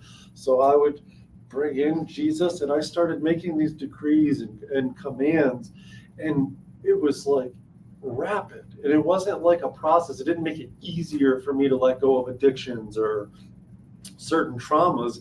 It was like it was getting erased from my life, and it was like a past life memory. All of a sudden, I wanted to quit doing dope and smoking weed, all these different things. And then I never had any intention of quitting smoking cigarettes or anything like that. And all of a sudden I was going 5 days, and I was like, and then it would hit me that, oh my God, I haven't had a cigarette in 5 days. And I'd freak out, I'd have to have but then when I would smoke a cigarette, it was literally as if I had never smoked before. Like I was a teenager coughing. I was like, I'm like on a different reality or something. And so then I saw what was possible, because that was like a major thing that I lived with through my teens and 20s, and in and out of jail doing, it just brought me to all those places. And just with my words, it began activating a flame within me. And I began bringing in higher information, or being able to comprehend higher information about the sacred fire, and very prevalently on the earth now is the violet flame. People learn about the violet flame. The last 100 years, it's been reinstituted back into humanity's consciousness through ascended master teachings, or Saint Germain, or all these beings. But there are other flames as well that begins to be an alchemy. And remembering, when you keep bringing it back to the core that I am, you truly begin remembering that the flames are me. The universe is me. All these angels and archangels are me. All these ascended masters, they are me. And you start understanding that you can start using like an artist with all his paints, all the different color paints as different intelligences and consciousness, all their own individual color and flavor can be all molded together for different application in your life. And so I began playing with that, but feeling very confident. And in these regards, I would start praying for all the things that I was ever afraid of, all the dogmatic things. I had a couple experiences that were very visceral. I know some people have mystical experiences, some people don't. I don't really go on it much, but there was one instance where after I had been doing this work, I started clearing things, and I started praying for myself and doing all this kind of stuff. I had a very visceral, I guess you could call it a dream, where I was coming back from the dream, where I was, like with Archangel Michael fighting monsters and all these different things. And I was coming back into my body, and one of these monsters, it was looked like a big werewolf with armor and everything, was like holding my astral body, so I couldn't connect to my body. So it was like sleep paralysis. But for whatever reason, I didn't have fear or anything. I was sort of neutral, and then but I couldn't anchor into my body. So I just thought the name of Jesus and had Jesus come in, and I got filled with this joy, like laughter, like humor, and I just started laughing hysterically. And this beast, or whatever you want to call it, like let me go back into my body, and it started laughing. It was like sitting on the end of my bed, and we were just like laughing, and I knew Jesus was all in my energy. And this thing, he finally told me, he's like, we've been doing this for thousands of years, very I can remember the voice very vividly because it was like a thunderous, like masculine voice that we have been doing this for thousands of years. I am not attacking you. I need you to set me free. I am bound to you. And I was like, what? And so like, and I saw there was no longer any fear or anger on any part. And so like I called Jesus, like I pray to have this release, whatever, I want him released. I don't want any being being attached to me. If I have like enslaved beings or elementals or any energies for magic in any lifetime or any of this kind of thing, I command in the name of God that it be gone. In the name of the I am that I am, I revoke all contracts that if I ever bound anything to me or anything that's ever been stuck to me by curses, all these different things that we hear about. And this huge like power started growing within me. So then I went on a path of praying for everything that I was ever scared of, every bad thing that we've ever heard of in the Bible or been taught about succubuses, demons, and not praying to anything, but like praying for their repolarization, that they all can go to source, because all of us are I am that I am. And I started like comprehending this deeper. And most addictions, most even physical pain and sickness is all like an energy that is like affecting us. So in this today, I want to bring you through a quick guided mediation journey to anchor what Saint Germain calls the electronic tool of light. Okay, this is a practice that I do with my clients. I do it free over Zoom, and I do it for myself to strengthen and strengthen and strengthen, using the universal laws of visualization to really anchor certain fields of energy around us that give us a great opportunity for very accelerated ascension, an accelerated healing process where you can create a tube around you and fill it with this violet flame that permeates through every electron, cell, organ, but not just that, but also of your mind and your emotions and all these different things to balance, because we're all being guided. Like the need of the hour right now, we're starting to see in the physical world, we're beginning to see a lot of people all over the earth claiming their freedom. Okay, Pluto has moved back into this place, and it hasn't been here since the last time this energy was here was when 8% of our colonies farmers took on the biggest empire on earth for their freedom and won.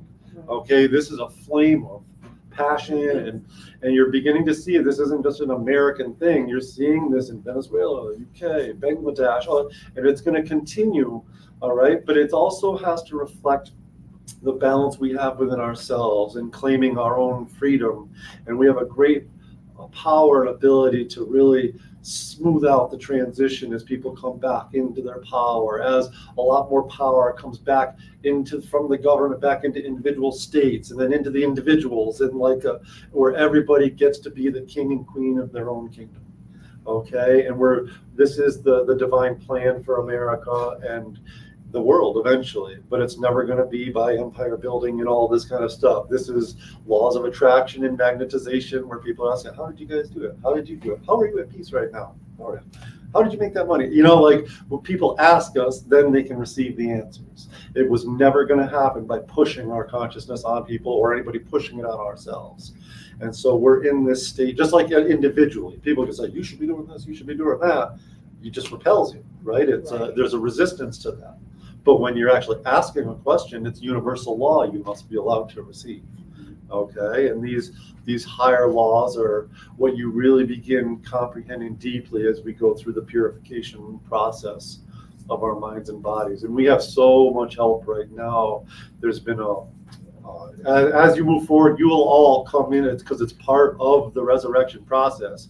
Each and every one of you will come into higher teachings, whether it's through quantum physics, whether you're a scientist, to start comprehending deeply that there are different layers and like hierarchies of energy that are overseeing this transition on the earth. I like to think of them as angels, Elohim, and like the ancient ways, because that's what I connect with.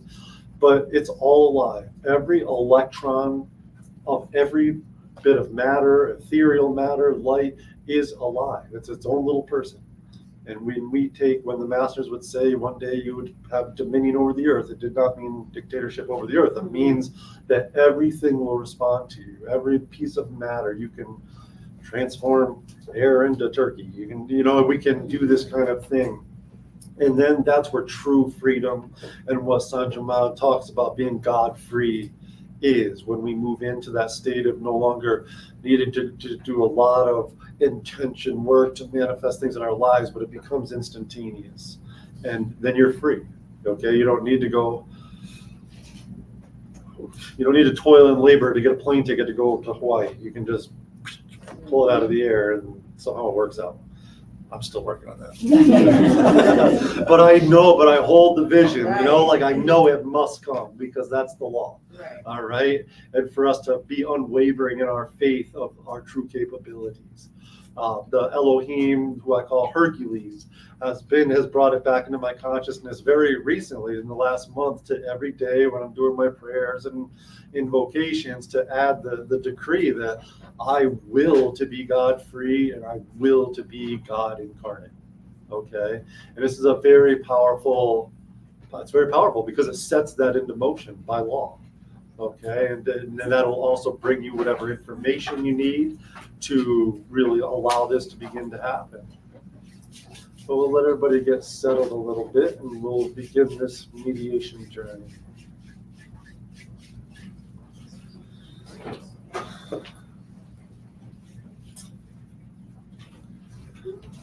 As everybody knows, we're still in a window of this Sirius energy of the Lion's Gate that people talk about. And this year was a very unique year because the year's numerology is also another 8. So it's like a triple 8 this year, which is like an extra layer of this infinity symbol, I guess, if you will, that allows this energy to come, and we can store this in our cells.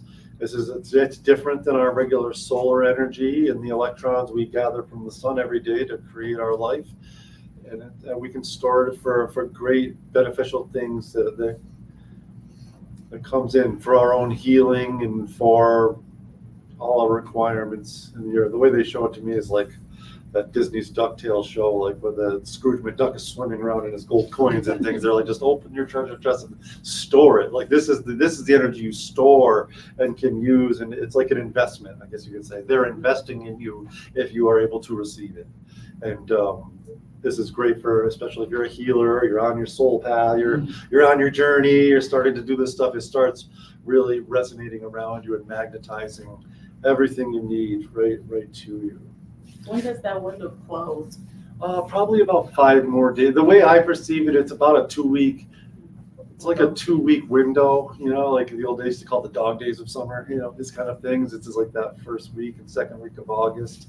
So it's we probably got 4 or 5 more days. You'll tap into it. When you tap into it, all you really need to do is just with intention, like and wake up in the morning, stretch, and get all the old stagnant, and our bodies kind of do that organically. When we stretch, we're sort of squeezing out all the used up electrons out of our body, and then just consciously breathe in that sunlight. I mean, do it every day anyway, but now the sun is actually also getting energy from Sirius. There's an alignment that comes, so it's like got a little extra to it, a lot extra actually, if you really know how to use it, but we're all starting to remember.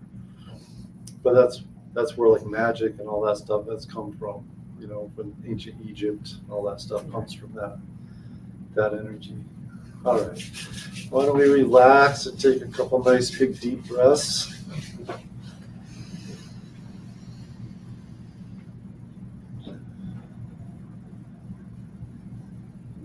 As we breathe in through the nose. Allow that energy, that full, beautiful prana to circulate in the brain, around the pineal gland, pituitary, and the hypothalamus. And then breathe out as if it's coming through your heart.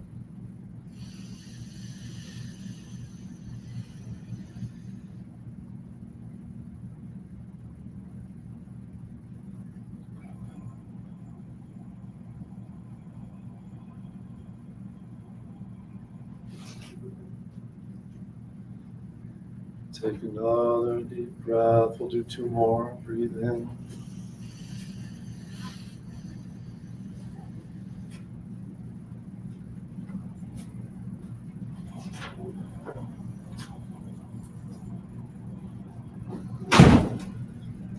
And then to charge the energy in this room and synchronize our beloved I Am presence to this activation and meditation. Together, you can follow me. We'll do 3 Ohms. We'll do 3 Almighty I Am. And then we will do 3 Elohim. Those of you at home, you can do this out loud and join with us no matter when or where you're watching from, or just allow your inner voice to tone with us.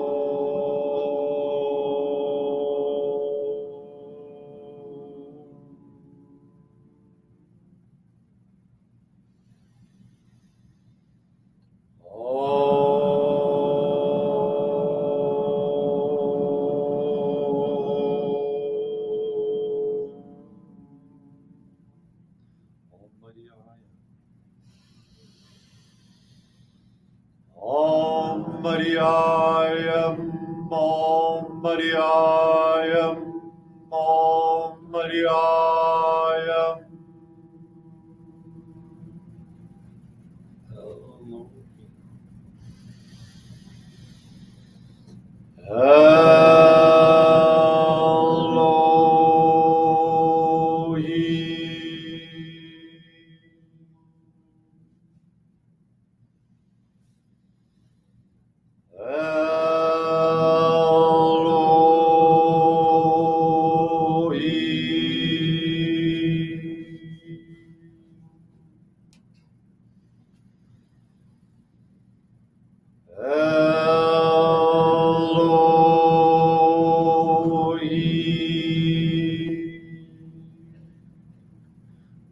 Now just relax and continue to breathe. Observing any sensations or energy feelings you feel around you.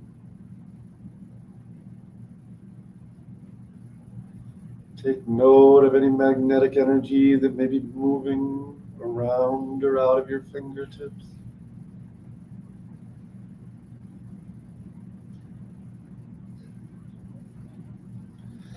As you have called this beautiful energy that is your birthright to wield, up from the subconscious into your outer world, a higher consciousness, if you will, is permeating with the human ego conscious now. There's nothing to do but observe your feelings.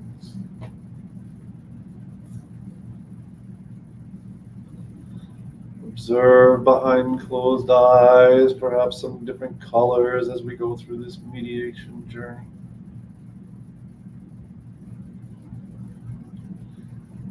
Observe maybe any sensations that may be moving around the outside of your third eye, between your eyes, forehead.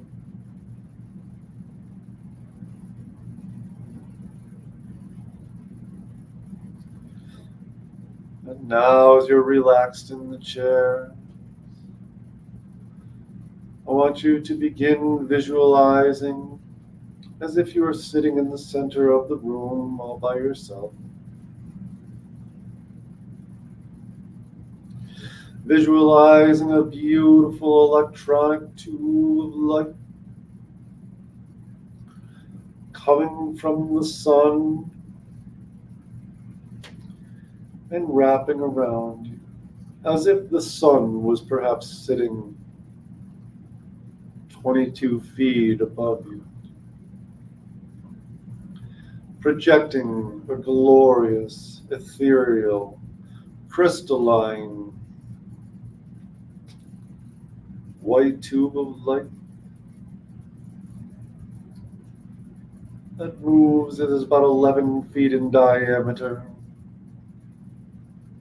Plenty of room for you to stretch out your arms and then some.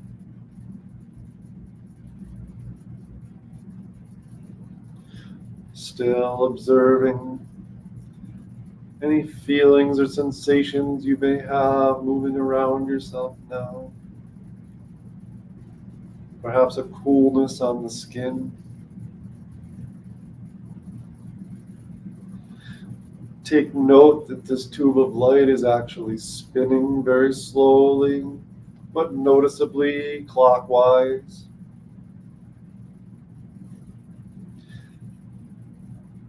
And yet, when you choose to, you can see right through it effortlessly, for it is ethereal in nature, and indeed is part of you. A projection that is your birthright, and will one day be your absolute responsibility to maintain, but it will be effortless. It will be as part of you as breathing is part of you, with a bit of practice.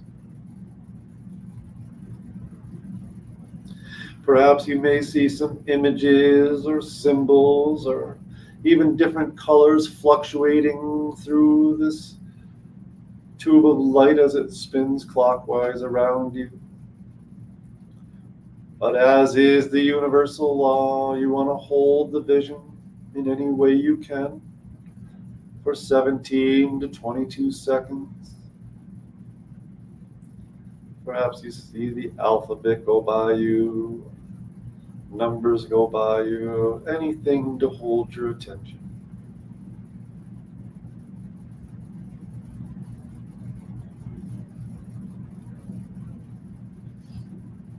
And as we have now been in this visualization for this time, you can let go. You don't need to focus as hard, just knowing that it is there. Perhaps step outside your body and look back at yourself within this beautiful tube of light. Look back and see the sun that sits 22 feet over your head, projecting this beautiful tube of light.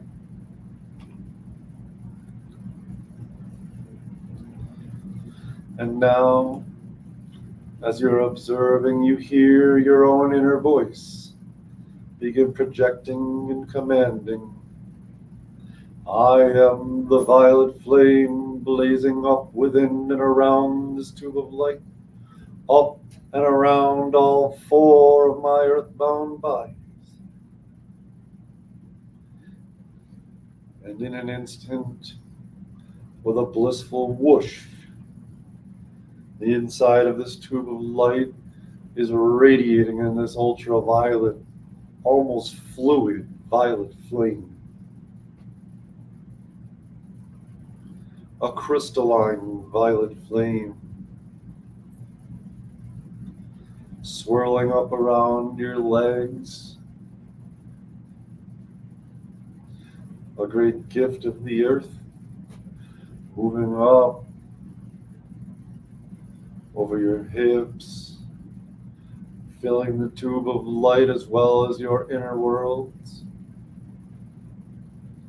Moving up through the torso, also circulating in nature. This flame is whirling like maybe one of those fire tornadoes you would see on National Geographic. But very blissful, transmuting and transforming every discordance that you brought with you into the earth plane or that you may have experienced on the earth plane.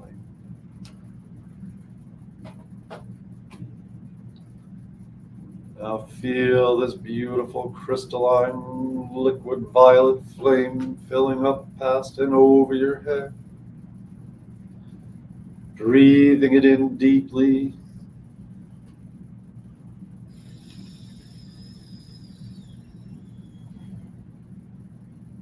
Visualize that violet flame moving down through the lungs, through the larynx, blessing every part of your innards as it moves up now and moving through the eyes,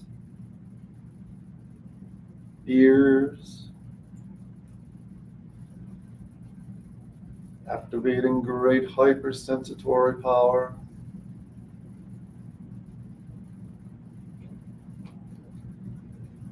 For anything you choose to direct your senses upon, at your will. Feel a spiral, a swirl of this violet flame energy move in through your third eye.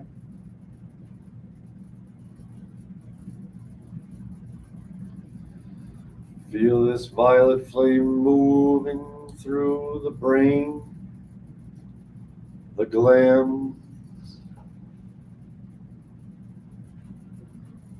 all the little avenues and circuits within the physical brain being lit up with ultraviolet, opening any blockages, repolarizing and dislodging any calcification.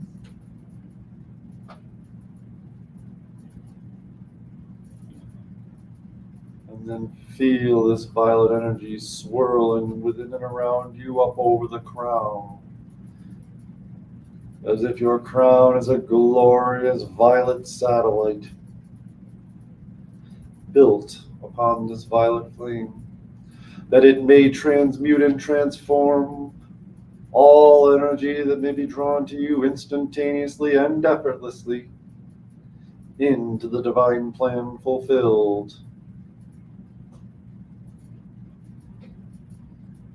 You are becoming a great service to the earth, mastering this embodiment of the violet flame, for you clear the discordances everywhere you go.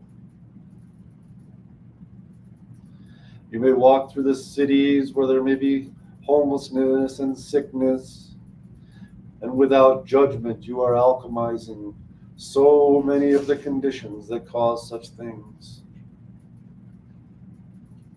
The effluvia of thoughts that have been in the astral plane and the mental planes are now instantaneously polarized, removed from people.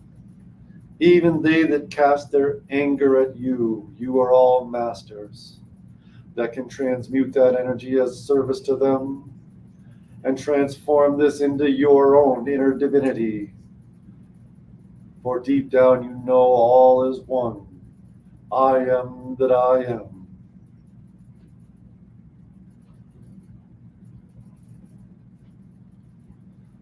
And now as this tube of light is radiantly filled with this beautiful violet energy, I allow to have you take your vision and visualize yourself from outside, looking back upon you in glorious garments and robes of light.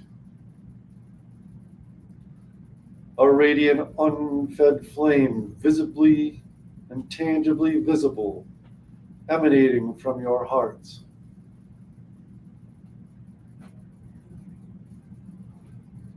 A glorious, eternally youthful, perfectly healthy version of yourself, standing in that tube of light.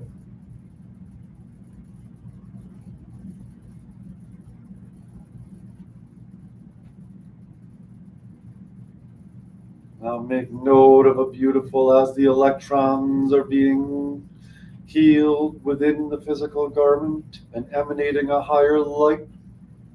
Take note of a great golden halo that begins encompassing the silhouette of your own body you're looking at. From about waist high to about a foot above your head in the shape of an egg. And Hold that vision.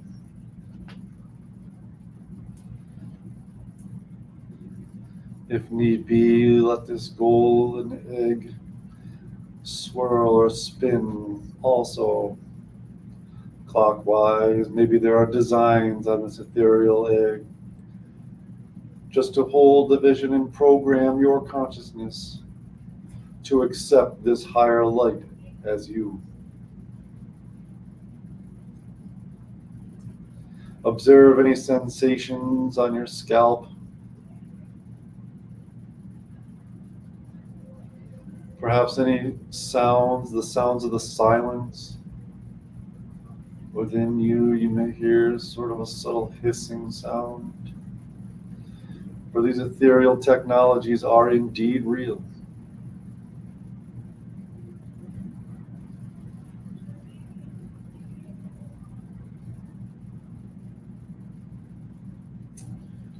And now take note from the outside, looking in at yourself. A glorious stream of energy coming from this sun, beginning to charge this electronic white tube of light. Understand that this is connecting you to your causal mind. And you may charge this electronic belt, this electronic tube of light, with all the mastery you have gained across all of your embodiments from all dimensions, worlds, star systems, and universes. Your causal mind and causal body has this treasure house stored. Make note as you move forward the things that you have interest in, whether it be scientific, spiritual, for these are things that you are beginning to remember.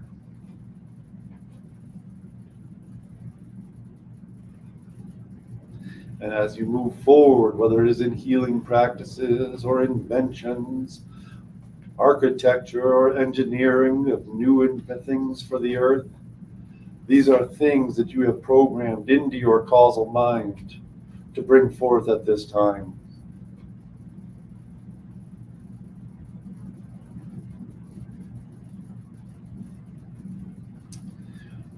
With these nice new eyes and new vision that you have right now, begin seeing the halo of a rainbow around this sun presence that is projecting this great light upon you. And know that even as you move forward in your day-to-day lives now, moving forward from this day, you shall start getting visions of seeing this rainbow halo around the sun, the physical sun. Give thanks to your I Am presence when you see this.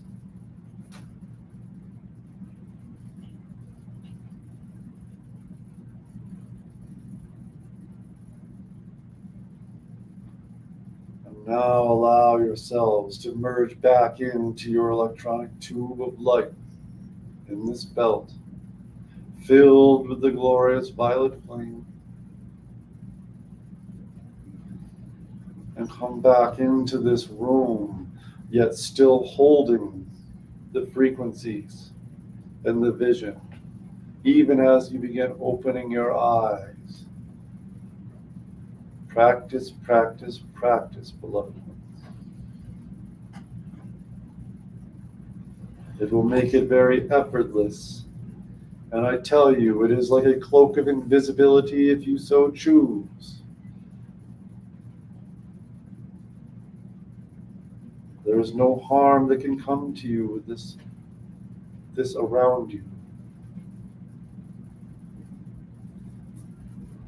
There are no human words to truly describe the power and the magnitude of creating this field around you and working with it. But each one of you will come into the higher comprehension with a bit of practice from your own I Am presence of what you can utilize this for other than your own self-healing.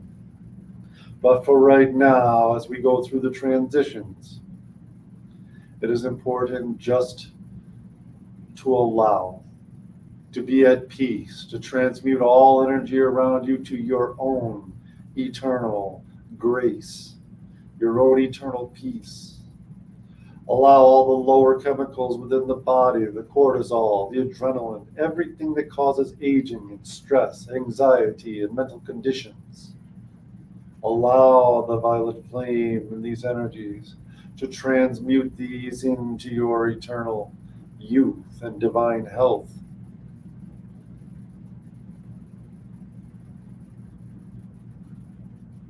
Use your imaginations, dear ones, to imagine what you would look like as an angel, as a god, as a goddess, and hold those visions. Use your AI, or like I call angelic intelligence, to create the pictures. Do not be afraid to claim your glory and to wield your scepter, for we are with you, and we are you. Claim your liberty, claim your freedom. Will to be God free in this lifetime. Will to see the record, cause, and effect of all harm done on this earth to be gone once and for all. This is an age you have entered where anything is possible. The impossible becomes possible now, and it is why you are all here. To observe, to witness, and to master these transforming energies that are transforming so rapidly. To come into the remembrance of all your angelic gifts, gifts that are far beyond what we would even perceive as miracles. These are laws of nature. They're laws of the cosmos, laws of the universe. That is your birthright and responsibility to remember. The ones of old have given those slogans, the hear no evil, see no evil, and speak no evil, and there shall be no evil. There is nothing to fear but fear itself. When these things are projected at you, put yourself in this tube. Put yourself within this violet flame. Transmute and transform this energy, even if it is from the electronic waves coming from the TVs and the telephones. Fear not 5G. Transmute these energies into glory. Transmute these energies and these waves into miraculous healing frequencies. It is you, beloved ones, that create the energies and have the power and dominion over them. If we fear these things, they will become what you fear. This is the time to wield your scepters. And allow yourselves to come back into the room. Rubbing your hands, still observing any energies around you, holding that nice coolness, a very silky feeling the violet flame has. If you don't feel it today, with a very little practice and application, you do begin to feel it. It feels like a goddess rubbing violet silk around your skin. It's a very beautiful feeling. Then you guys will come to a place where if anything becomes agitating or you feel reactive to anything you're hearing or seeing, just the thought of the word violet just starts alchemizing it around you.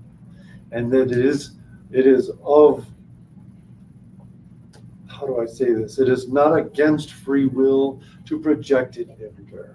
Okay? You do it in the micro around every electron and cell of your body, or you can go up into the atmosphere and project it over war zones and governments, education systems, anything that's discordances. And the more neutral you're becoming within yourself, where you're not judging things as the good guy, the bad guy, all these different things, a higher power moves through you. I find it easier to go in my mind's eye up into the atmosphere where you're kind of looking down at God's painting. And everybody it's just a beautiful sight, and I can just project it and know that that energy is going in to the areas without getting into the human consciousness of things. Okay, there's new consciousness grids that are all set up and being set up, but it is important right now for us to really utilize these things on the earth changes that are coming. When we see hurricanes, when we see earthquakes, forest fires, to kind of still project them, because the elemental kingdom is also reflecting us. Okay, the element that's by cosmic law, they must reflect us. When we see hurricanes and stuff, it means there's human consciousness is getting riled up, and so they try to balance the energy in a certain way. But they have been given special dispensations to speed up the process. So now it's up to us to not go into fear when things are happening, and just love them, and like they're just trying to get the attention so that we can bless them and heal them as humans. And many of us have embodied as elementals. We've embodied as angels. There's 3 kingdoms evolving side by side on earth. Okay, the elemental kingdom, the angelic kingdom, and the human kingdom, and all the other animals and things like this. But as far as God consciousness, it's these 3 kingdoms.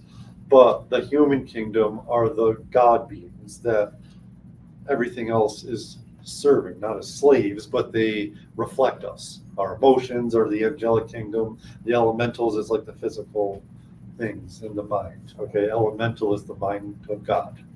Okay, and it's up to us to stay balanced within ourselves and keep blessing everything. And don't forget to bless yourselves, like out loud. Say, God bless me. If you find yourself sneezing for no reason, bless yourself. Your own angels are tickling your nose to get you to start sending yourself some love, right? We can stand all day, oh, God bless Palestine, God bless Israel, God bless all this stuff, and we forget to even deal with ourselves, right? So we have to remember that, okay? Because we're not, just like when you're on an airplane, they say, put on your mask before you put it on your kids, because you're not really of any service to your kids if you're passed out on the ground, right? And so it's just all coming into that memory. We don't need to choose one or the other. We don't need to choose to just service to self is not necessarily just service to ego, and self-sacrifice is not really serving anybody anymore. Okay, it's time for us to really move forward into the higher octaves. Now, does anybody have any questions? We've got a few minutes. Anybody have questions? Anything like that? Anything they want to share? Is anybody familiar with the I Am teachings and the I Am stuff? Yeah. No, I was going to say, no, I'm not familiar with it. It's well, these are sort of are beginning to come into the consciousness to a certain degree, even starting with the mainstream I Am affirmations and things like this, but with the deeper comprehension of what those words I am is doing. I mean, we've been saying, oh, I am Charlie, I am this all our life, and so that we've claimed ourselves of who we are in the name of God. Okay, and the more you begin comprehending that I am is the name of the all, you begin having more power with your affirmations. When you start comprehending that, okay, oh, I am so grateful, I am so grateful. We try to do these things to generate that energy, but we are truly invoking in the name of God a frequency within us that will start attracting us more things to be grateful for. Right? I am perfectly healthy, or I am the resurrection and the life of my perfect peace and harmony. We are invoking energies that are electronic in nature, quantum in nature. We're at this very unique time where the scientific mind, or the 12 tribes or the 12 soul paths, are starting to merge into that eye of the pyramid. And you understand that, oh my God, every master teacher and every religion, they're all teaching the same exact thing. Even quantum physics is teaching the same thing. Everything is the same thing with a different way of explaining it. But those words I am is brings it all together. Okay. And when you start thinking so I usually start when I do affirmations, or I call them decrees. I'll decree certain things every morning. But I start with that almighty I am, or the Elohim, or the creators of form. They're the ones when you're actually helping. It's part of you. It's not like calling somebody from outer space to come help you.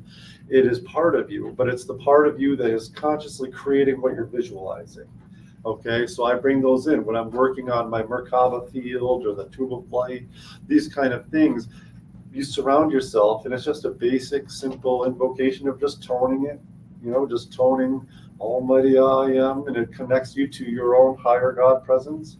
Tone Elohim, and you'll feel this like creative energy around you that is starting to create. It doesn't just create physical things, we create things in the ethers first. Your imagination is not make-believe. Your imagination is your bridge to creation. Every inventor that brought anything into the physical it started there. And to hold and make firm decisions and stick with it even when it seems impossible. We can bring forth so many of us have so many beautiful new inventions. That's why there is so, it doesn't matter. You could claim yourself to be an atheist, but then be a quantum physicist. Well, guess what? You're on the same path. You're still bringing these new plans into the consciousness grids, and we all have a unique purpose. It's not up to us to say who's right and who's wrong. Okay, it's just not like that. We must just keep dreaming this new reality into existence. No matter what it feels like your physical life is, keep dreaming about what heaven would look like. Instead of splitting your consciousness in politics, be like, okay, I'm the Charlie Party. Let's see who conforms to me. Like, what would I do if I was king of America or president? We live in that way. It doesn't mean you don't get to play the game, but you're like sovereign. All right, you're not splitting your consciousness one way or the other, and you'll start seeing the idea of the brain. Like the right and left starts synchronizing, the hypothalamus, the pineal, like all the things start synchronizing in our brains. And I guess it's like a very simple way. Using the I Am teachings was like a very simple yet all-powerful way to really elevate our consciousness. Yes. So Charlie, I know you said you live in Sedona. Yes. Now, I was just in Sedona. It's a different vibration. Yes. Have you found that different places you go, it's a lot easier to enter that? The place that would say, like, actually Saint Germain did a lot of his brought energy in about the I Am teachings in Mount Shasta, California. Okay, and then they brought it out to the world. But there are different energies. Yeah, absolutely. Sedona is very electrifying to me. It's a lot. Sometimes it pushes people right away. It'll start at such a high vibration that guess what? You're going through a detox if you're not ready. Even when you don't think you are, right? It's like you think you're I eat very good, but you will start becoming just naturally and organically. Your vibration is changing and it's purifying. You'll be able to sense different. Even in different towns, you'll feel like, oh, this feels good here. You'll start being very sensitive. But when you go to places like Mount Shasta or Sedona or Machu Picchu or Lake Titicaca and places like this, these are like chakra centers of like, we have our own energy centers within the body and then micros and things like this. But like Mount Shasta is a very powerful grounding energy that they say is the root chakra of the earth. So as a healer, I go at least once a year just to visit. Even when I think I'm maintaining my energy field, I go up there and be like, oh my God, I didn't maintain anything. And so, like it's pulling it all out of me. So it's like, so it feels good and it's good for maintenance, but it's also very good for really connecting to your higher presence and your higher guidance. And then you get to take that. Yes. This is my first experience with the deeper I Am, when I've read the I Am affirmations and stuff. And our family does use that with my older niece and find that it helps people with. She has high anxiety. Yes. She never really got officially diagnosed with ADD. My mom thinks she has ADHD. I don't think she has ADHD. I do think she does pick up a lot of the behavior shows that of an ADD person. Yes. And then we refuse the affirmation. We just started, go think of your positive affirmation. You're feeling. I'm gonna give you your guys. They're giving me like if you can come to my booth, I'm gonna write out some higher power like affirmations. Okay, they're carried with like a lot of alchemy, just like the tones of words, like magical words, abracadabra, these kind of things. But I'm gonna give you some some special affirmations just for free. Just come over to my booth. I'm in the main room. If you walk into the main room, Charlie will be on the right-hand side. Feel free, if you have any more questions, we're another amazing speakers coming now, but feel free to visit Charlie in his booth for more questions and stories and all that good stuff. All right, thank you guys. Charlie, when are you going back to your booth? I'm going right now. Okay. Yeah.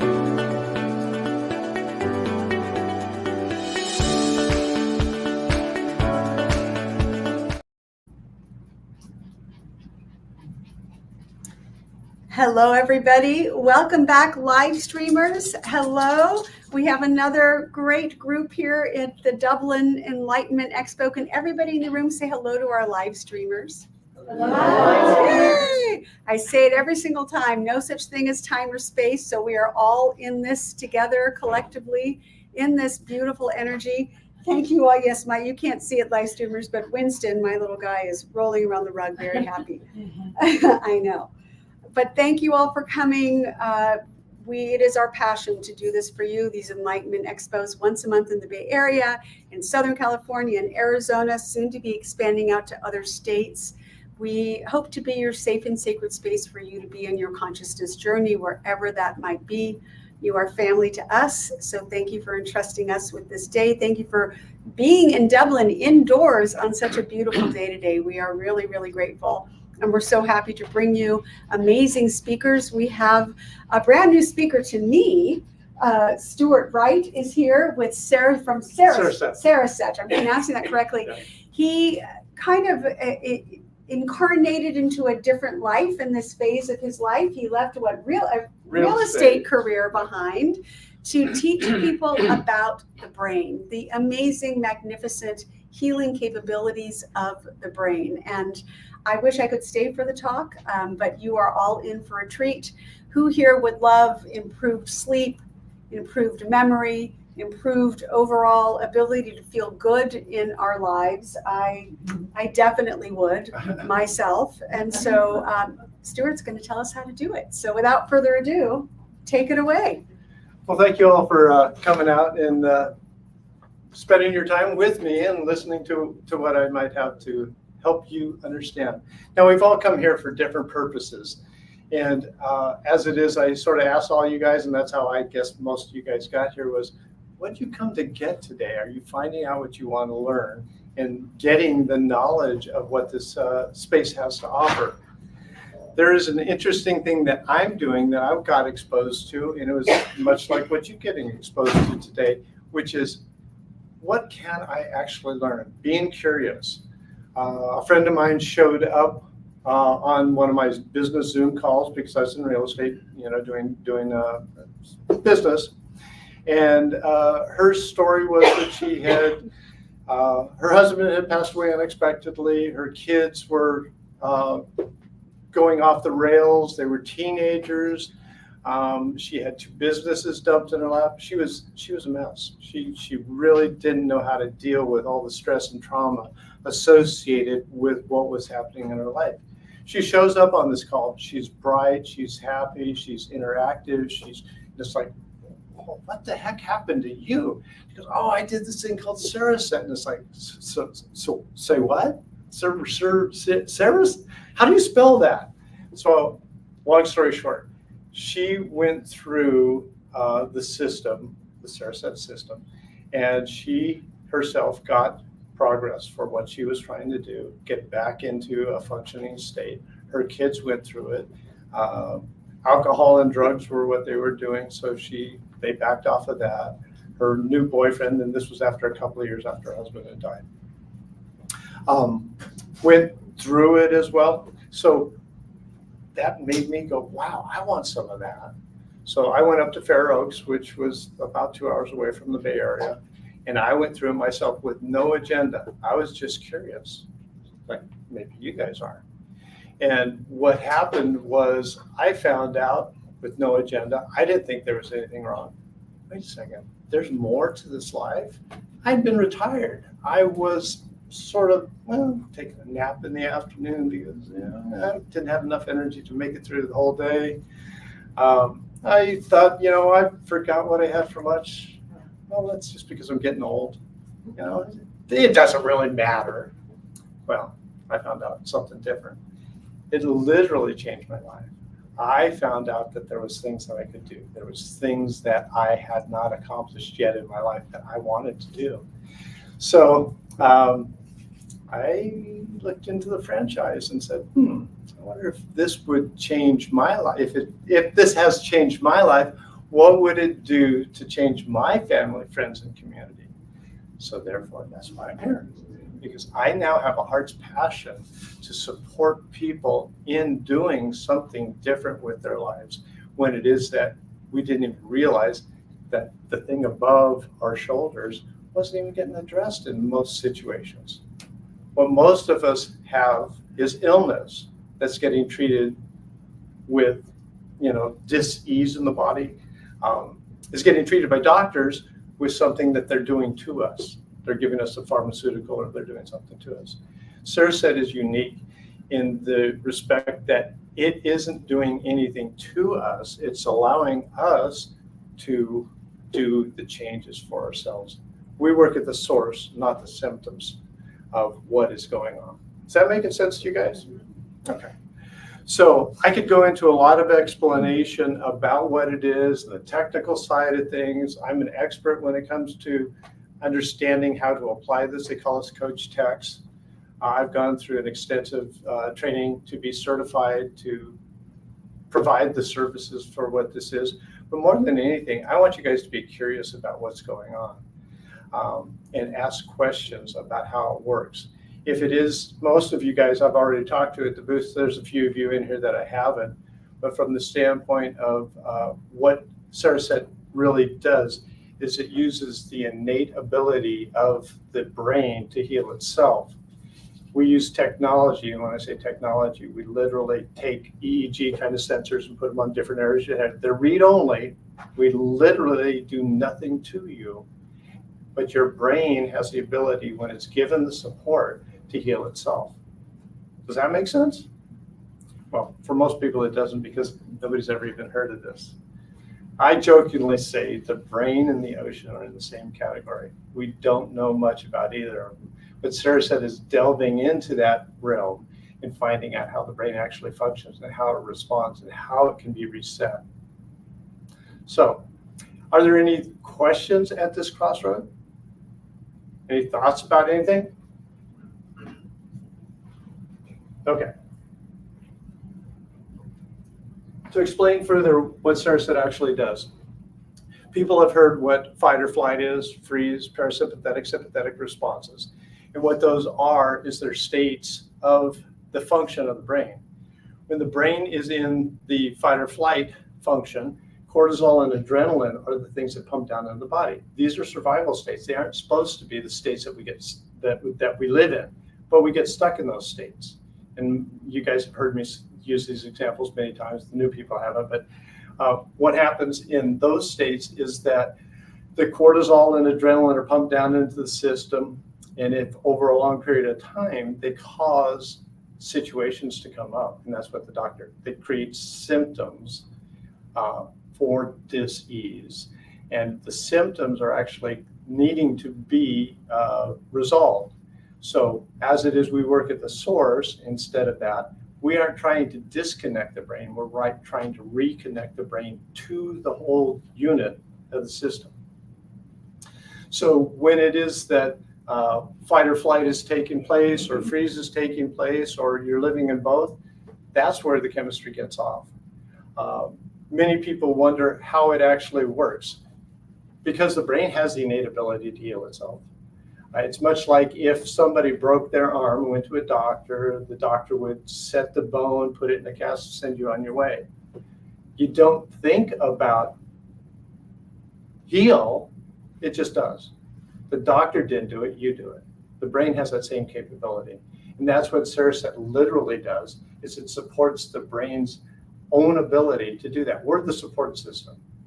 When somebody wants to come in and learn more about it, you can come in. We have a physical location, half a mile from here. It's up a little past Foothill Boulevard and Dublin Boulevard. And you sit in a very comfortable chair. Some people fall asleep during the sessions. We put these EEG sensors on. We find out where the energy of the brain is stuck. And then what the computer does is it goes through an algorithm and sends back an audible tone to the ears so that the brain recognizes that.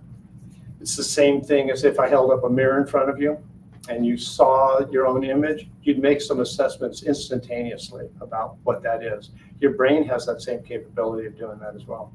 And when that happens, then the brain has the capability of relaxing and coming back into a state. So when it is you're in fight or flight or freeze or both, there's that rest and digest state that lives in between. And that's where it is that, for example, you're a little rabbit, you're hopping around out in the forest. A fox shows up. The first thing that happens is the fox freezes, or the rabbit freezes. If he doesn't see me, I'll live for another day. As soon as that fox gets a little too close, instantaneously the chemistry changes.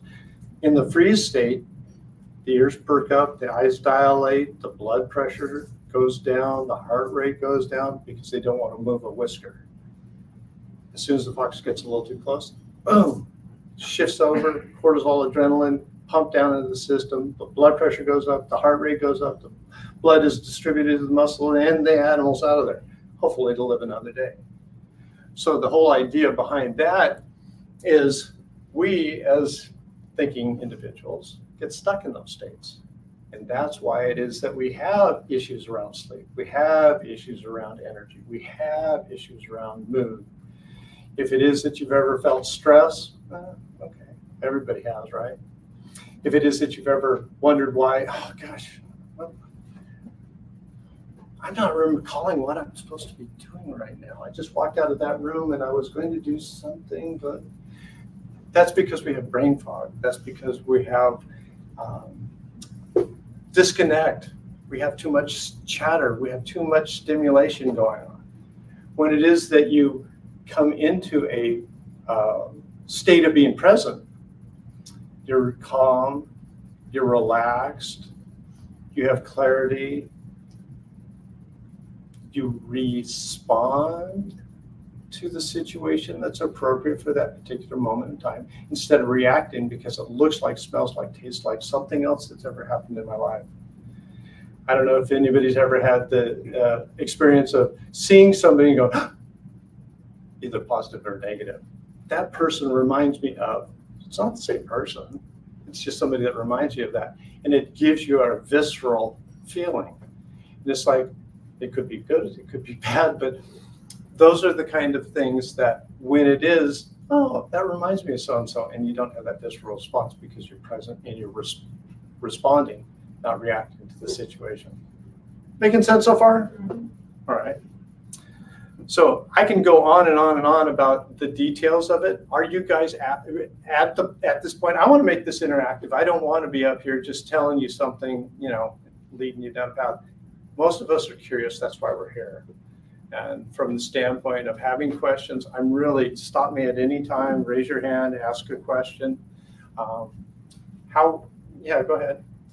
So basically it's sound therapy, sound. Okay, that's a great question. And from the standpoint of what it is, the audible tone that you're hearing, and this is where we depart from everybody else. We are unique in that this is a patented system, it's proprietary. Nobody else in the world does what this does because it's literally custom to you in that particular moment in time. And it is a tone, but what the tone is trying to do is trying to tune you back to a frequency that we know exists in the brain's function at a certain level. So that's what your brain's responding to.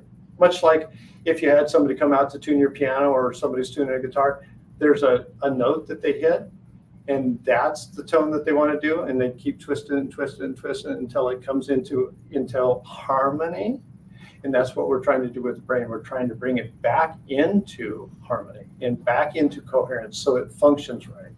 If your car's not functioning right, you get a backfire. That's called coherence. Those are the things, yeah. Well, the reason why I stopped to see you is because my girlfriend was using this. And she's had 6 concussions and found out about this process. But and because it was the sound. So what you're saying then is everybody, I guess she's gone through 6 concussions. Lots is going on up here. And so that is, when you put those things on, it reads that. It reads that. Mm-hmm. So everybody's going to have something different in their body that they need. Oh, absolutely. And that's the idea of this being specific for the individual. Now, you bring up a good point. The company itself was founded by a gentleman named Lee Gerdes. He just recently passed. But what it was that he did was he found this because of the traumatic brain injury. He was assaulted with a baseball bat when he was in San Francisco working in a mission. Virtually killed him. But over the next 8 or 10 years, the doctors kept saying, it's all in your head, it's all in your head, it's all in your head. So, yeah, no kidding, it's all in my head. That's where they hit me. But long story short, through divine intervention, his own unique set of skills, he was a mathematician, a theologist, he was a psychologist, he worked for the algorithm company that Amazon bought. And so he put all this information together, and somehow he came up with this system that supports that. So it's like I say, it's very unique. It's been refined and refined and refined. Software can be updated, that kind of thing, and the brain's capability. And we continue to find out. There's been tons of white papers. There's been tons of research on all this stuff. So this is a proven scientific methodology. It's not, all the woo-woo kind of things that some people are like, I don't want to be in that area. But we literally will take a reading from when you come in, a baseline. And here's where you start, and this is where you end up. And we show you how the transformation happens. We educate you about what's going on. We show you different areas of your brain that are responsible for your emotional centers or your stress centers or whatever it might be, your occipitals in that area. But those are all areas that we work with. We literally walk you down the path of how all this works. So how long is a session, and how many times do people come to you, or what's the process? Okay, so the process, basically what we want to do is we want to build a foundation for change. The brain has neuroplasticity. Neuroplasticity basically says your brain's capable of changing and growing new neural pathways regardless of your age. But sometimes it doesn't do that. It doesn't rewire around the traumatic brain injuries until it gets the support. So when it gets the support, it starts to change. Now, everybody's an individual. What we do is we say a wellness package is 5 sessions. 5 sessions is enough time for your brain to get the information that it needs to sort of start making the changes. Now, if it's taken us decades to get to the point where we are, this doesn't unwind instantaneously. The idea of what this is not a one and done. It's more along the idea of, if you go to the gym once and exercise, that doesn't make you physically fit. And if you eat one healthy meal, that doesn't make you healthy. It's a journey, not a destination. The 5 sessions basically are getting you to a point where it's like, oh, okay, I've seen some progress. Now, has it balanced your brain out completely? Most of the time, not. What we find is the best success comes when people take this on as okay, let's see if this works. Now that I've seen that it works, let's continue. And continuing means that you could continue to do tune-ups. Tune-ups can be done every 3 months, every 6 months, every 2 weeks. It depends on what the situation is that we're dealing with or that you're dealing with, so that we can give you the proper support that you're looking for. Those 5 sessions typically are about $2,000. There's about 10 hours of in-office sessions that you can come to. So what you do is you come in maybe once a week over 5, 6 weeks, 7 weeks, depending on what it is that we're trying to accomplish. In those time periods, we're looking and analyzing what it is. If there's areas of your brain that are stuck and not functioning well, aren't responding well, we'll do a little extra nudge. We'll focus in on those areas. We'll give those areas of your brain the support that they're looking for so that they can move. But what we're trying to do more than anything is get a pattern recognition of what's actually going on in your brain so that we can see the changes.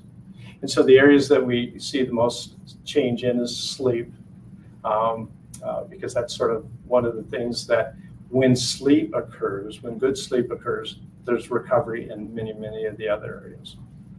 Answer your question? Yeah, I was just curious about, like, you said you put sensors on the head. Yeah. Yeah, it's physically, the little EEG sensors. I don't know if you guys have gone to the doctor before, but they put EEG sensors all over your body. They read the microvoltage associated with the function of the body. Your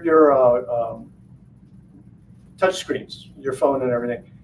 Why does it work? It's because there's electrical connection in your body. And so the touch things, the faucets and all the rest of the stuff That's the same thing that we're reading in the brain. The microvoltage of the brain is something that is able to be measured. And we'll put in 8 different areas of the brain, maybe even more areas than that, depending on what we're looking at or what we're trying to recover. So, yeah. I was just curious about your experience. How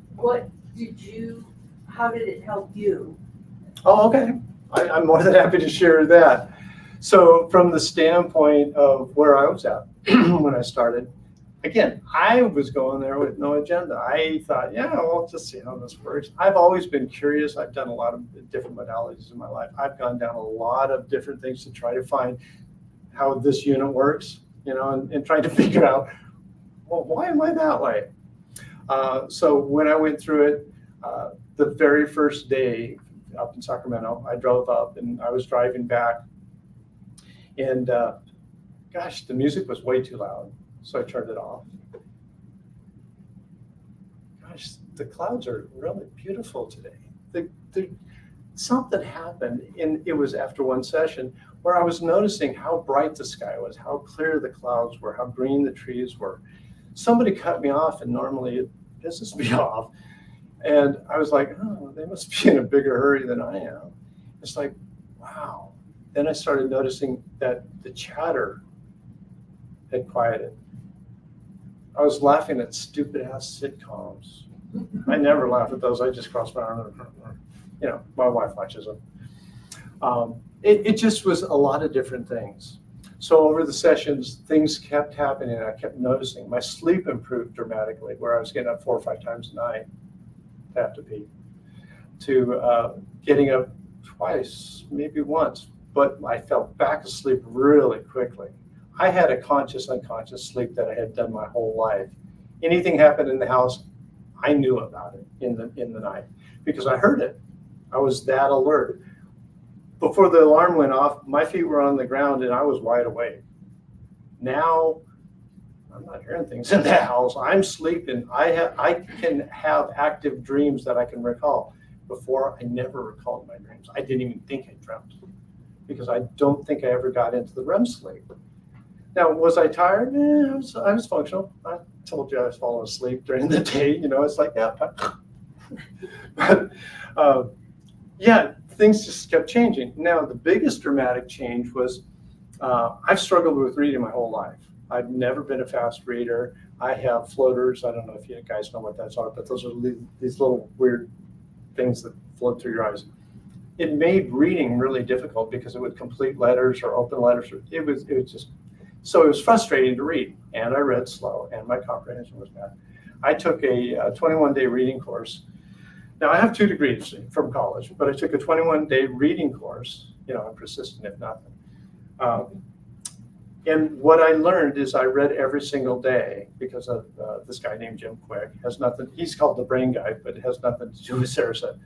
But I went through this course. I had the focus. I learned that I was reading in a different way than was supportive. I started reading faster. I started listening to Baroque music as I was reading, which was a mind blower because it's like, shut up, I'm trying to read here. Just those kind of things. After I finished that course and after I finished Sarasota, I read a book cover to cover in a week.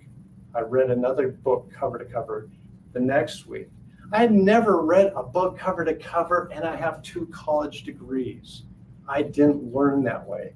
But now that opened up my ability to learn again in a new and different way at my age and stage of life.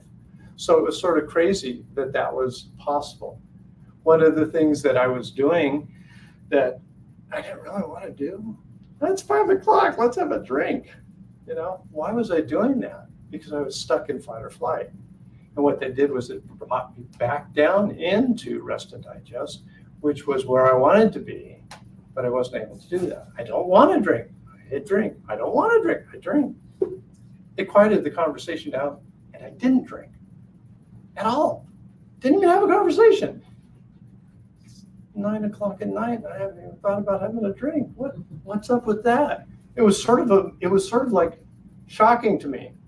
Well, that went on for 3 months, and then I went, oh, oh crap, that's back. Coping mechanisms, sex, drugs, rock and roll, food, alcohol, gaming, gambling, whatever it is. Why do we do that? Because we want to get back to that rest and digest state.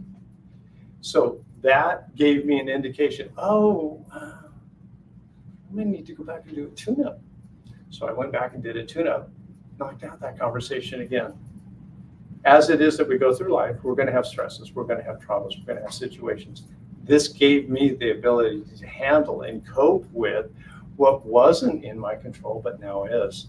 I have more empathy now for people's situations than I've ever had, simply because I know how the brain works. I know that what your patterns are, whatever it is that you're doing it because you want to. You're doing it because you're trying to feel better. And that's where the big shift in my reality came in. It's like, oh, okay. Today we have, our society is rampant with kids that are just flippant stressed out. And it breaks my heart to see, little 4-year-olds or,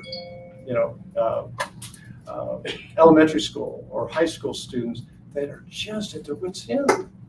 This supports them coming back into a balance, coming back into an awareness for themselves. And that's where it is that it's like, there's something to this. It's really an amazing technology that this man has come up with. Is it like neurofeedback? When people ask me that question, no, absolutely not. It's like nothing you've ever, don't try to put it in another box. It is unique. It is special in that it's customized to you. This literally is a system that does nothing to you. We work from the inside out. Everybody else is trying to get you to do something or doing something to you. So think about every other modality, and there's some kind of, meditation. You have to do something. If it's acupuncture, if it's medical massage, if it's pharmaceuticals, they're doing something to you, or you're doing something, right? This literally, you don't have to do anything. Now, can you enhance it by being mindful? Absolutely. Can you benefit by doing other things around this? Oh, sure. There's things, you take some vitamins, take some supplements. So those are going to be things that support the rest of the unit. Free the mind, the rest will follow. So it's not like that. It's unique. Answer your question? You had a question. Well, actually, back to my friend. Yeah. So what the person, do you call yourself a doctor or? Oh, heck no. I don't want to be categorized as that. So you're a technician? Yeah, they call us tech coaches. And the tech is actually because they've given us about 300 hours of training associated with being quote unquote certified. And the coaching part of it basically is helping people understand that if you haven't been on an exercise routine, now that you've got your mind going, maybe that would be a good idea. If you've been eating poorly, maybe you should look at better habits. If you haven't been taking supplements, learn about what supplements might be supportive of the rest of yourself. So this technical. Yeah, so from the standpoint of being a doctor, no. This is, I'm certified to do this, to, apply this tech. To individuals and things like that. Now, if I screw up, I can't hurt you because I'm not doing anything to you. It's your brain. You might not get the value out of what I'm doing, but it doesn't matter. And I'm highly technical when it comes to this and really, really, really competent in wanting to see people get the best results that they can. And when they don't, that's my job to find out what it is that I am missing in seeing the data. So we dig deeper and deeper and deeper and deeper into the data. And in the application of this, there's high level stuff. Here's our first priority. Here's our second priority. Here's our third priority. We don't work on the second priority until the first priority is balanced. Then we work on the second priority. Oh, that one slipped. Okay, now we go back and take care of that one. Then we go down the list. That's why over time, we go down the list further and further and further as the priorities, as this stays balanced, as this stays stable. And that's where it is that we, get people coming back and saying, yeah, I'm feeling good. I have more capability of going out in the world and doing things. Well, what I was going to say about this particular technician, as she was there because of her concussions, what he said to her was, your depression, that you're taking medication, and she has been taking this for a long time. And he says, let's work on getting you off of these medications. Titrating it off, yep. To get rid of that depression. Yep. So that seems like a big plus. Yeah, and that's a great point. When it is that we're taking medications and things like that, or using alcohol or whatever, those are things that interfere with our brain's activity. And when it is that SoulSearch starts to work, what we find is that there is less medication that's necessary. So people that are on psych meds or antidepressants or anti-anxieties or whatever, we don't do it. The doctor has to do it. But we find that the doctor is able to titrate them back because the body and the mind is working more efficiently. When the mind and the body are working more efficiently, there's less drug that's required to do the same thing. And from the standpoint of building up resistance to the drugs, that typically goes the other way. When it is that Sarah comes into the picture, it typically titrates down and isn't as necessary to use the same kinds of medications. Yeah. How do you spell it? CE reset. So what it is the name's sort of tricky. It's cerebral reset. That's in Sarasota, I don't know. It's an interesting name. Yeah. Is there any comparison with that, with craniosacral therapy or the craniosacral therapy? I don't quite know what that is. I've heard of that. And again, I'm an expert in biofeedback is again doing something to you. So this doesn't fall into that category. Literally, it doesn't do anything to you. You can sit in the chair and fall asleep and it'll still function because your brain is never turned off. Not even when you're asleep, not even when you're unconscious from anesthesia in an operation. It's not doing anything physical, but the tone is doing something. It has to be doing something. The tone is giving you the information so your brain does what it's innately able to do. Does that make sense? Yes. Okay. But it's still doing something. No, you're doing something. But it's responding to a stimulus. It's tuning itself back to where it naturally is supposed to be. It's just has gotten stuck.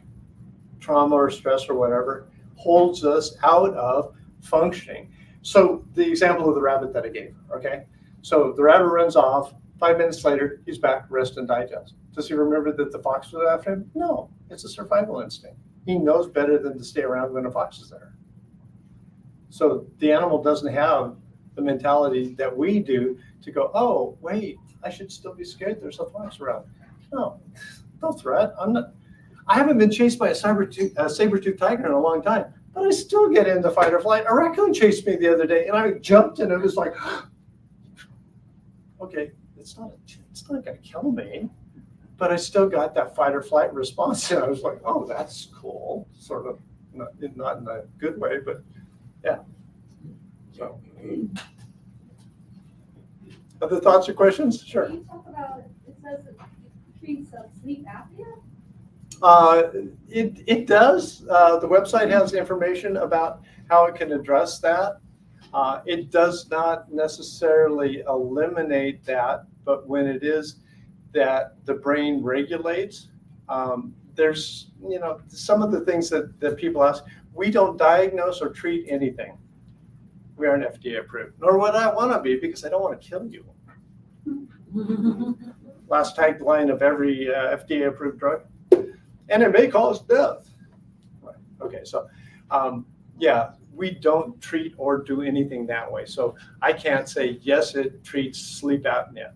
A balanced brain responds better to sleep apnea. That's our tagline. Just was wondering what the background is of the guy who developed it in terms of science and things. You can go on the website and you can read all about what he's done. There's white papers you can read for days. They're working with Bethesda Medical Center, Fort Bragg. There's a couple other ones I can't think of right now. But yeah, they're all kinds of documented things. for the last 25 years. Studies have been done recently on healthcare workers and first responders and how they are being benefited by this as well. So if it is that you have a specific question for yourself, I'm more than happy to address that. And and you can pick up one of these. They have a barcode on the back.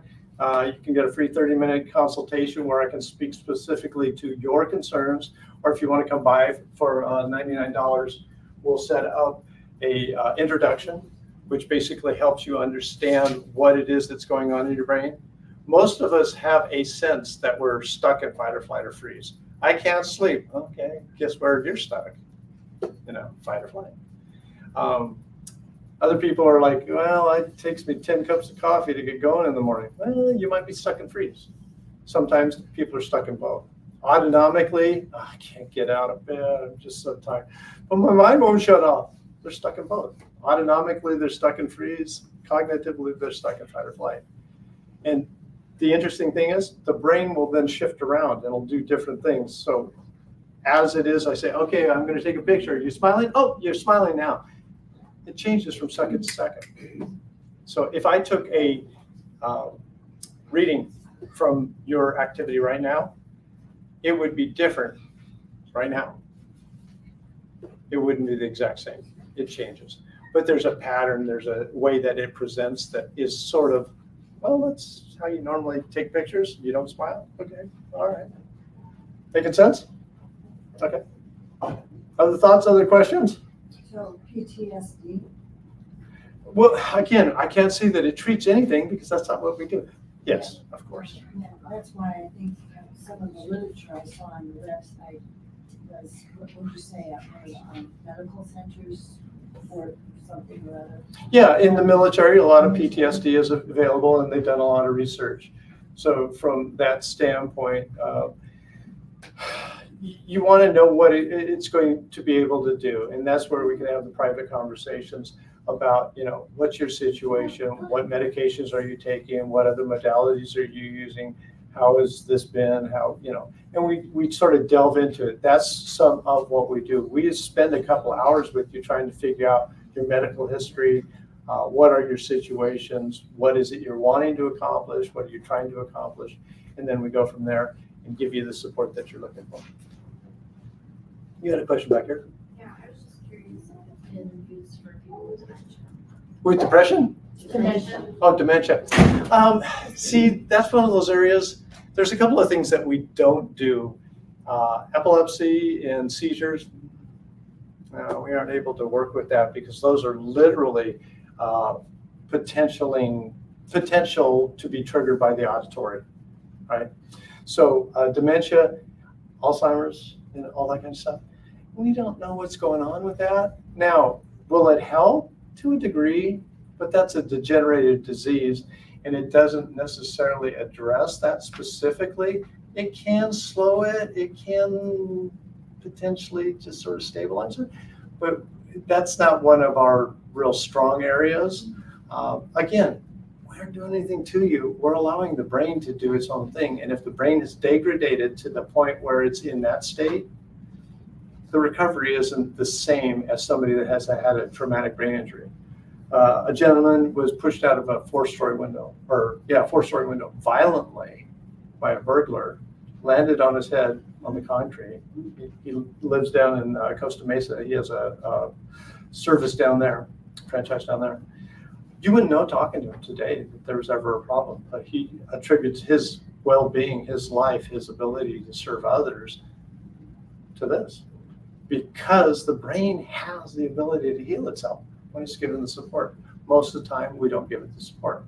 I have a friend that went through Sarasota, then had a stroke. He literally was paralyzed and couldn't speak. The doctor in front of him, brilliant doctor, oh, he's probably going to die. Yeah, great bedside manner, right? He's probably going to die. He's like, he's trying to tell him, no, I'm not. That's not on my that's not on my dance card. I don't want to do that. As soon as he was able, we started working with him again. 2 months later, 3 months later, whatever it was, we had put him through services, and he's walking and talking. He's back to the way he was.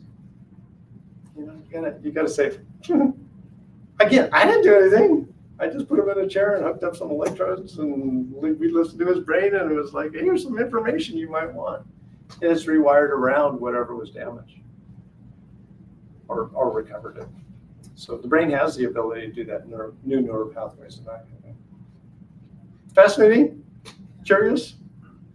Wondering? Do you know anybody that might be able to benefit from this? Yourselves included. Yes. One of the things that I want to tell you guys is wellness is a family concern. I just got something, it was sort of funny. I just got something texted to me that said, mom is the center of, let me just take a quick look here. Let's see. Oh, maybe I'll find it, maybe I won't. Oh, here it is. Your mom is only happy if you're happy. So that being said, the idea of health and wellness, it's a family concern. It's not an individual concern. If the kid's not happy, mom's not happy. If dad's not happy, mom's not happy, or, you know, it just goes on and on. So the idea of what they tell you every time you fly anywhere, put your own mask on first, learn what it is that it will do for yourself, bring your family along with you. It is really remarkable to see the transformation. That's the story I started off with my friend and her family. Said she went through it, found out that it was beneficial to her, drugged her kids through it, and then her boyfriend at the time. And the whole family is thriving now instead of continuing down the spiral of dysfunction. Other questions? Other thoughts? I don't know how much time we have. Well, I was just thinking about my son-in-law who has ADHD. I was just thinking, God, you know, I bet he could really benefit. It's an imbalance. Right. Yeah. Yep. And doctors are quick to diagnose and pill. Right. They don't treat the source. We literally are working with the source to help it come back into a function instead of going, I don't know about that thing above your head. It's easier to give somebody a pill. And here's it. Okay. This might not be. Yeah, I'll say it anyhow. The pharmaceutical companies educate the doctors. The doctors diagnose the problem so that the insurance companies can bill us for the services they provide. So if you have restless leg syndrome or a pain in your Zorch, there's a code for that. And they'll send that to the, now they can charge you a higher premium. And so they've handcuffed us all the way around. Follow the money if you want to do it. Now, I'm not an altruistic venture. This isn't, oh yeah, come by, we'll give you service. No, we're trying to make money too, but we're trying to do it in an honest way. We're trying to say, okay, if it is that you get better, let's look at a world of wellness instead of a state of illness. And the Western medicine is definitely waiting for us to get sick or helping us get sick so that they can cuff us going forward. And that's what this whole place is about today. It's like alternatives to what it is that isn't working. Uh-oh, that's on this thing. Oh, I said that out loud. Oh my God. Any other thoughts or any other questions or curiosities? So the first I heard about Sarah said. That's okay. I was thinking about resting in mind. Like 5 times in my life, I was able to do meditation. After 2 hours meditation, kind of reset our mind, my mind. You said meditation. Oh, I thought I heard medication. Yeah, no. Okay, meditation. After 2 hours, it took me to 2 hours, Right. 5 times. I was able to completely reset my mind, and then I felt the vibration and energy came to my body and my skin everywhere. Mm-hmm. So I was thinking, such thing, if that technology is good, it's going to help to reset mind also. Absolutely. Absolutely. Yeah, what you just described is pretty much the experience that many people have. And from the standpoint of what it is actually doing to us is it is giving us what we have a natural ability to do. You tapped into through meditation. Most of us can't do that. Most of us aren't skilled enough or patient enough to do that. And so this support system basically sort of says, okay, let's tune the piano, the human piano, and get it back into balance. I've tried meditation and I don't know what I'm doing. So good for you. And if you can continue to do that, wonderful. Well, life is not always the same. So sometimes we stress out, it's the environment and everything. That's why I think, as you mentioned, there's no effort to this, right? No. It just naturally. Just get your butt in the chair and sit back, relax, fall asleep, and get better. And it's sort of, that's sort of crazy to say that, but literally that's how it works. You guys are great. I appreciate your curiosity. Sarah said is one of those things that once you experience it, you will definitely go, oh, now I get it. But it's sort of hard to believe that there's something that you literally do nothing for and get better. Okay. Well, I don't know what time it is. You're welcome. If any of you guys want some squishy brains, I brought some squishy brains. Any of you guys that want to grab a card, come on up and grab the card. What it is a code or a QR code that you can get to our site. There's a free 30-minute consultation, $99 special, whatever you guys want. So, yeah, you're welcome. And I'm going to be back at my booth in a little bit, so feel free. Thanks. And if you want to give me your information so that I can follow up with you, I've got a sheet that we can sign you up for.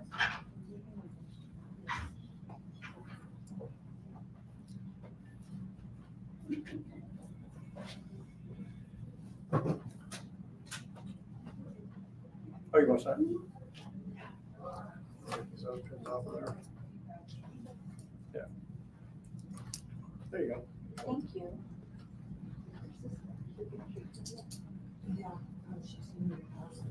Oh.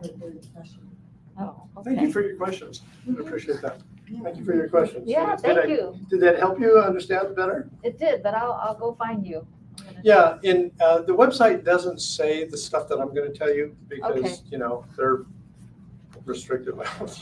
Oh, okay. I'll find you at your table. Yeah, I'm all the way in the back. If you see that, yeah, my banner looks like that. I was just trying to catch this. Oh, sure.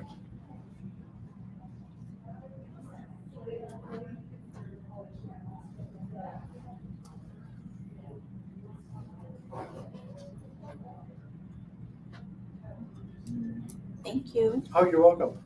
I appreciate your interest. Thank you for your curiosity. Yeah, thanks for coming. Oh, you're welcome. For showing here. Oh, I've my never God. heard of this. No, it's been around, like I said, it's been around for 25 years and people just don't know that it even exists. Yeah, no, And it's, you've never. he's a brilliant engineer, but he wasn't much of a marketing guy. Yeah. You know, he was, I'm R&D, and it's like, no, you're in the consumer business. Right. You know?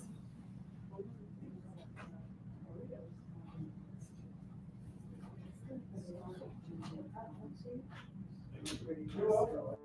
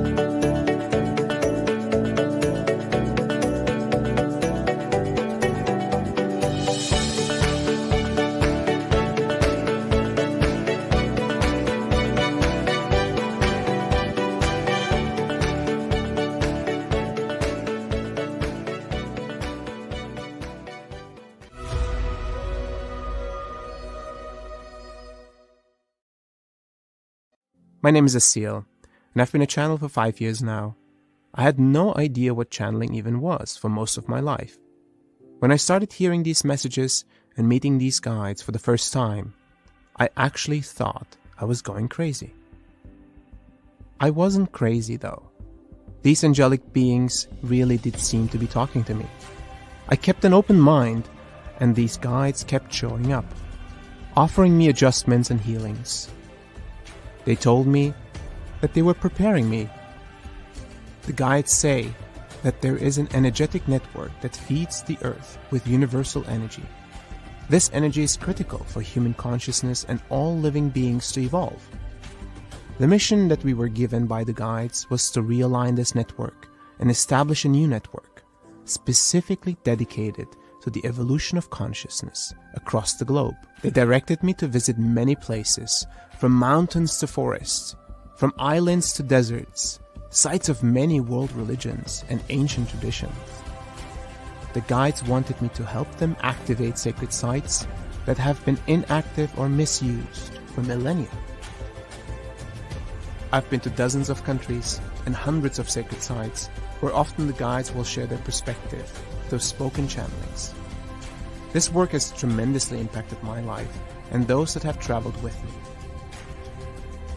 Join me and the guides as we take you on an epic adventure.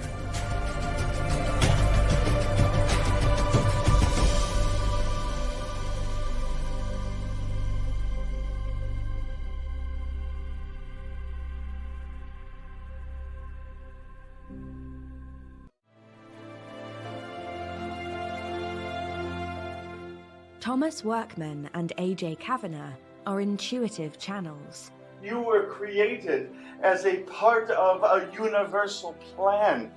Who have a remarkable ability to speak for a spiritual collective they call the Guides. As you step into the light, you find new realities, new worlds indeed open up for you.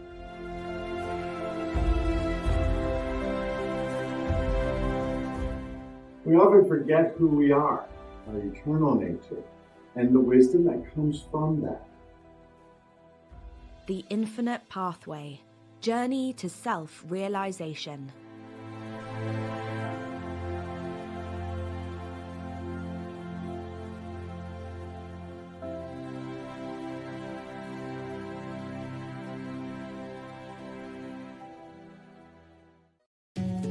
Imagine and try to visualize that light has a language.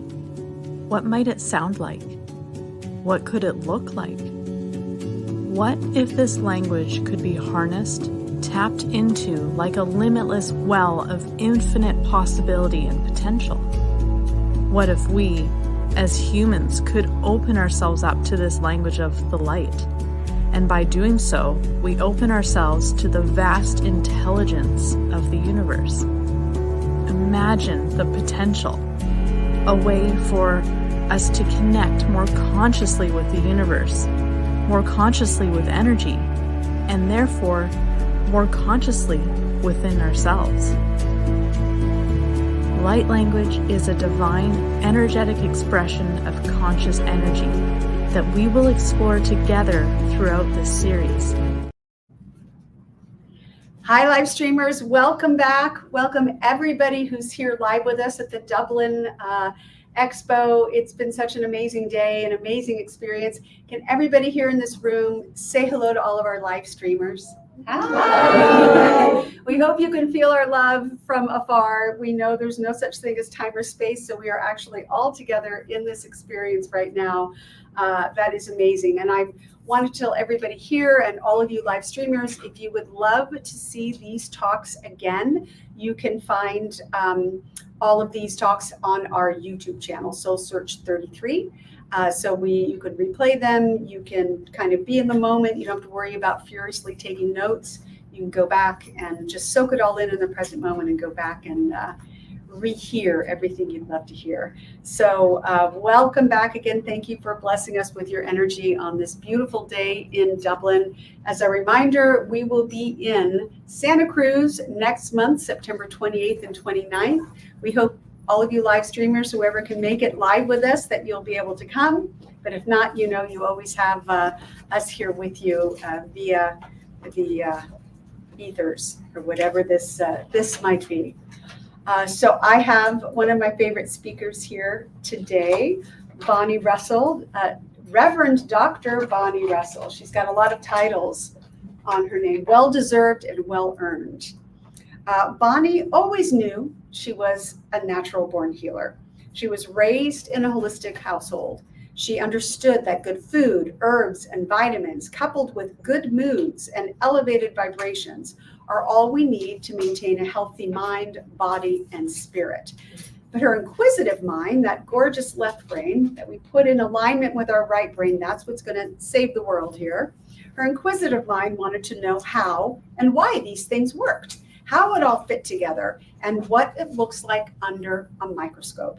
Her burning desire to find these answers took her to some very interesting places, none the least of which is the other side. So Bonnie will talk about this. She has had 3 near-death experiences. One as a toddler, one in her senior year of high school, and the third when she was living in the jungle of Central America. Okay, now I want to stay for the rest of the talk. Come on. She is a board-certified HHP, natural healer, speaker, and #1 international best-selling author. So today with Bonnie, we are going to do a deep dive into all things wellness in a way that only Bonnie can explain to you. So without further ado, let's all welcome Bonnie Russell. Thank you so much. I want to meet this wonderful person that you're talking about. That's not me. So like she said, I have my doctorate in shamanic healing. I've actually got to study for 5 years in the jungles of Central America with a Maya shaman, which I still can't believe I got the opportunity to do that. And I have had 3 near-death experiences. The first one was when I was a toddler, and I fell hard enough that I hit my head and knocked myself out, scared the heck out of my parents, and of course was rushed to the emergency room. Now I remember being in the x-ray, and you know the sound, that bang, bang, bang of the x-ray machine, right? And I remember looking over and seeing my mother with tears, mascara running down her face. And years later, when I was able to, I told her that memory. And she said, no, honey, that's not possible because I was very pregnant with your brother at the time and they wouldn't let me in the room. And so I had visited her in the waiting room as a little baby. I had left my body and I went and I saw her in the waiting room. Shortly after that happened, it must have been because I can remember still seeing the bars of my crib. A line of spirits made their way in the bedroom door, walked all around the perimeter of the room, and then up onto the foot of my crib, walked right through the bars and into the wall behind me. And one of those really stood out to me. And he was a Native American, full headdress, bells, furs, all the whole thing. And he came right up to my face, and I'm not sure that he said anything. I don't think that he did, but he just let me know that everything was okay, that this was my posse and they were with me and it was going to be all right. Shortly after that, I started to have experiences just knowing when someone was going to pass. I came skipping through the kitchen one day at my grandmother's house and I said, Andy's dead, Andy's dead. To which, of course, I was told, that's not nice. Don't do that, right? And then the phone rang and my mother's cousin Andy's body was found. He was fishing and they found his body floating in the lake. So little things like that just started to happen all the time for me. On the playground, seeing the auras of other children and describing them to the other children and being shunned and like, what is she talking about? And so I learned how to shut up. I learned how to put all that in a little box in the back of my mind and just leave it. And then I had my second near-death experience when I was 17 years old. It was right when they first passed the seatbelt laws. So everybody was wearing their seatbelts at the time. But I was in the back seat of a 1974 Firebird. This was the hottest little sports car, right? And we were having a great time flying down the highway, and someone cut us off in traffic. We're in the left lane, they cut us off in traffic, and we hit a telephone pole. I remember seeing the pole. It was about from here to where the door is, and that's my last memory of it. I woke up in the recovery room, and the doctor asked me 3 questions. He said, "Do you know where you are?" And I said, "I think I'm in the hospital." And he said, "Do you know what happened?" And I said, "I'm pretty sure we hit that pole." And he said, "Do you know how long you've been here?" And I said, "Oh gosh, it must be like 3 weeks." And he said, "No, it's been about 4 or 5 hours." Oh. When he said that to me, the tears just started to flow down my face because I couldn't believe I had been in paradise. I had all the answers to all the questions in the world at my fingertips. It was incredible. I got to see everyone who I ever lost, and it happened like that. Just in a snap, in an instant. So I couldn't believe it. And the tears, I didn't know if I was just in a state of disbelief or relief that I was back, because I was only 17 years old. I had stuff I wanted to do. In fact, that night we were rushing home because I had a date. I had a first date with a really cute boy in school, which of course I didn't get to go on. But yes, I was relieved to be back. After that happened, after I had that experience, I had to open that box in the back of my mind and say, wait a minute, there is more to this.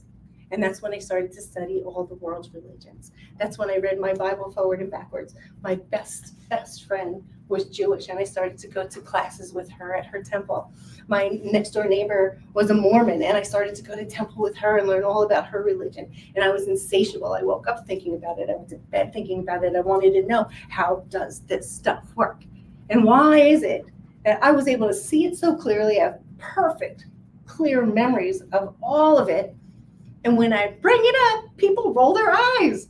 There's a huge disconnect, and we have to fix that. That's ridiculous. That's silly. We can't do that, right? So I have dedicated my adult life to teaching people how to become their own gurus, their own shaman, how to tap into that part of you that still remembers what it's like in that place where we came from and where we will return to. Last night it was so funny. We were at the Moose Lodge, that's our local place, and a young lady had on a shirt, "Relax, we're all gonna die." And people were saying to her, "That's a terrible shirt, oh my gosh." But I said, well, we're all, none of us gets to stay forever. We don't. So it would help us very much if we were able to remember and be okay with the fact that we're going to go back to paradise. One of the things that I learned was that there is nothing to fear. There is no judgment. It's all joy and love, pure love. That is all that's waiting for us. And yes, you'll get to look back at the memories of the things that you experienced in this lifetime so that you can make it make sense, so that when you come back again, you don't have to do those same things. And we do travel in soul schools. We go through lifetime after lifetime with the same groups of people, so that you get to play out different scenarios with them. My son at one time was my brother. My sister at one time was my father. So the two of us still butt heads. But it's just old leftover energy. And when we talk about it, we're able to go, oh yeah, okay, that's not this time, you're just my sister this time. And it's easier. I had a client one time who had a very antagonistic relationship with her mother-in-law. She was the stereotype, like this horrible person who she just couldn't do anything right in her mother-in-law's eyes. So she came to me for a hypnotherapy session, and what we found was that they had made an agreement, they had made a contract before they came into this lifetime that they were going to be this for each other. They were actually, in the scope of eternity, best friends. But they decided to play these roles together in this lifetime. When you think about that from the observer's perspective, seeing how this is all playing out, doesn't it make it easier? It makes it so much easier for us to be able to say, all right, this is just a role. It's just a role, and it's not going to last forever. It's okay. There are seats up here.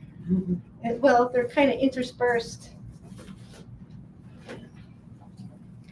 We know that we're on the right path when we start to experience synchronicities, when things just start to work out without hardly any effort.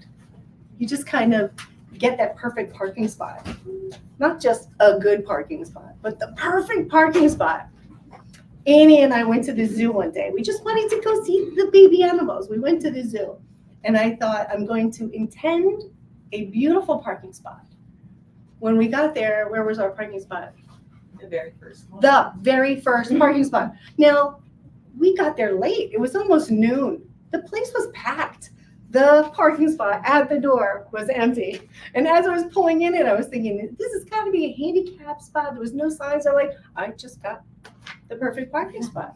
I just did. And things just start to work out for you like that. How about, all right, us ladies, we understand this. We love to shop. We love to go to the mall because we delight in surprises. Well, so does the universe. You love it when you come across that perfect thing on the shelf and you just go, oh, I knew this. This is calling my name, right? Well, imagine you're in the kitchen one day and you look over at your old cruddy salt and pepper shakers and you think to yourself, oh man, I gotta do something about those. I need to get new ones. And they don't even match the decor anymore. And they just kind of put it away in the back of your mind. And then one day you're at the mall and you're just walking through Williams-Sonoma and boom, perfect. Salt and pepper shakers. They match identical, the weird color that you have that nobody else has. They're just perfect for you. That is the universe delighting in surprises. You didn't set out for that. You didn't pick a time when that was going to come to you. You just set an intent.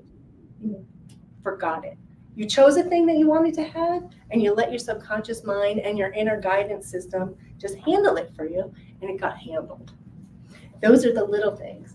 Now, the trick is to start using that same exact system for the big things.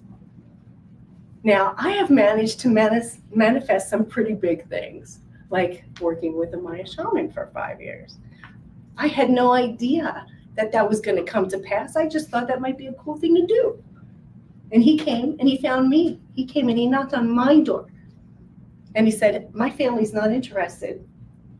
They think that America's got it right. They want a pill. They're not interested in learning about plant medicine and spirit medicine. Are you?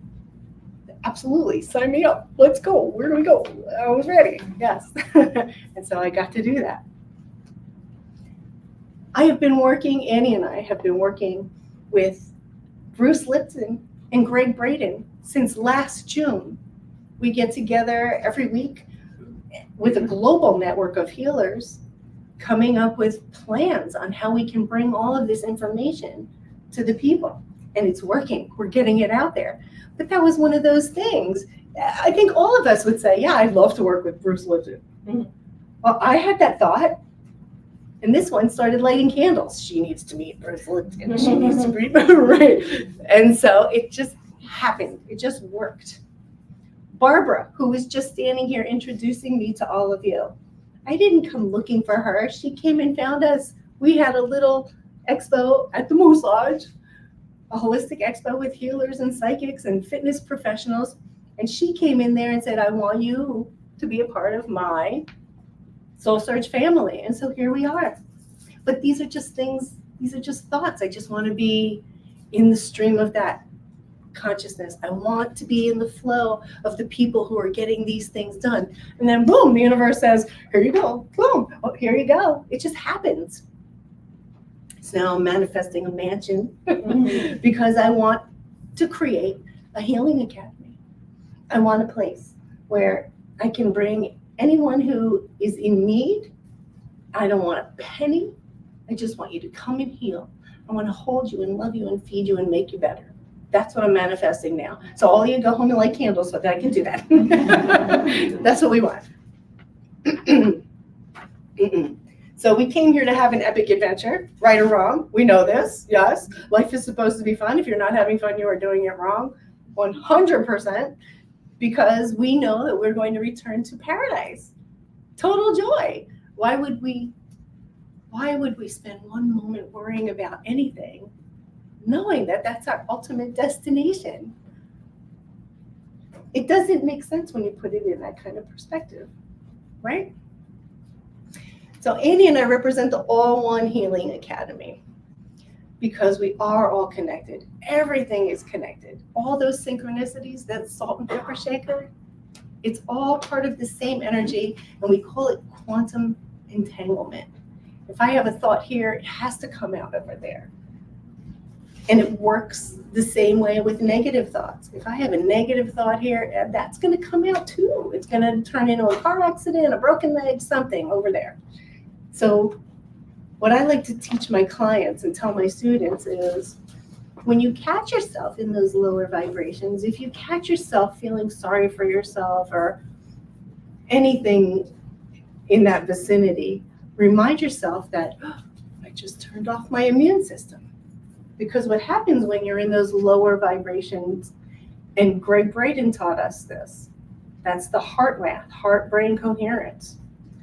We've always known that the brain tells the body what to do. He has found under a microscope that the brain listens to the heart. The heart tells the brain to tell the body what to do. So when we're in these lower vibrational frequencies, when we're in these yellows and oranges and reds, we turn off our serotonin, we turn off our dopamine, and we turn off our oxytocin. That's our immune system. So when you catch yourself sliding into that, woe is me, the first thing I think is, I just turned off my immune system. I don't want to do that. I want to be well. And especially in the age of COVID, I don't want to turn off my immune system. I want to be happy. Because as soon as you raise your vibrational frequency to a place where you're just satisfied, you don't have to be blissed out. You just have to be okay. You will turn on your oxytocin. You will turn off your cortisol. And all of your systems will work with you. That's probably the biggest lesson you have to learn. At the All One Healing Academy, we have an acronym for All One. And the A stands for alignment. Everything is alignment. When you are in alignment and all of those happy juices are flowing, all of the things that you desire will come to you. They can't not. The first L in All One is love, because that's all there is. You know, when you turn the dial to turn on your heat, you either turn your heat on or off. All that exists is heat. There's no such thing as cold. You don't turn on the cold. All there is love. And the opposite of that is the lack of love, which is fear and jealousy and all of those things. But love is the energy. That's the engine that keeps everything going. The second L is leave it. Just leave it. You cannot reach these higher vibrations. You cannot reach your goals. You cannot have all of the desires if you're still holding on to old baggage. If you're still holding on to old garbage, it will keep you weighed down. It will keep you from achieving all of your dreams. And that's the trickiest thing, isn't it? Because every single one of us has had heartbreak, horrible circumstances. None of us is alone in that. And that too, just recognizing that and going, I'm not alone in that. We've all had shit things happen to us. We all have. And so we have to all let it go together. You just gotta let it go so that you can float to the top, so that the cream can rise to the top. That's how this works. The O in All One is for observe. Remember the example I gave earlier about the observer looking through you and seeing? Spend time as the observer. Watch your life happening as if it's happening on a movie screen. If you can do that, you remove the emotional layer from it so that you can say, as if it's somebody else on there, hey, you know, you ought to, because if it's you, it's hard to remember what to do because you're in the middle of it and the emotions are going. But if it's somebody else, you always have the perfect advice for somebody else. So spend time as the observer, looking at your life through the eyes of your higher self, the part of you that knows exactly what you need and when you need it. The N in all one, I took a little bit of liberty with this, is for integrity. It starts with the N sound. All of this is rooted in your integrity. You cannot achieve a thing if you're a liar. You cannot achieve a thing if you're lying to yourself. You cannot achieve a thing if you're still believing a lie that somebody else told you about how you're not worthy, you're not good enough, girls aren't good at math, whatever it is, that keeps you out of your integrity.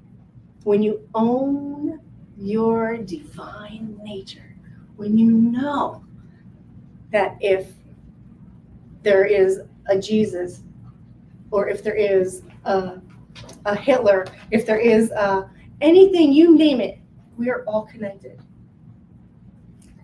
So if I am able to attract Bruce Lipton and Greg Braden into my life, so are you. We're all connected. Everything is connected. That makes sense? I know I went a little bit on that one. And then the E in all one is for energy, because everything is energy. Let's do a little experiment or a little exercise. I'd like you to all just bring your hands together and imagine that you have an energy ball in your hands. And just start to play with it. Everything is made of atoms. Everything. You, me, the chair, the carpet. It's all made of atoms. The space between your hands, the air, it's all made of atoms. Begin to move your hands back and forth a little bit and feel the resistance or the attraction. Notice how different it feels when you pull your hands apart and when you push them together.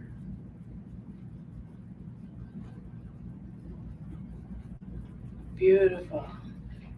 Okay, now put your hands around your knee and feel the difference of it when you put an object between. You feel how that energy changes? Yes, you can feel that there's something in between, cutting off that connection between your hands. Beautiful. Now, I have this example that I like to share with my students, and I'm going to share it with you. This is top-notch stuff you're getting today. Okay. Imagine that you are sitting at home. It's the end of the night. The dishes are done. Dinner's over. The children are playing in the room quietly. And you're just watching television, or you're reading your book, or whatever it is. But you suddenly notice you don't hear the kids. They're too quiet. So what do? You go like this. You turn off the television. You listen with every fiber of your being, right? The hairs are standing up on the back of your neck. And suddenly you get a picture in your mind. Those kids are in the bathroom and they're feeding toothpaste to the dog. You just know it. So you drop the remote control, you run to the bathroom, and those kids are in the bathroom and they're feeding toothpaste to the dog. You have no logical explanation for why you knew that. It was simply your level of awareness. You opened your awareness so that the universe, your guides, your higher self, whatever, whoever it was, could show you what was going on. So now I'd like you to open that awareness. I'm just going to say the words dog toothpaste, and you'll be able to go to that place, right? Feel what that sensation is, that awareness is. Just feel that. And now feel the energy between your hands.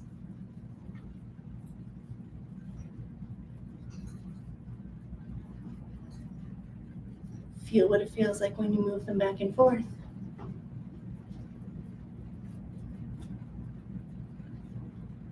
Feel what it feels like when you put your knee in between your hands.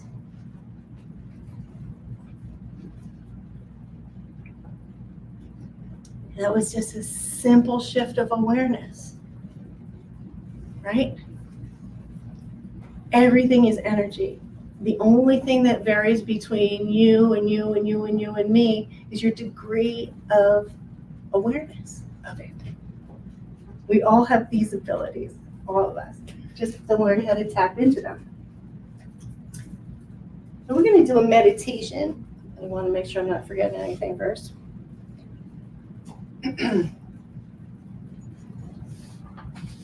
No, we're going to go ahead and do the meditation. You ready? Okay. So uncross your legs. Sit as comfortably as you can. I'm going to put on my favorite hypnotherapy meditation music. You're going to close your eyes. Take a nice deep inhale and release it. Another nice big breath in. And I'm just going to ring the bells to clear the energy. And exhale. And one more nice big cleansing breath. And as you inhale, tighten your abdominals and your pelvic floor and hold it. And exhale, releasing those muscles as the breath leaves your body. Beautiful. And we're going to relax from the very top of the head, down across your scalp. Relaxing your cheeks and your jaw. Letting go of any tension that you might feel in your neck and your shoulders.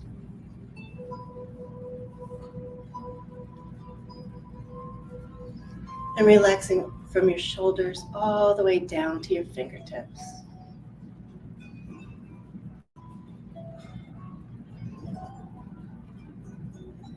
And we're going to bring that beautiful, peaceful sensation down your spine and across your chest. Through your low back and across your belly.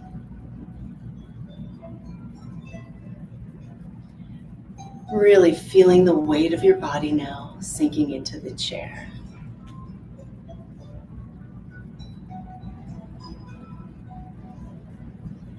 Relaxing now from the hips to the knees. Your knees to your feet. And letting any extra energy go right down into the center of the earth.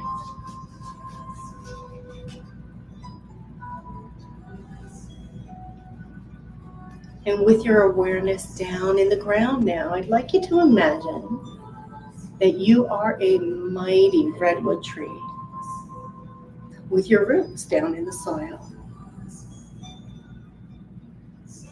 And your roots are intertwined with all of the roots of everyone else in this room.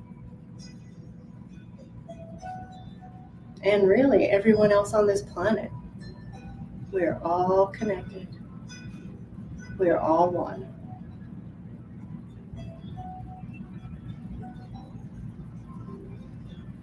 And now imagine that you can bring in nourishment, minerals and nutrients from the soil up through your roots and let them rise through your body the way sap rises in a tree, all the way up to the top of your head.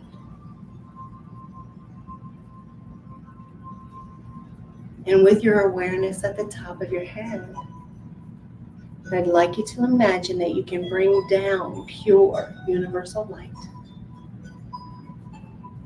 Let it come in through your crown and move down your spine, down your arms and your legs, and intermingle with all of the nourishment you brought up from the earth until you're positively vibrating. You are completely supported. You are in the arms of Mother Nature, safe and well. And now I'd like you to bring your attention to your heart center where you're going to find a beautiful neon green spinning wheel of light. And as this energy center spins in a clockwise direction, we're going to begin to invite your guides and mine,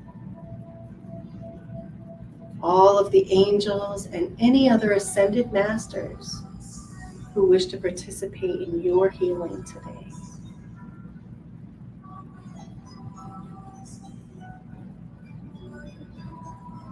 And we're going to ask them to help us to release anything that's holding us back, any doubt,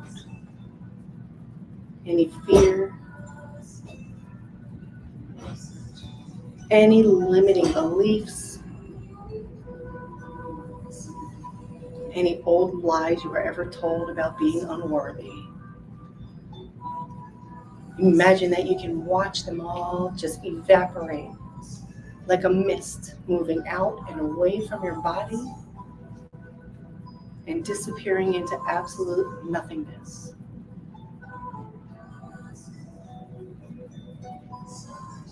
And as all of these things leave, you begin to feel lighter. You begin to feel freer.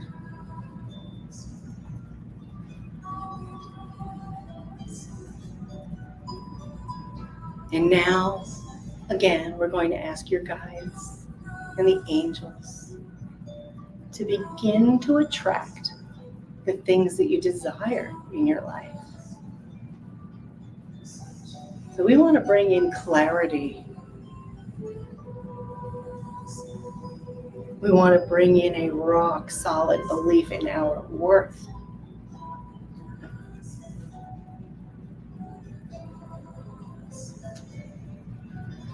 We want to bring in alignment.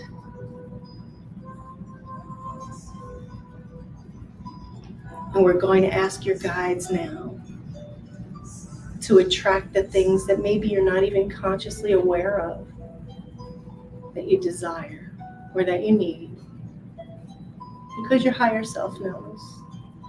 And we're just going to trust that they're going to bring exactly what you need in exactly the right timing.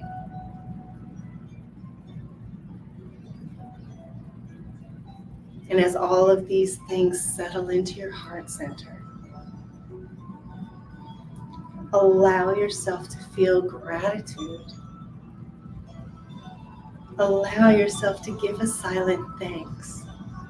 Thank you, thank you, thank you for always supporting me, for always being exactly what I need.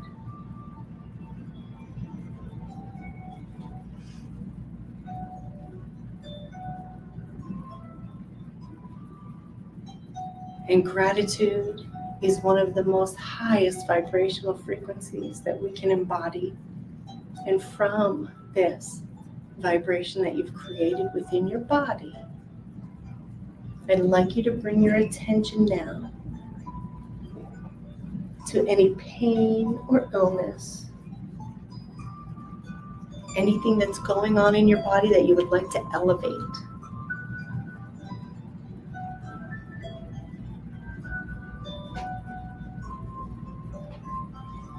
And now with your focus on that body part, on that system, on whatever it is,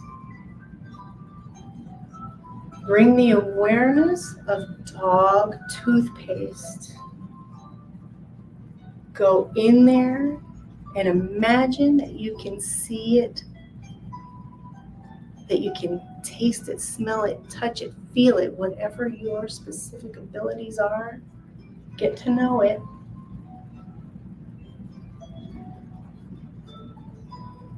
And the same way that we were expanding the energy between our hands, imagine that you can expand the energy between the molecules of your pain, of your illness, and trust that the particles that are part of your physical body are now able to leave and be eliminated through your bloodstream. And all of the energetic particles are able to dissipate and move out and away from your body.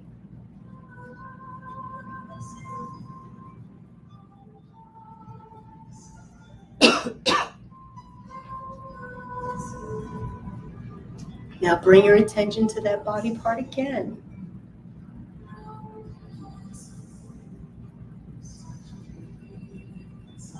Bring your dog toothpaste awareness to that body part again.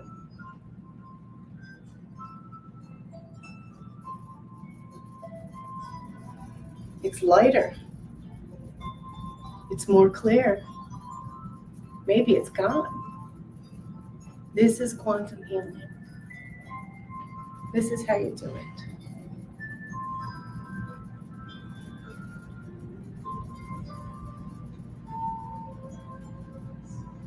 You know, again, bring your attention back to your heart.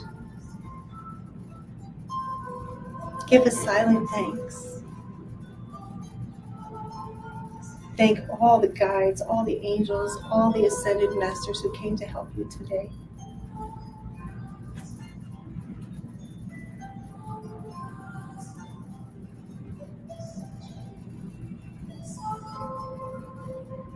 And now just surround your body with white light.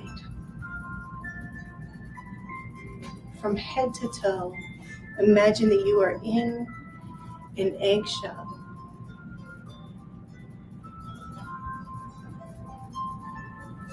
Sealing in all the work that you just did with pure universal love.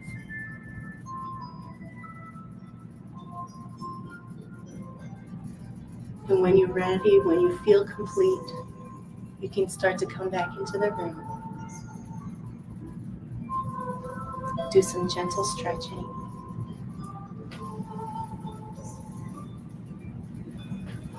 Yay.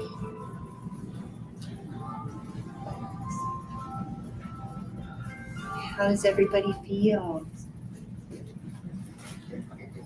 Everyone feel a shift? Do you feel like whatever your pain was is transmuted, transformed, disappeared? Yay. Excellent. Excellent. All right. I have another exercise that I'd like us all to do, and this one requires a partner. So whoever you came with or whoever is sitting next to you, I'd like you to pair up, and what I'd like you to do is raise your right arm above your head and put it behind you, and try to make your left hand touch your right. Now your partner is going to look at the space between your fingers and tell you how much space you've got or how much overlap you've got, okay?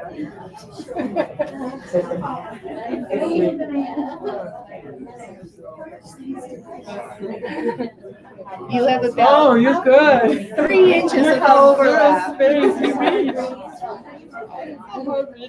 Good job.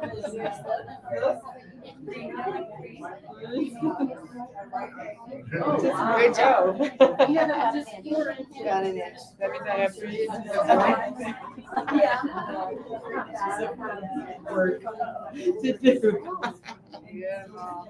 Okay, now shake it out.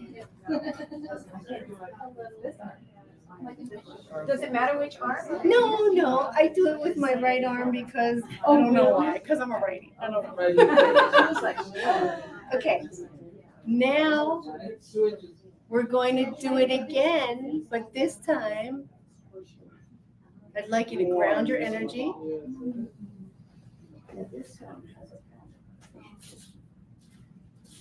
Bring in divine energy into the top of your head.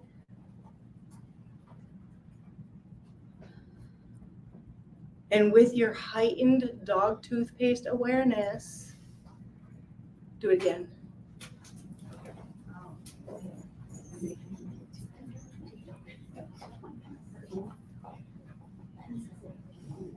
And look at the difference.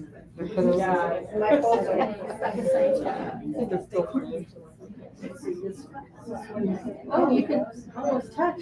Oh, very good. Yay, see?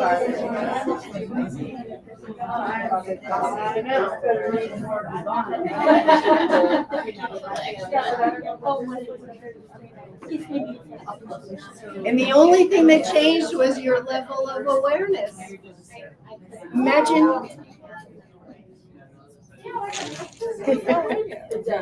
Imagine bringing that awareness to every single difficulty in your life. How easily you'll be able to transform relationships, problems with coworkers, issues that don't have to do with other people, that have to do with maybe your blender isn't working. And if you just bring your dog toothpaste to your blender, it will raise the vibration of everything, whatever it is that you're doing. Did everyone have an easy time following me with the meditation? Yes. You were able to visualize it and feel it? Yeah, men's okay.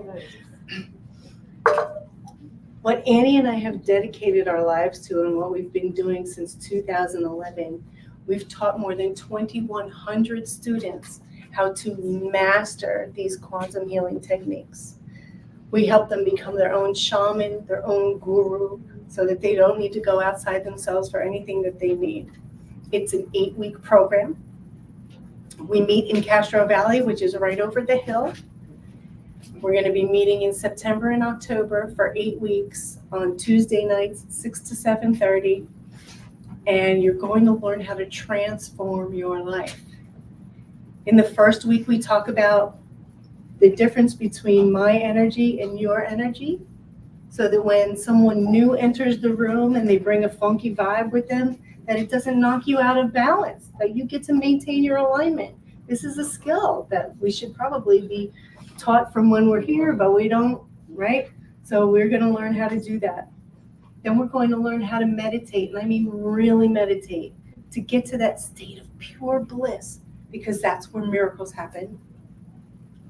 And then we're going to learn about the anatomy of energy, the aura, the layer of the auras, the chakras, and I'm talking from the foot chakra all the way up to the 12th layer of your aura, every one of those energy centers, the physical energy centers and the spiritual energy centers. And you'll learn how to tune into each one of them for divine guidance. On the 4th week, we talk about natural healing. So that's herbs. We're going to make an herbal remedy using some of the rainforest herbs that I brought back with me from the jungle. And we're going to talk about nutrition and sleep and exercise and diet and all of those things in week 4. In week 5, it starts to get really fun. We start to pick up speed. In the first 4 weeks, I'm going to be Miyagi-ing you. You're going to be learning little things that by the time that we get to week 6, you're going to go, oh, like the dog toothpaste thing. You're going to go, I know what to do when I say dog toothpaste. We are going to learn what your specific gifts are. Many people aren't aware of what their gifts are because it's just something that you use every day, something that you know you're good at. And when other people aren't good at it, you get upset with them, like, how come you can't? Because that's your gift, that's not their gift. So we'll fine tune and tap into what those things are. And then we're going to practice communicating with spirits on the other side. How many of you would like to be able to talk to your loved ones who have passed, right? Without having to go to someone who is going to tell you what they say, what their interpretation is of what they say. You want to do it yourself. So we're going to learn how to do that. Then we're going to do past life regressions. We're going to find out who you were, because knowing who you were and what energies, patterns you brought forward into this life can be very healing. I have no idea why I can't be on time to anything. Well, because in that lifetime you had XYZ going on, and now that'll fix this in this lifetime. It's little subtle things, little subtle shifts. In the 7th week, we're going to actually be working on each other, doing quantum healing on each other, opening and releasing pain and disease. And then in week 8, our final week, we're going to go on a spirit quest. So we're going to go into deep meditation. We're going to do a Maya cacao ceremony. And the instructions are to go into the wilderness and don't come back until you know what your purpose on this planet is. When you know your mission, then you can come back. And then you will get a holistic health practitioner certification, something that you can hang on the wall and post on your website, because it is widely recognized by the world. A holistic health practitioner is somebody that anyone who has been disillusioned by the jab is looking for. They don't want the doctor anymore. They want a holistic health practitioner, and you're going to be it. You're going to be well-versed in healing. And since everything is energy and everything is, energy healing is the only valid healing modality on the planet. There's no other way to look at it. So you want to get really good at it.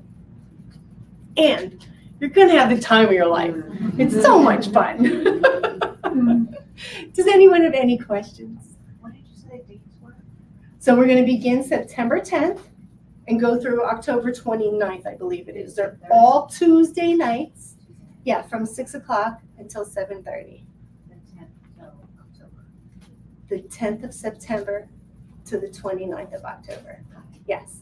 And Annie has in her hot little hand 50% coupons, discount coupons. So when you go on the website, there's a QR code on the card so that you can register, and there's a coupon code that you can plug in. It's $2,500. You're going to get it for $13, or you're going to get it for $12.50. Yes. How many students do you have? Well, we have our own healing center, so we want to fill a room. We want all of you to come. What is the name of the center? It's the All One Healing Academy, and we're in Castro Valley, right on Castro Valley Boulevard. And if you're familiar with the area, we're right next to the Chabot Theater, the old-fashioned movie theater. So it's really easy to get to, right off of 580, simple to get to. And Annie will hand you coupons as you walk out the door, so everyone will be able to take advantage of this great deal. How many weeks is it? And it's how much, like 8 weeks, you say? It's 8 weeks. 8 weeks, okay. Yes. Does anyone else have any questions? Yes. How long have you guys been in Castro Valley? Just 6 years. Yeah.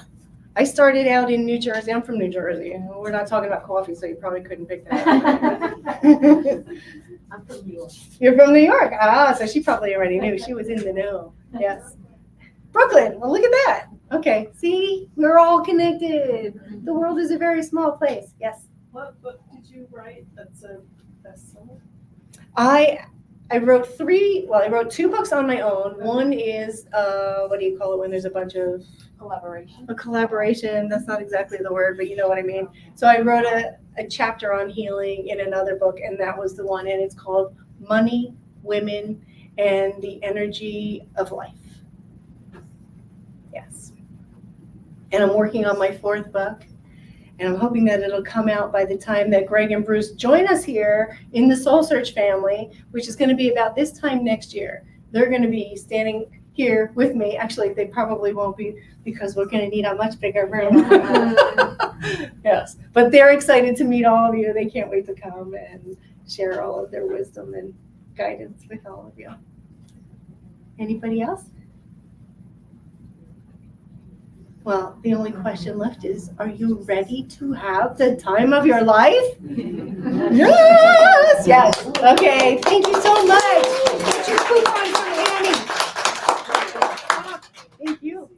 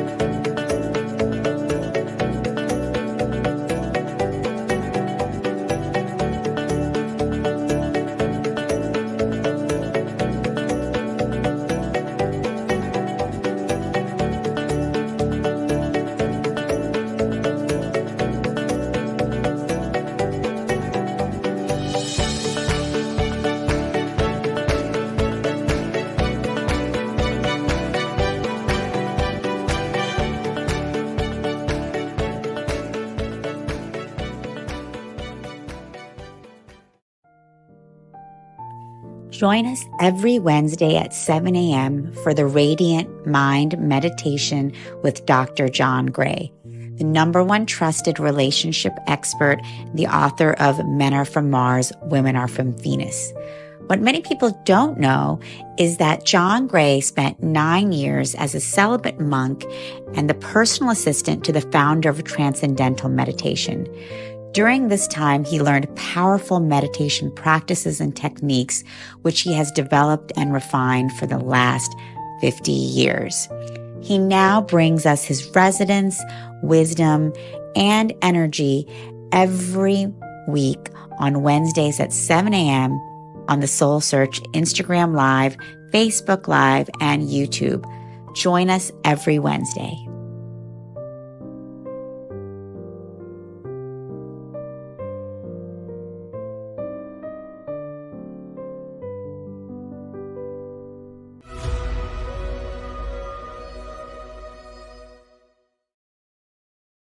My name is Asil, and I've been a channel for 5 years now. I had no idea what channeling even was for most of my life. When I started hearing these messages and meeting these guides for the first time, I actually thought I was going crazy. I wasn't crazy though. These angelic beings really did seem to be talking to me. I kept an open mind, and these guides kept showing up, offering me adjustments and healings. They told me that they were preparing me. The guides say that there is an energetic network that feeds the earth with universal energy. This energy is critical for human consciousness and all living beings to evolve. The mission that we were given by the guides was to realign this network and establish a new network, specifically dedicated to the evolution of consciousness across the globe. They directed me to visit many places, from mountains to forests, from islands to deserts, sites of many world religions and ancient traditions. The guides wanted me to help them activate sacred sites that have been inactive or misused for millennia. I've been to dozens of countries and hundreds of sacred sites where often the guides will share their perspective through spoken channelings. This work has tremendously impacted my life and those that have traveled with me. Join me and the guides as we take you on an epic adventure.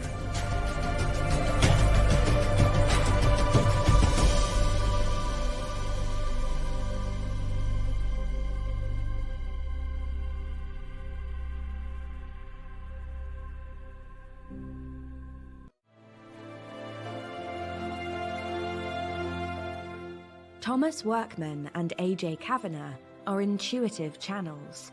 You were created as a part of a universal plan. Who have a remarkable ability to speak for a spiritual collective they call the guides. As you step into the light, you find new realities, new worlds indeed open up for you.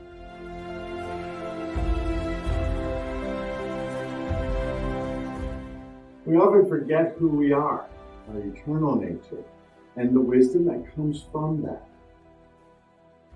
The Infinite Pathway, Journey to Self-Realization.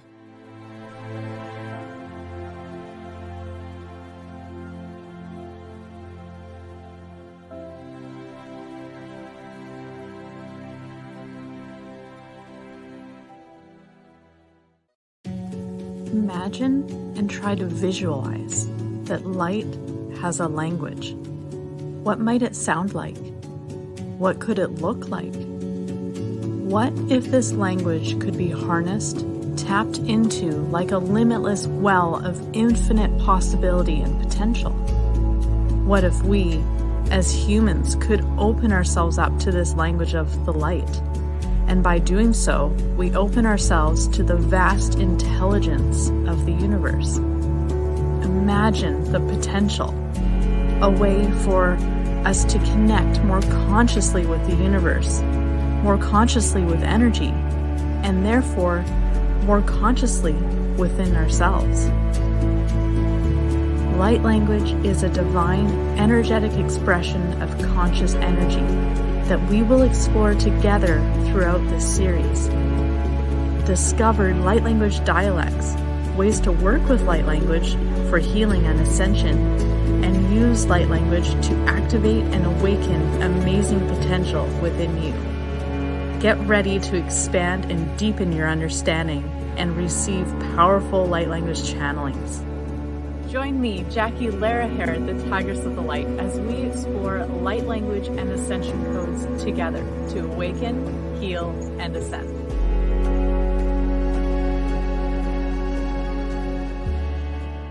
What is enlightenment? How do we get there? Is enlightenment possible for someone like you or me? For most of my life, I thought enlightenment was only reserved for a few chosen ones. But we no longer live in a world where we have to cut ourselves off and retreat to a mountaintop cave to reach nirvana. Enlightenment is within our reach in the here and now, and there are infinite ways to get there. Join me as I sit down with the leading spiritual teachers of our time to dive into and explore the Enlightenment experience. Together, we discuss how enlightenment is our collective journey at this time of humanity's evolution, and we explore tools, tips, and practices to support us on our own personal enlightenment journey. Each one of us can experience enlightenment in the midst of our human experience, and it is our divine birthright to do so. Yeah, I know exactly what that is. Yeah. I'm Jared. I'm a medium. I always say medium just means middleman. I try to take what I get. Okay, great. All right. Welcome, everyone. I'm Tangela, the founder of SoulSearch, and thank you all for joining us today at the SoulSearch Dublin-Pleasanton Enlightenment Expo. It's our first one in this area, and we've just been so excited that all of you came out. I know it's your first. How many is your first time at one of our events? Wow. Okay. Amazing. I know when we were advertising for Dublin, people kept commenting, we haven't ever seen this kind of event anywhere around here. So how are you guys feeling after today? Love it. Nice. Did you guys have some new experiences? Yeah. Yeah. Learn something new. Great. So, well, I'm very excited because today we have John Gray, the author of Men Are From Mars, Women Are From Venus, and the whole Mars-Venus series, live with us today to talk about romance, love, and longevity in the modern world. And all of you know, John is the #1 trusted relationship expert in the world. So you guys are going to be able to hear from the person who really can answer all your questions about relationships. But he won't have time to answer all your questions here today. But we're also really excited because this coming week, starting Wednesday, August 14th, John is starting a 6-week online class with us. So you guys can sign up for that with us. John usually does not do online classes, so this is going to be a really amazing opportunity. As soon as you sign up, you're going to be able to send in your top 3 relationship questions. And then during the course of the class, you can send in your questions, and then John will be looking at them and answering as many as possible throughout the class. So it's an amazing class. It's an opportunity. It's only $96. So it's basically, he's gifting this to all of you because he is so generous. So definitely make sure you come sign up with us at the registration table afterwards. And also we have some information at the water station right up front. And you can take a flyer over there. But thanks so much for joining us. We hope you guys stay connected. John actually does a weekly meditation with us on our Instagram, Facebook, and YouTube every Wednesday at 7 a.m. So you guys can join us to do live meditation together. And if you don't want to wake up that early, you can still watch the replay and do the meditations on the replay as well. So thank you so much for joining us, for being here today. Definitely stay connected and come back again soon. And John, welcome. Thank you so much.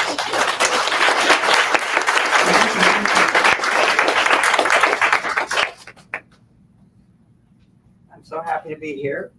I actually have friends in Pleasanton, pleasant place. So we just came from the Happy Lamb Hot Pot. Anyone been there? It's all you can eat and fantastic.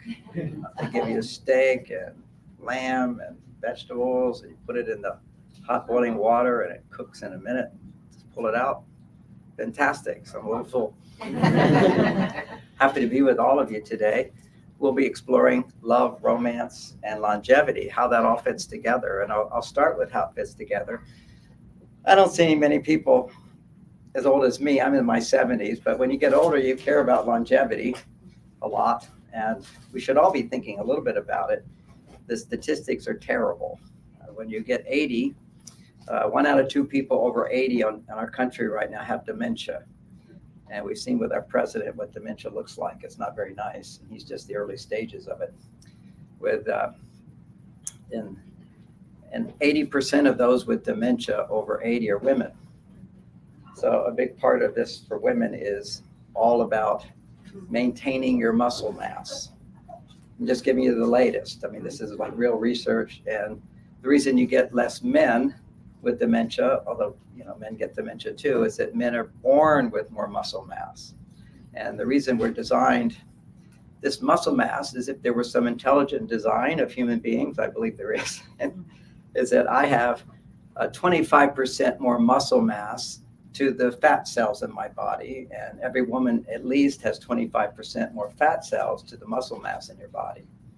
We all have different body shapes and sizes when we're healthy, but still you have this ratio of more muscle mass in men's bodies to fat, and for women, more fat to muscle mass. And as you lose the muscle mass, which happens as people get older, only because we don't know how to keep our muscle mass. So I'm going to teach you how to do that today. So you'll live long and you won't have dementia. But long before that, it's the same, kind of the same thing that protects you as you grow older is love. Love is the most important medicine. You can have the best supplement program. And I had a wellness health food store online with 40 of my favorite supplements. I researched it all. Back 25 years ago, or almost 25 years ago, I turned 50 and got early stage Parkinson's.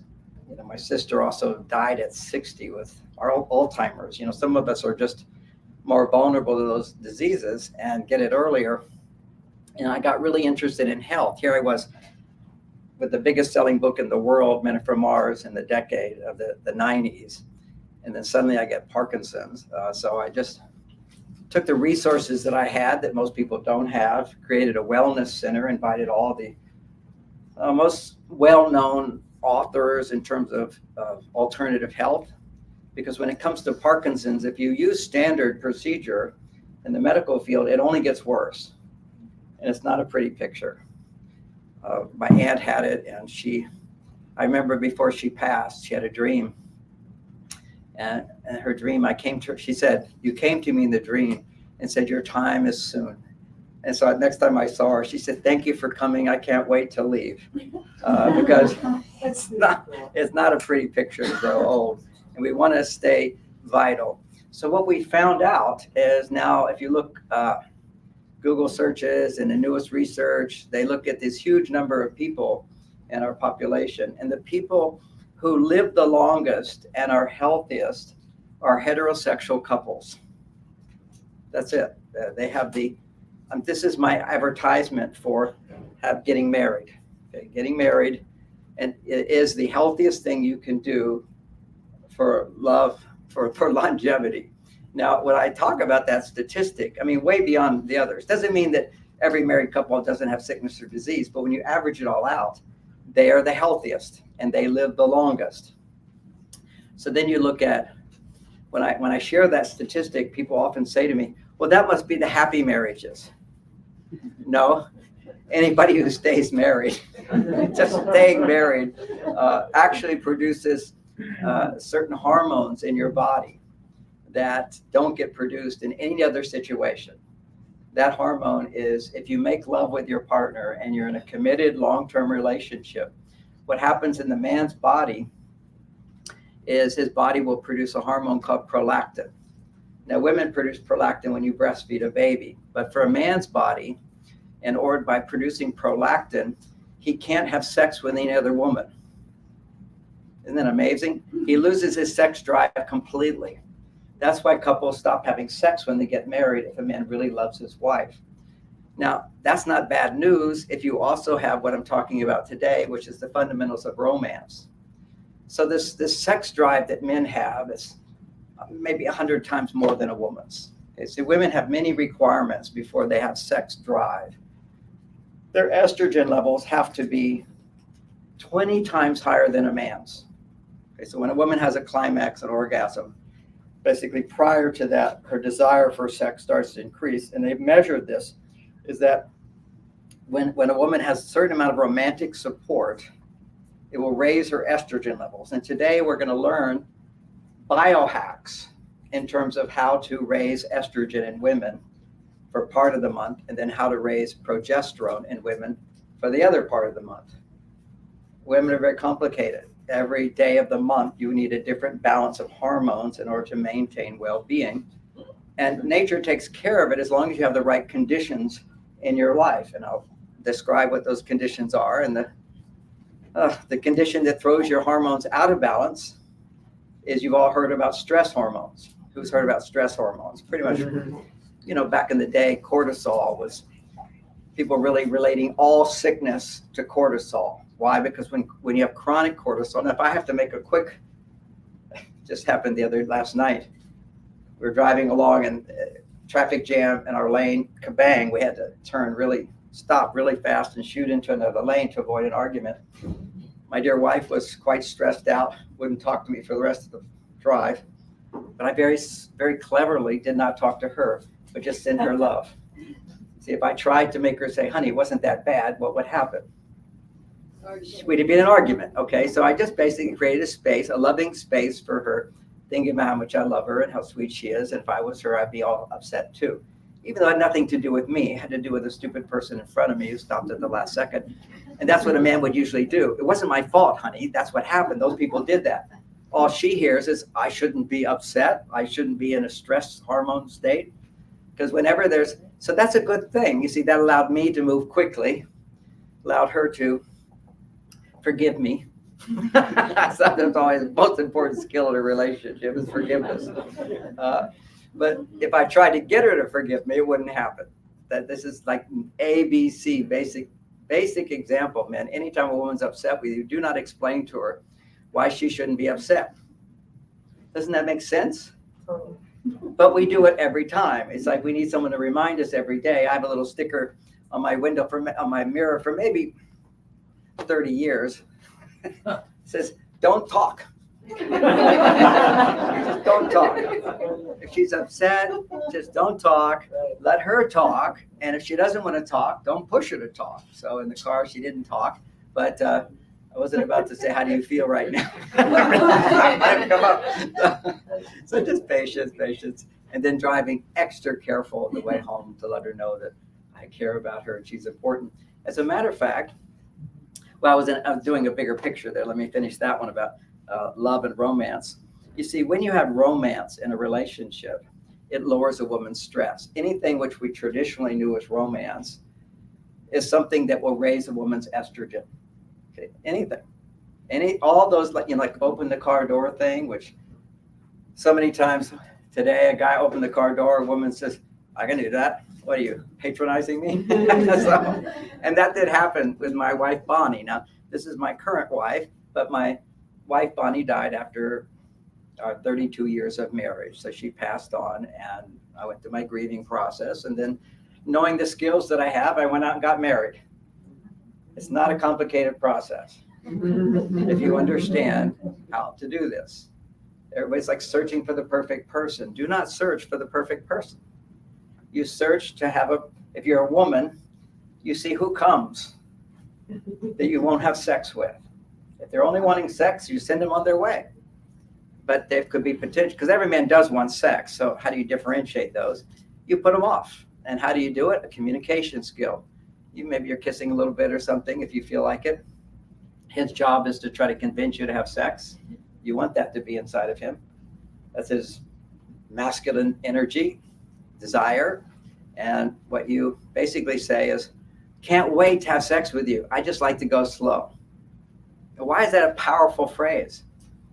Because all he needs to know is that you want to have sex with him. Sex is secondary to the psychological message that, oh, she wants to have sex with me. Then he'll say, how long? How long? We'll see. I can't wait. It will be so good. You have to set your boundary. See, it used to be, and women don't know how to set a boundary in a nice way, because you have to worry about his ego as well, because there's an illusion that every guy's getting laid. Every guy isn't getting laid. There's less sex happening now than ever before. And a lot of reasons for that, we'll get into them. But one of the reasons, which is kind of fun, is all of the dating apps. Only 10% of the guys on dating apps ever get a yes from the woman. 90% of the guys who use dating apps never get an interested woman. And 90% of the women will say yes to that 10%. These are guys with a job, over 6 feet tall, and had somebody write a resume for them. That's about it. And so now you have a prospect, and they read some good books on how to woo a woman, and they're all set to have a one-night stand with you, and they'll never call back. Why would they call back? Because their primary interest is sex, and suddenly they can have sex with so many different women. And also, he didn't have to earn his way into you. See, when men have to earn their way in, this we're going to learn about masculinity, then they bond with you. It used to be, like I remember the first time I had sex, she came in through the bathroom window. Do you remember that Beatles song? That actually happened in my life. That's why I believe in God. I heard that song. I said, please, I'm a teenage guy, and my sister had a friend who was running away from home. She knocked on my window. I had a little garage apartment. I'm sleeping. She knocks, hey, John, can my friend Carol, can she stay here the night? I said, sure. She came into the bathroom window, and she went to my closet, and she put on a little Sweet 16, hardly anything. And I'm like, my God, thank you. Anyway, it was a fantastic experience for me. But see, it was easy. Didn't do anything. I didn't know anything about her. So what happened, it was just sexual. And of course, sex is very pleasurable, very fun. But I hadn't bonded with her in my heart or in my mind. And once the sex was over, there was no connection. See, it's like full on 100%, and thank you, God, and thank you, and who are you, and all that. So the experience I had, which is I'm lying there feeling so grateful, and then it's a little bad, I'm like, suddenly I feel I can't breathe if I'm close to her. So now I got to be on the edge of the bed. Now, unbeknownst to me, what was happening is that I hadn't bonded with her at higher levels, so I hadn't, after it ended, after the squirt, there's no testosterone left in my body. Testosterone's a man's desire. But if I had taken time to get to know her and feel successful providing things for her, I would bond with her, and I would have conversations with her. So I bond in my mind with her. You have to have that bonding first. Otherwise, when he squirts, he's gone, because his testosterone goes all the way down. So what happens with testosterone is, just to feel good and not be stressed, a man's testosterone levels have to be 10 times more than a woman's, 10 times more. So imagine somebody being 10 times more than you. That's testosterone has to go up in a man. So it behooves us to realize all romance are behaviors that will not only increase estrogen in a woman, but will increase testosterone in men. And as that testosterone goes over 10 times, that's where he bonds with you romantically. And romantic bonding is the key for men to eventually produce the prolactin, which is now known to extend men's lives, women's lives, and make you healthier. So this is all news to everybody. This is all amazing research. I was talking about 15 years ago, the Italians did the research on prolactin, but they hadn't done any of these long-term studies showing that is associated with longevity and health. So what happens when a man produces prolactin is his commitment to his wife increases, because he has no interest in other women. He can't get turned on to another woman with prolactin. So, potentially he can, because there's so many, there's buildings, like if you're in New York, you'll see a 20-foot tall, 20-foot story building with a naked woman in front of it saying, come to me. Well, that can throw off prolactin. So pornography can interfere with that. But basically, And then there's a pressure on couples to have lots of sex, otherwise something's wrong. Now, how can you continue having sex with your partner if you've got prolactin, which inhibits his lustful desire to connect physically? Well, you have to have something called polarity. Polarity is what allows that attraction between a man and a woman to last for a lifetime. And at the same time, if you have prolactin, if you don't have polarity, you won't have interest in sex. So here's an example of ultimate polarity. So I've traveled around the world in various places. I'm not like gone to these places for 6 months at a time. A few weekends is fine for me, just to get a hang of the land. So one of the places I've been is in the Amazon with the Ashwar Indians. So in going to them, a private plane landing on a dirt road, getting in a canoe with two translators from one language to another. And so was it like 3 hours? There was 3 hours in the canoe. Then we get off the canoe, we go through the jungle for 5 hours. This is really a faraway place. They don't have any exposure to the Western world. Men are men, women are women. There's rules. Men are not allowed in the garden. Men can't cook.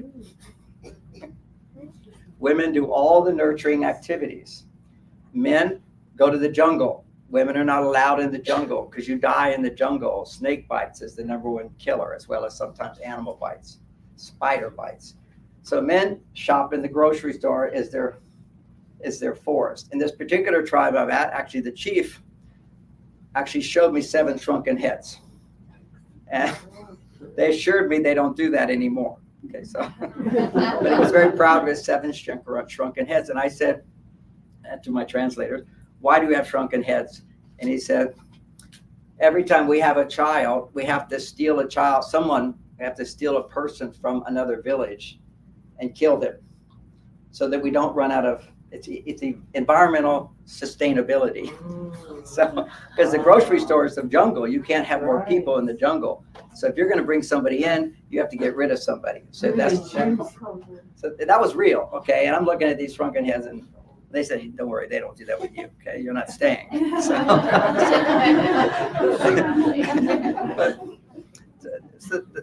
So what I have, when you're there and you're sleeping out under the jungle, you hear what's going on in the huts.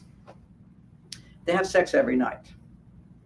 The women are multi-orgasmic. They're here. First you think it's monkeys, and then you realize it's women all at night. They're all being multi-orgasmic. So that's all very interesting. And you think, and they have no romantic skills other than they will sometimes play music and dance. And dance, the men go like this, and the women all go like this, like planets around the man. This is not sophisticated dancing in this particular tribe at all. But the reality is there's no romantic skills because their lifestyle is such a lifestyle that produces the hormones of romance. Because men do dangerous, dirty, difficult stuff. Basically anything the women don't want to do, the men do. And whatever the women want to do, they do together and no men allowed. That's a world that, at least in that primitive area, created massive polarity. Polarity is like a magnet. You all know a magnet. If I was to have two magnets and one had a positive pole and one had a negative pole, and here's the positive, we'll do it like that. And you don't notice much. You just say, oh, that's interesting. I like feeling around this person. But then you get naked in bed, and what happens? You get close, it clicks, a loud click. That's the spark. And that's the only thing that will keep passion alive in a marriage. It kept my 34 years of marriage alive. Now my new marriage keeps it alive because you have to have a polarity. Now, what happened to polarity is our culture has lost polarity. And I'm not saying we should go back in time to the Ashwar Indians. What we want is to figure out how they're having orgasms and can we do it today? And the answer is yes. You just have to understand in your relationship how to create polarity. So what's happening today, as women are independent, any type of behavior you do that's independent behavior, meaning I have a goal and it's up to me to achieve that goal. That's one aspect of masculine side of us. Why do I call it masculine side? Because when you have a goal and you have to sacrifice what you like, what you want, maybe you work in a department store, you don't necessarily like the people you're working with, but you're happy to serve them because you're getting paid. Anytime you're happy to do what you want, what you're doing, because you're getting paid, you're making testosterone. If you're happy to do with what you're doing and you're not getting paid, but you're just doing it because you like to do it, it's progesterone. If you're acting in a certain way where you're getting support from somebody, where you're depending on someone, you make estrogen. If you feel safe, you're producing oxytocin. So it's interesting. In the beginning years, I had all these classes trying to figure out what makes couples feel close. And I remember this 2 doctors in my class, and they had friends. And I said, "What do you do at the end of the day?" They're surgeons, highly stressful job. No matter how good you are, somebody can die. All right, so you have to make the right decisions. Anytime you're in a job which requires decisions based upon the outcome, there's danger, right? And that danger anything produce danger is testosterone. Well, so I always remember this couple because it really surprised me. I said, "Well, how do you guys, at the end of the day, bring back your feelings of connection and relaxation and romance?" And they said, "We ride motorcycles." And I thought, a woman riding a motorcycle is going to help her feel safe? She said, no. My husband drives and I'm on back and I trust the way he drives. And that was a maximum estrogen, oxytocin producer because she feels safe. And she'll feel safer than just sitting in your home because you are in danger when you're on a motorcycle. If you've ever seen them go through the lanes, these people are crazy. You can easily run them over. So when you're aware that there's danger and you're aware that you have a protector, that's magic. That's high estrogen. So in order to feel safe, you have to know there's a little danger. And if there's a little danger and now somebody's protecting you. Now, the only time I've experienced this as a man, this distinction, which I think most women experience all the time when you're going out in the world, you're alone, there's danger. So, my wife wants to put her arm around me and her protector around her. So you feel the safety when there's some danger and someone supporting you. And that's a huge, oxytocin is safety. Estrogen is depending on someone for your safety. And that's pure polarity because that will knock her estrogen up. Not that everybody has to ride motorcycles. Could be one technique. Driving a car is another. We all pretend that we have to say to our brains, it's really safe when actually it's one of the biggest causes of death. And it's completely unpredictable when you go through a life. What if you got a lunatic? So you really don't have control when you're in a car. We imagine to be in control. So once again, how do you drive when your wife is sitting in the right seat? If you drive in a way that's respectful of her sensitivities, of her comforts, guess what you just produced in her? Huge amount of oxytocin and estrogen. That's romantic if you drive in a way that makes her feel safe. Now I have all these they're called biohacks, things I do to make sure every day I'm stimulating my wife's estrogen levels. One is I always drive. Now you can go out there and you can watch when a woman is driving and a man is in the front seat, they're not having sex. Just to know. And you might even, now there's a place, I have exceptions of this, where the guy, it's a long trip, it's a long trip and they're just going to take turns because it's a long trip. But generally a guy will not be driving and a woman will be driving a guy around because there was a conversation they had, which is she's giving a lot of advice driving. And he basically says, look, if you want to drive, then you drive. And she says, good. And she can do it. See, women can do anything a man can do. It's just, if you're being a man, it's hard to also be a woman. But matter of fact, when you don't feel safe as a woman, estrogen goes down and your male hormones go up to protect yourself. This is the danger for women around menopause, after menopause, because they don't have automatically so much estrogen. They still have enough to have sex and enjoy it and be orgasmic and be fulfilled if they nurture it. But if she's developed her whole life and she has a complete misunderstanding of men, she doesn't know how to ask for and get support from men. She doesn't know how to make a relationship better because she doesn't understand men. Just like men don't understand how to make a relationship better because they don't understand women. We do the opposite, and we'll hear that today. In order to be a marriage, people will, when it's not working perfectly for you, what you tend to want to do is the opposite of what works. Historically, we have no role models of how to keep romance. What we have is a little bit, which is the man opens the car door. I have these old videos I used to put on my website. Actually, I used to have a game that had it in it. And it was these Army black and white videos of how do you treat a woman. They would say, open the car door, and then you close the car door. But so they had the men do open the car door, and then they'd walk around the car, leave the car door open. You know, that'd be strange how to finish the whole thing. Because we're not women, you know, we just think. Now, the flip side of it, women on their male side, there was a time when I married Bonnie where women were like, you know, we can do it all ourselves. And this is always the case where women can do it all themselves. And that's, as a counselor for 50 years, when women are unhappy and they come in my office, almost every woman, not everyone, but almost every woman says, I feel overwhelmed. There's so much to do. I don't have enough time. I don't have time for me. Like, what man doesn't have enough time for himself? I don't have enough time for me. I don't have enough money. I don't have enough attention. I don't have enough love and support in my marriage. And I don't have enough him listening to me. That used to be the thing. Now what women say is, I don't have enough time for myself. My husband comes home and he's the woman. He wants to talk about his feelings. We're going to get into that because I hear these single women, when I teach this idea and take it with a little, we'll get to the explanation later. But men, when you come home, if you're stressed, don't talk about your feelings. Don't talk about your feelings. Because when you actually do that, women start feeling like mothers. Whenever you're feeling, I need help from a woman, she's going to produce non-romantic hormones. You become a child.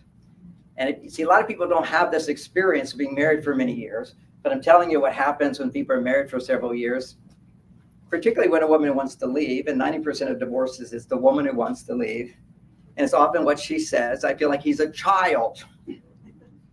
That's because if you share vulnerable emotions, which psychology has been teaching everybody to do, like this is some miracle thing. If you're upset, you have to talk about it. Where did this come from? What ancient culture ever did this? We have this psychology, which was developed primarily by men who talked to the people who went to psychologists, who were primarily women. 90% of the people who go to therapy are women, because women will pay you to sit there and ask questions and agree with everything you say. And when that happens, if you can share your feelings and somebody will agree with you and smile and say, yes, it's terrible. That's horrible. I don't know how you stay with this guy. Temporarily, your estrogen levels will go high and you'll feel good and walk out of the office and they'll crash. In the same way, for a man, when he's not happy with his wife, he'll go online and do some porn. Within 8 minutes, he'll experience a surge of testosterone like he's the king of the world. And then it will crash. And then he just resents his partner for not being interested in him sexually.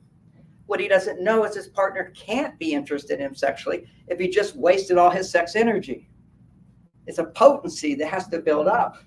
And if you just, this is a sad truth for males today. They can't even do a control study when they're looking at the effects of masturbation and porn. Control study means you need to have a group of men who don't do it and a group of men who do and measure it. They can't find men who don't do it. We're talking, 20-year-olds. That's where they do all the studies at universities where you've got all these students. There are studies that show they have little monitors. Every time you think about sex, if you're a guy, you click and you click and you click. It comes to every minute a guy's thinking about sex. You can't even imagine. He's not aware of it. He's just going, like those thighs. Saw some breasts over there. Look at that guy's car, but he's getting laid. It's just this random thing. It doesn't stop. It doesn't stop.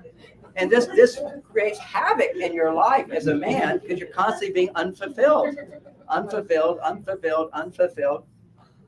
So the great thing about marriage is that you have access to it on a regular basis. And if you have prolactin, then you're not thinking about sex all the time. You know, you see girls showing, oh, that's a pretty flower.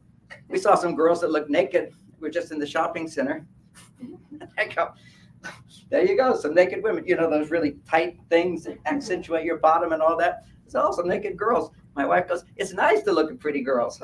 She's looking more than me. It's just like, I have no interest. It literally shifts when you're a married man and your wife has orgasms. It's very important. If she doesn't have orgasms, you don't get your prolactin. But the only way for her to have orgasms is to learn new skills, so there's no pressure or goal to have an orgasm. It's one of these ideas is paradoxical. But take away all pressure to have an orgasm, and a man who understands the sexual dynamics, which I don't do in this talk. You know, I do have a whole book on this called Mars, Venus in the Bedroom. I also have a whole class, a whole workshop on this at my website, marsvenus.com, which is very entertaining. Secrets of Great Sex. I gave it every year at Tony Robbins groups. It was the most loved talk of ever. You know, 3 hours just talking about sex. It's the funniest thing in the world. How men and women misinterpret each other, don't understand. They end up doing the wrong things. So it's like good sex education. Then just to know the emotional part of the brain in a man, which gets triggered during that talk, is half the size of a woman and turns off as soon as he experiences adrenaline. So I'll say that a little slower. When a woman has moderate stress, she experiences 8 times more blood flow, an increase of blood flow to the emotional part of the brain. Just moderate stress. A man, which means frustration, disappointment, concern, worry, what's happening, what do I have to do next? I promised someone. You just live in a sea of adrenaline. You don't even know you're out of it. It's just what almost every modern woman experiences all the time. And then you get to see these commercials. I just like to point them out where they're always showing these results and people doing little activities, and then they show the woman looking blissed out, doing her meditation, and no one actually knows all she's doing is thinking about all the problems in her life. Looks blissed out.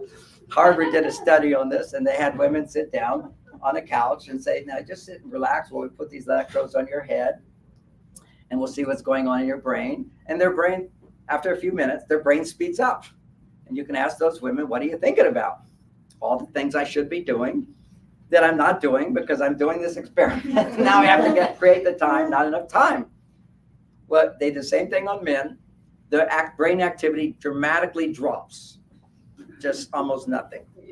So parts of the brain are always humming back there, but this part, nothing. And then they say, well, what are you thinking? And what does he say? Just what every husband says when you say, hey, honey, what's going on inside? Nothing. Nothing.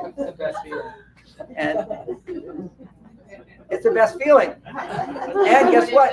It's not even a feeling. It's just a mulling over. It's, you know, a long time ago, when you asked the computer, they weren't so fast, something, it would go, and then finally the answer comes out. That's what we're designed to do quietly. You're designed to do out loud. Just like a woman, she could be upset about something. Once she starts talking, she's upset about something. If she talks and you don't interrupt, men, just watch my hand, it's magic. Just say, help me understand that better. Oh, tell me more. Really? Awful. Oh, well, it's not so bad.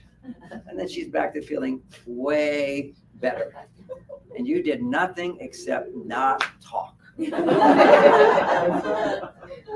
Now, women interfere with this process big time because they're going to say, in the middle of that, because you're like, don't know for sure if she's going to come back to feeling good. So you've got all these concerns and worries, and you want to say, don't worry about it. It's not a big deal. You want to explain something. You're just holding back if you know my message. Don't speak. Don't speak.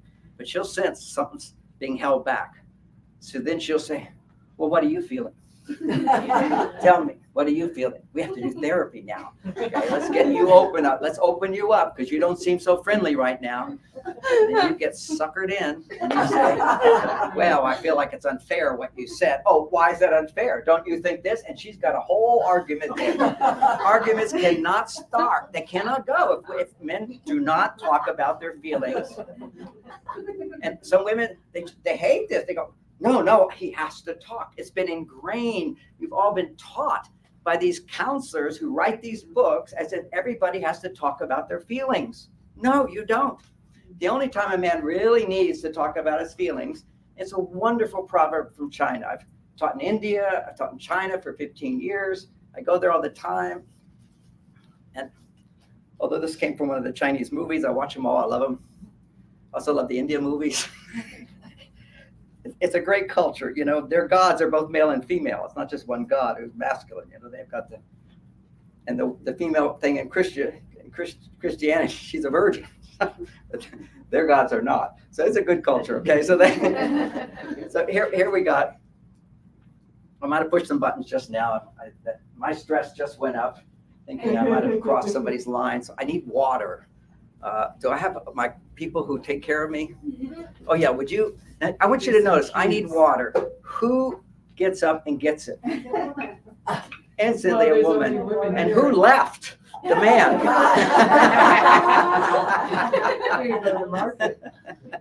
Oh, thank you, honey. Thank you.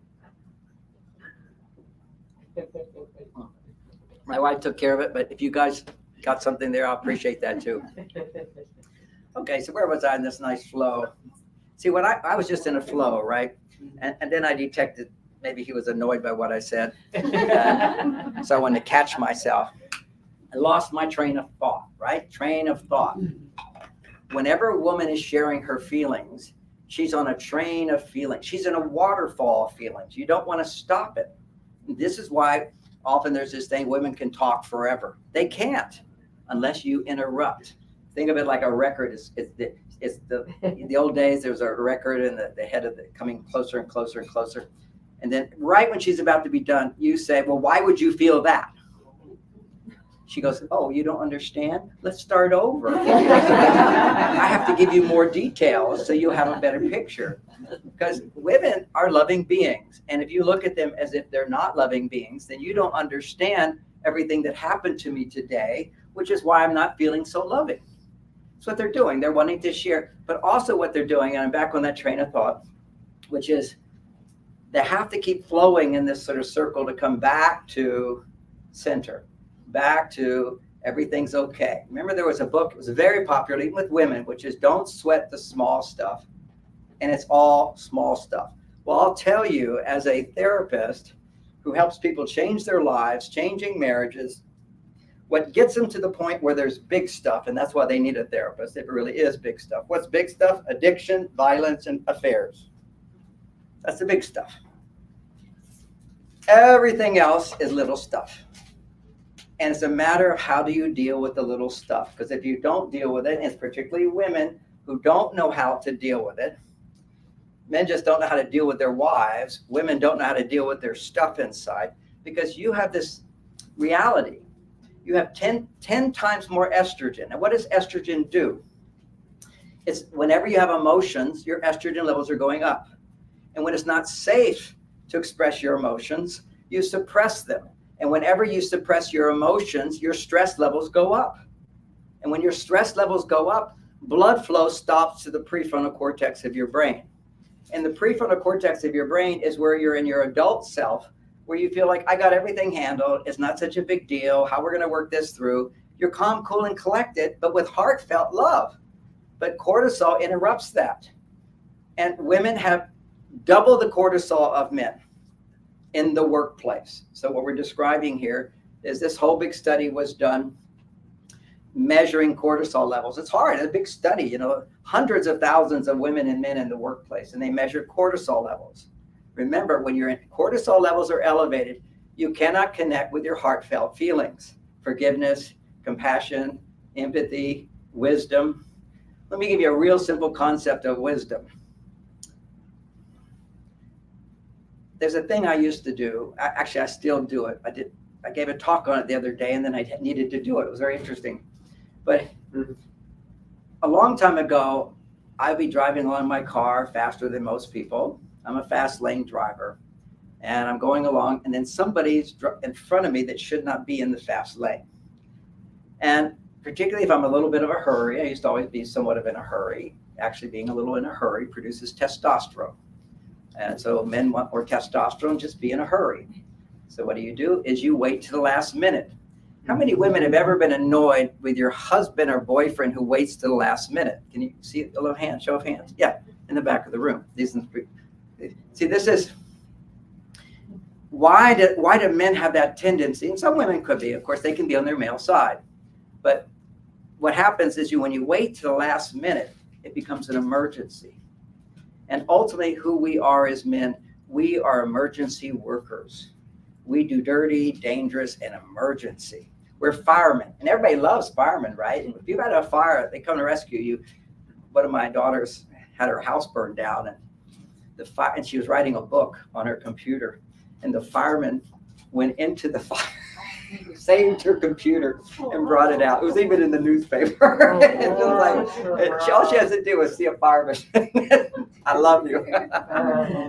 It's emergency workers, when you need help and you have somebody who help you in an emergency.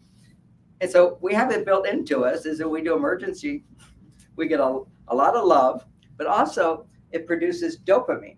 See, when you face danger, when something's at the last minute, you're gonna, I gotta get there. It's kind of like us. We were just in a mall and then we had 15 minutes to get here. So, all right, I'm excited when we get there.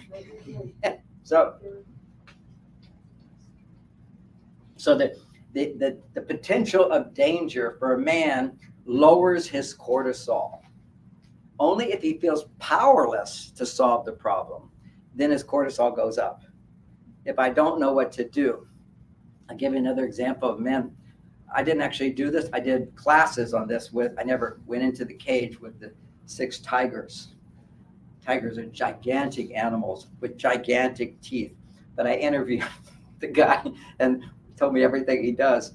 When he goes into the cage with 6 tigers, he always has a stick and he always has the meat in his hand. It's like, this is what you'll get if you follow what I say. This is what you get if you don't.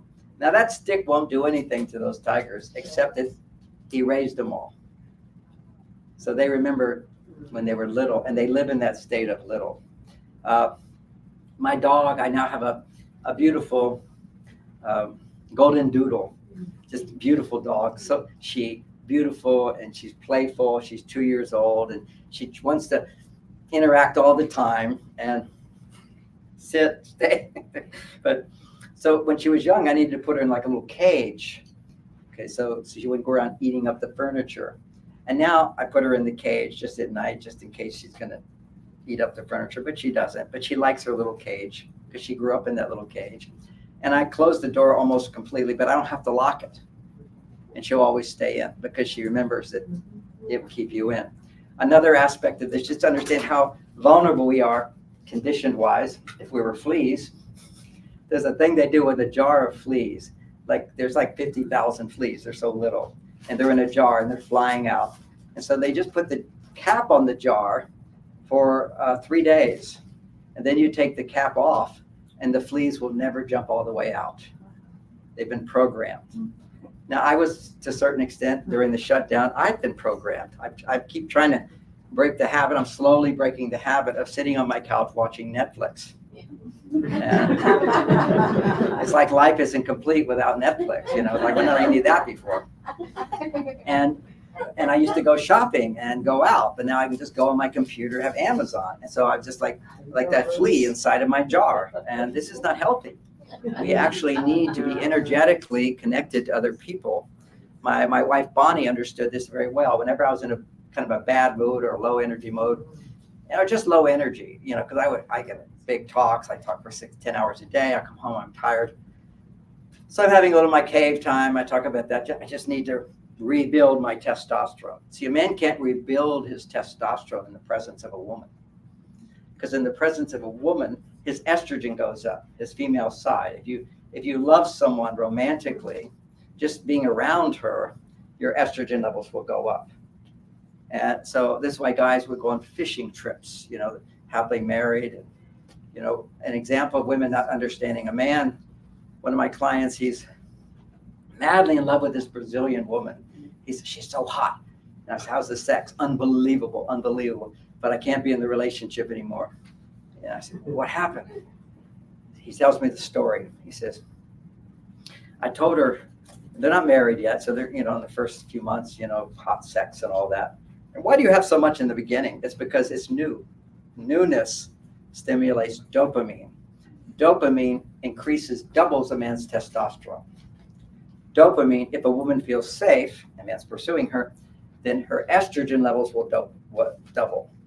So that's when women are feeling romantic, is when her estrogen goes from 10 times higher to 20 times higher.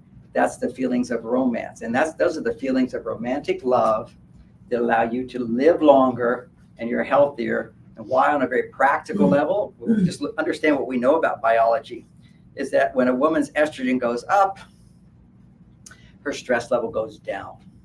And when you're elevated cortisol, not only does it keep you from behaving like an adult, but elevated cortisol inhibits your digestion. You can't digest your foods. Remember I mentioned I had Parkinson's. The reason I had Parkinson's, and I cured it once I understood what it was, is all that traveling and last minute stuff and not having enough time to recover. You exhaust yourself. When you're exhausted, and adrenaline being produced all the time instead of taking a break from it, your digestion shuts down. If you can't digest your proteins, you can't get the amino acids in your proteins. The amino acids in your protein go into your brain and make dopamine to give you motivation. They make serotonin to give you comfort and ease, optimism. These are, you know, all of our attitudes have chemical foundation for it. Because people go, oh, food can't have that big effect on you. I say, just take a magic mushroom. you're going to be in another world, okay? Of course it can have an effect on you. And then I was giving a talk with UCLA professors and their people, and this one guy he just couldn't listen to my talk. He's jumping out. It's wrong. It's wrong. It's wrong. Finally, I let him talk. It's like he needed to talk. He says, new science says hormones don't affect your mood at all. I said, have you ever been with a wife? Have you ever been with a woman on her period? Everybody knows hormonal imbalance or hormonal shifts can cause mood disturbances. Matter of fact, if you look at suicidal tendencies in women, which women have 4 times more suicidal tendencies, but men actually commit suicide 8 times more. Because when women have suicidal tendencies, they'll talk. They'll tell somebody. And whenever you talk about what your problems are, what you're feeling inside, your estrogen will go up and your stress will go down. So then you feel, okay, I'm not going to kill myself. But men, their reason for committing suicide is hopelessness that happens when their testosterone levels are low. Only hopelessness. See, the opposite of low testosterone is despair and hopelessness that I can't contribute to anybody. What's the point of life? Why live? I'm not helping anybody, not doing anything. And because he doesn't have a role model to show him what he can do. And that's what takes men. Maybe he's just got some person asking him what he feels all the time. That doesn't stop it. So that I was telling you about the Chinese proverb. I loved it because this is what I was teaching and learning, which is against the onslaught of university knowledge, which says men and women, first of all, it says men and women are the same. There's no significant difference. Now you can even choose your sex if you want. This is such crazy nonsense. But even that, just that we're all the same. So that onslaught is coming on. Then the other one is that we all need to talk about our feelings. We don't. So there's this great proverb from China where this guy, he's got an orphanage of boys and he's teaching them all how to behave, how to be men. And teenager is crying about something. The little boys can cry because little boys are not different from little girls hormonally. See, they have the same estrogen levels as little girls. But as soon as you hit puberty, a boy's testosterone increases 10 times. Now, the irony today is they want to stop boys from hitting puberty or girls from hitting puberty because that's when you really begin to feel sexual differences. There are not that many prior to that. There's certain differences that you can map out, which is, you know, boys like things, trucks, garage, the garbage truck, you know, airplanes, things, and girls like people, food, nurturing. You'll see this in children quite often, but not always. But what you'll see is that biologically, when you look at a boy up to 2 years old, he has the testosterone levels of a grown man. And that's what's designed to design his brain. And then after 2 years, the brain has designed itself. Then after that, he has the estrogen levels of a little girl and the testosterone levels about the same as a little girl. So we're not so different. And yes, it is true that you can mess up a child, a little boy, if you don't let him talk about his feelings. This is what they say in universities. Oh, you know, 90% of the people in jail, they're men. I've taught at San Quentin. I understand these guys. And they say, why are they in jail? Because they never learned how to cry. I said, no, it's not that they didn't learn how to cry. It's that mom didn't know how to cry. Dad didn't know how to listen. They were arguing and fighting, and there was no space for this child to feel loved, supported. That's the problem. This whole thing of I gotta cry, that's a nice thing, maybe 1/100th of the problem. It's what makes the child want to cry. That's the problem. And that's our culture today. 60% of boys and girls are growing up without a father in the home. He has no role model of how to behave with a woman. He doesn't understand women's ups and downs and how a man can react to that in a respectful way. And usually if the father's still there, he hasn't been taught how to deal with a woman's ups and downs. And if you go to the Ashwar Indians, women don't have ups and downs because their lifestyle is producing steady flow of estrogen and progesterone at the right times of the month. It's all available to them. So they're not stressed out. But modern women have their ups and downs. One thing that can really help, I'll just mention this, you need to have the behavioral skills. But with this little supplement here, which is called elemental orotates, it's illegal in every country of the world except the United States. And here I can't even put in a Whole Foods because they say, well, this will make people feel good. It makes you feel good. It stabilizes you. If it makes you feel good, then people will eat the whole bottle thinking that was Whole Foods reason for not carrying this in their supplements. You can get it online. There's lots of big companies that carry one of the active ingredients in here. But what I did, I've been promoting it for 25 years. It used to be right on Wikipedia, promoted by John Gray. What am I called? Popular psychologist knows nothing about nutrition. So basically, then when they saw that the sales went up, because I have quite a following of people who trust me, then they took me off of Wikipedia. But why? It's not illegal to have in other countries. It's illegal to sell in other countries. Only in America can we do it because we have a strong natural foods industry in America, a place where there's more freedom than anywhere from the pharmaceutical industry.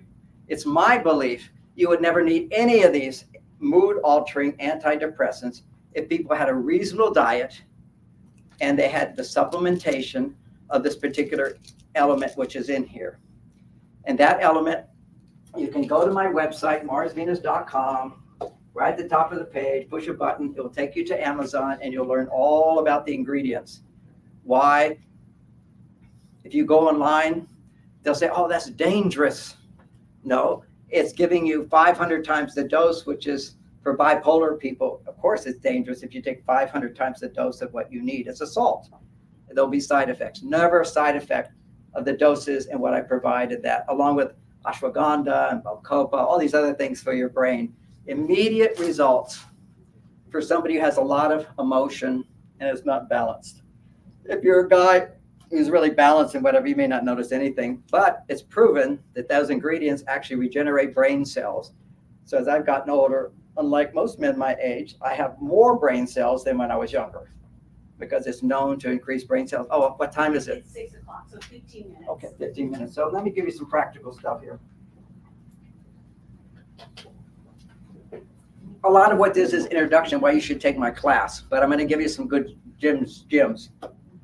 So here it is, how to drive your car with a woman in the car. So you have a conversation and you say, if ever I'm driving in an uncomfortable way for you, hold the handle. I will immediately shift the way I'm driving. I'll put my hand on your thigh and say, I did that for you. And you'll say, yes, you did. And I really appreciate it.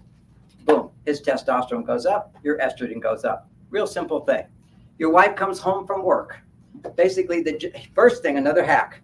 I come home, or she comes home, doesn't matter. Whoever, when they come home, he finds her and gives her a 6-second hug, not a groin hug, non-sexual hug, arms around her, proven to create a surge of oxytocin in her body, which then allows her brain to start remembering why this guy is good. Otherwise, you can't remember. You can't even think what's good about this guy. Because remember, when you don't feel safe, your brain has an automatic bias towards looking at what's not working.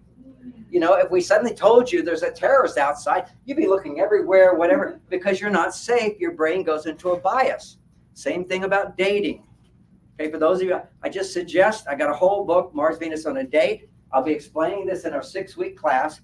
Start dating today. Don't look for the perfect person.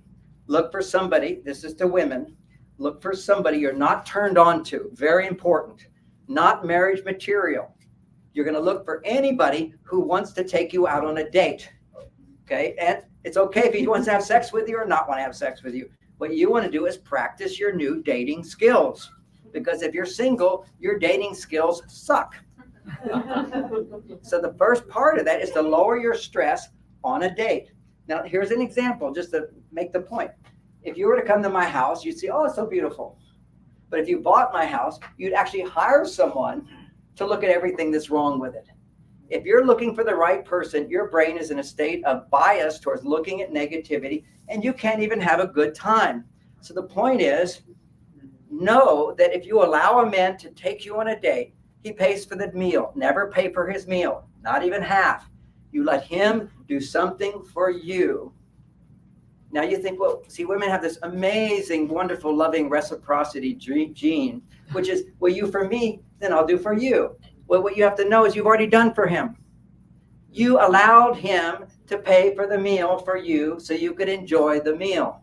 There's actual research that shows that if man is in the presence of a happy woman for 3 minutes, his stress levels go down. And if his stress levels went down, there's always the biological reason his testosterone goes up. That's a gift. You are the gift of all these men hiding your gift, thinking that, oh my God, we have to be together forever or whatever. He has to be the right person. He has to be safe. And usually the safe guy, if you've been single for a while, is the guy. Matter of fact, if there's any guy you're turned on to, do not go. Because see, you're out of balance. If you're turned on to a man before he's actually done things for you, earned his way in, listened to you, heard you, adored you, that's what's supposed to make you turned on. So if you're turned on right away, you have your body's out of balance. We say in psychology, you have a father issue. You're still trying to please the man rather than having the man please you. But how can you ever know a man, all the qualities a man can provide for you if you didn't even grow up with a father who knew how to make mom happy? See, we don't have that picture. I had that picture growing up, but I didn't know all the skills, because all my dad had to do was have a good job, provide a good neighborhood, and have manners so he didn't get angry. That's another basic biological hack for men. If you are angry, you need to have a safe word, which is, I need to think about it. You put your hands like, need to think about it and walk away. Now, what will happen if you don't have an agreement? She walks away. No. Why do you feel this? Now you're walking away. Well, why would you have done that? You say that. What are you feeling? And as soon as he says what he's feeling, now you're in an argument. Because as soon as a man talks, if he's a little emotionally upset, if he talks, his estrogen will go higher and higher, and he will go into fight or flight. Fight or run away from you. He's not running away if he just needs time to think about it. We'll talk later. See, nobody has this skill. I teach it to men, and they say, I read your book. I know I do it. I go to one of the things I say for men to do when a woman's demanding your feelings, well, I have to go to the bathroom first. And man, this one guy says, she follows me into the bathroom. She wants to talk. It's like, I gotta have it. It's destructive. The woman who was the hot woman in Brazil that I finished that story, she says to him, he says, okay, now I want to go fishing with my friends. And she goes, but if you go fishing with your friends, then I'm left alone. I said, yeah. And he says, but that hurts me. Do you want to hurt me? No, I don't want to hurt you, but I also have other things in life. And women often tell me, they say, well, if he goes to his cave or he's off with his guys, what am I supposed to do? You're supposed to have a life that makes you happy. So you're depending on a man only to make you happier. That's it. Only to make you happier. If you have that attitude, he can't fail if he has to just make you happier. So it's easy. Make it easy for a guy. Understand the biohacks. So 4 hugs a day. I see her first, give her the hug. Take a breath together, go away, come back together. I go to work, I come back. My kids are saying, Daddy, Daddy, Daddy, where's mom? After 2 weeks, you don't have to say, where's mom? They say, Mom's here, Mom's there, Mom's not here. Whatever, they know my first question is, where's mom? Because when I do that, mom feels like she's number one. She makes dinner. Our house, she makes dinner. I also make dinner. I'm Mr. Liberated Man. I say, anytime you want to have dinner, I'll take you out. Anytime. And then there's a system to that. This is a biohack. Another biohack is to know when a woman says, I don't want to make dinner, or I want to go to the restaurant. A man says, where do you want to go? What does she say? I don't know. Because if a woman's hungry, already her blood sugar has crashed. And she really doesn't know what she wants. And whatever you suggest, she won't want it. Okay, when blood sugar goes down, they just feel resistance to whatever you say. So I already know this. So I'm going to say, let's go to Italian. I know she's going to say no. No, wait, remember the cook? He said, get her to talk as much as I can about how bad that restaurant is. And I said, well, how about Chinese tonight? Oh, we're having dinner with the Browns next week of the Chinese people. It's a good restaurant. Blah, blah, blah. Get her to talk more because her estrogen will come up. Talk about, well, what about Mexican? We'll do Mexican. Now we're going to go back to another Italian. Well, what about the Italian restaurant there? Oh, yeah, I like that one. After 3 strikeouts, she'll go yes, because just being able to say no to a man without him getting upset with you raises her estrogen. Saying no to a man who doesn't become frustrated with you, that makes you feel safe. Men don't know this. And I know this. So I already know this is going to be 3 strikeouts. And then finally she's going to go yes. This is just the way life works. Now, just understand Houdini, all about Houdini.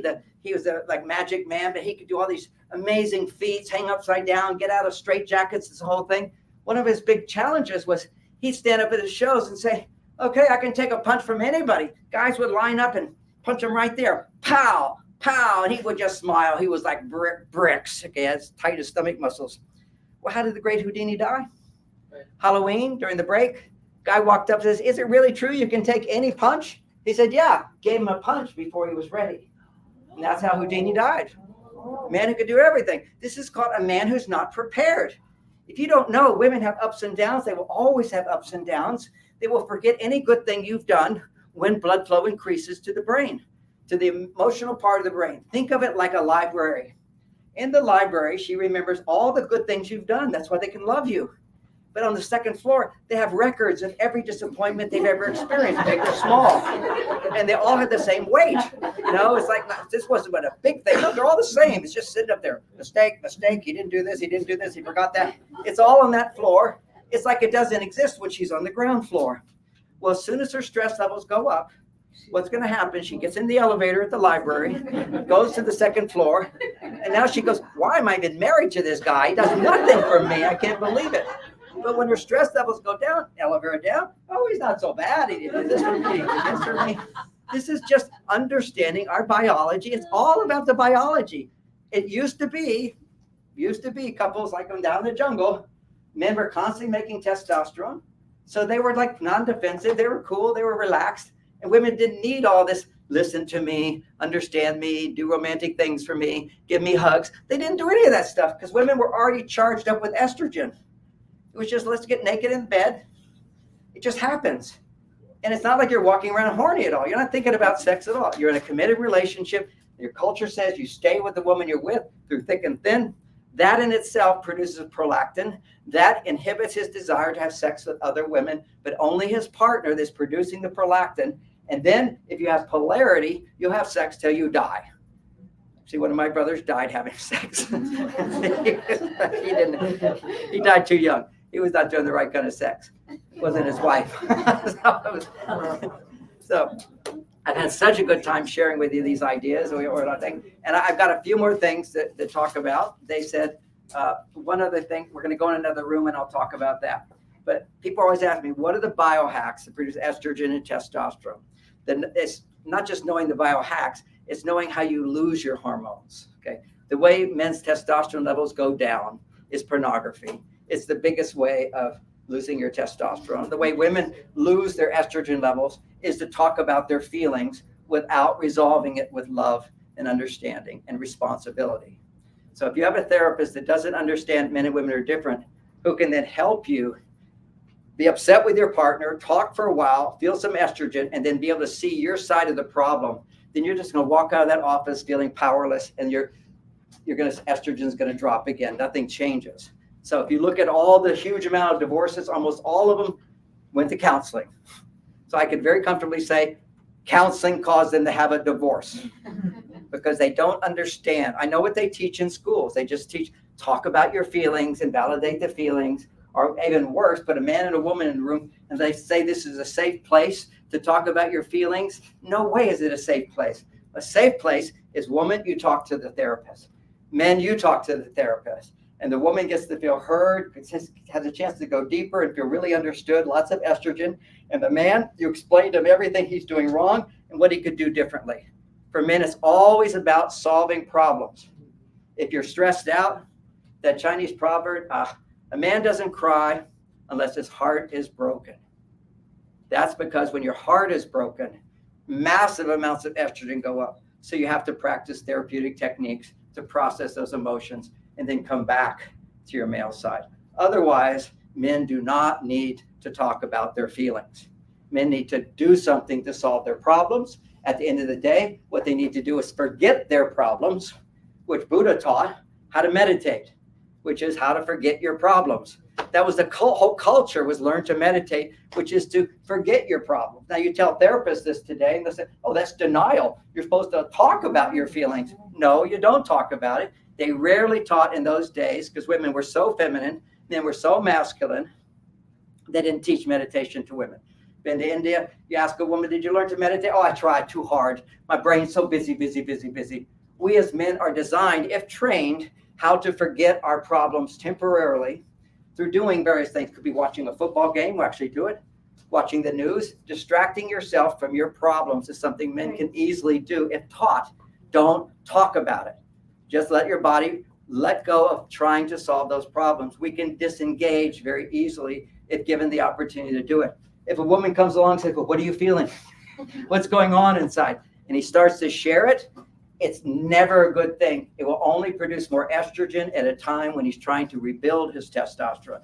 But there's dangers to men's cave. Let's say they go on and do porn in the cave. That's not a healthy cave activity. Maybe he does hours and hours of video games, not a healthy thing. Or he comes home and he's working on the computer all that time, not a healthy thing. That's what gave me Parkinson's, is 24 hours. You know, every year I wrote another book. I talked in every biggest place in the world. I traveled to 20 countries. You burn out, okay? So that's what happened to me, not happening anymore. So the other big hack is this guy. Men, as we get older, we get belly fat. Belly fat has one function: make estrogen.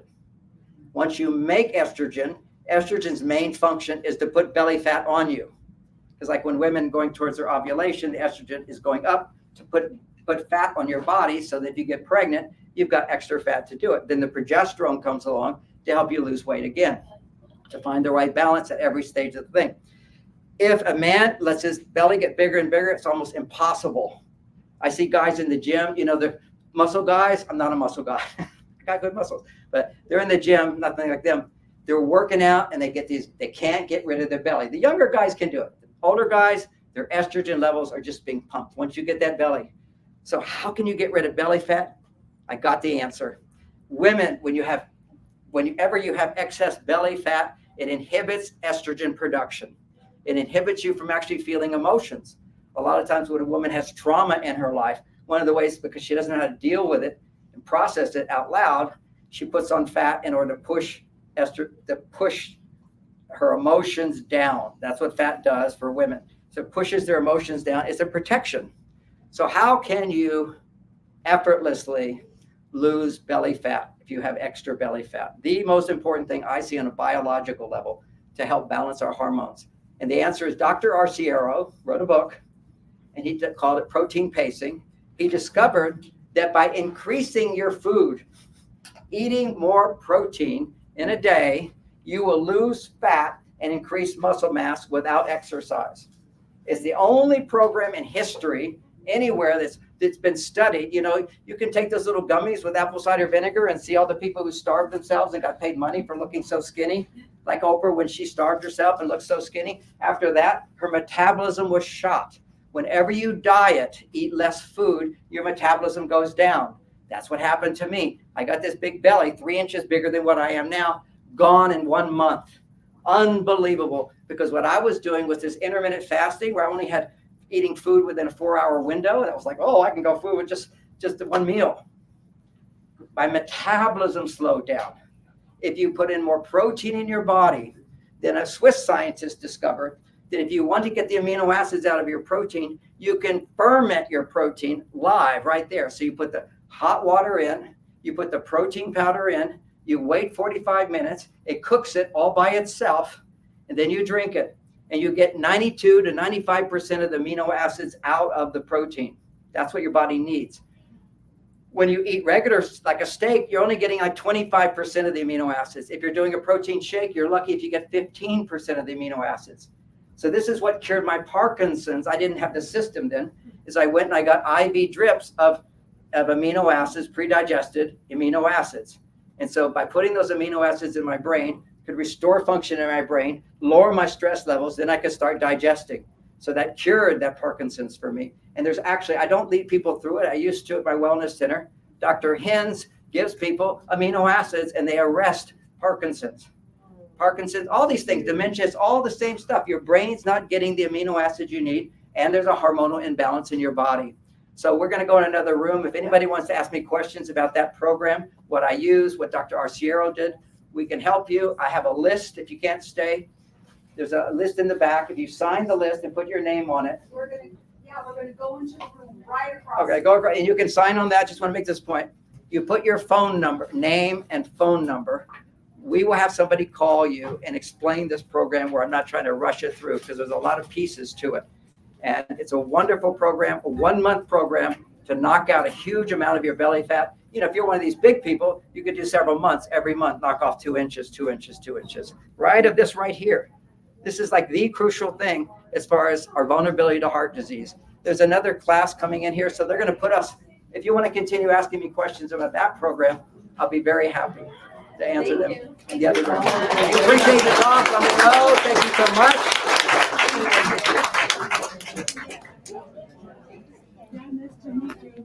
How are you? Very nice to meet you.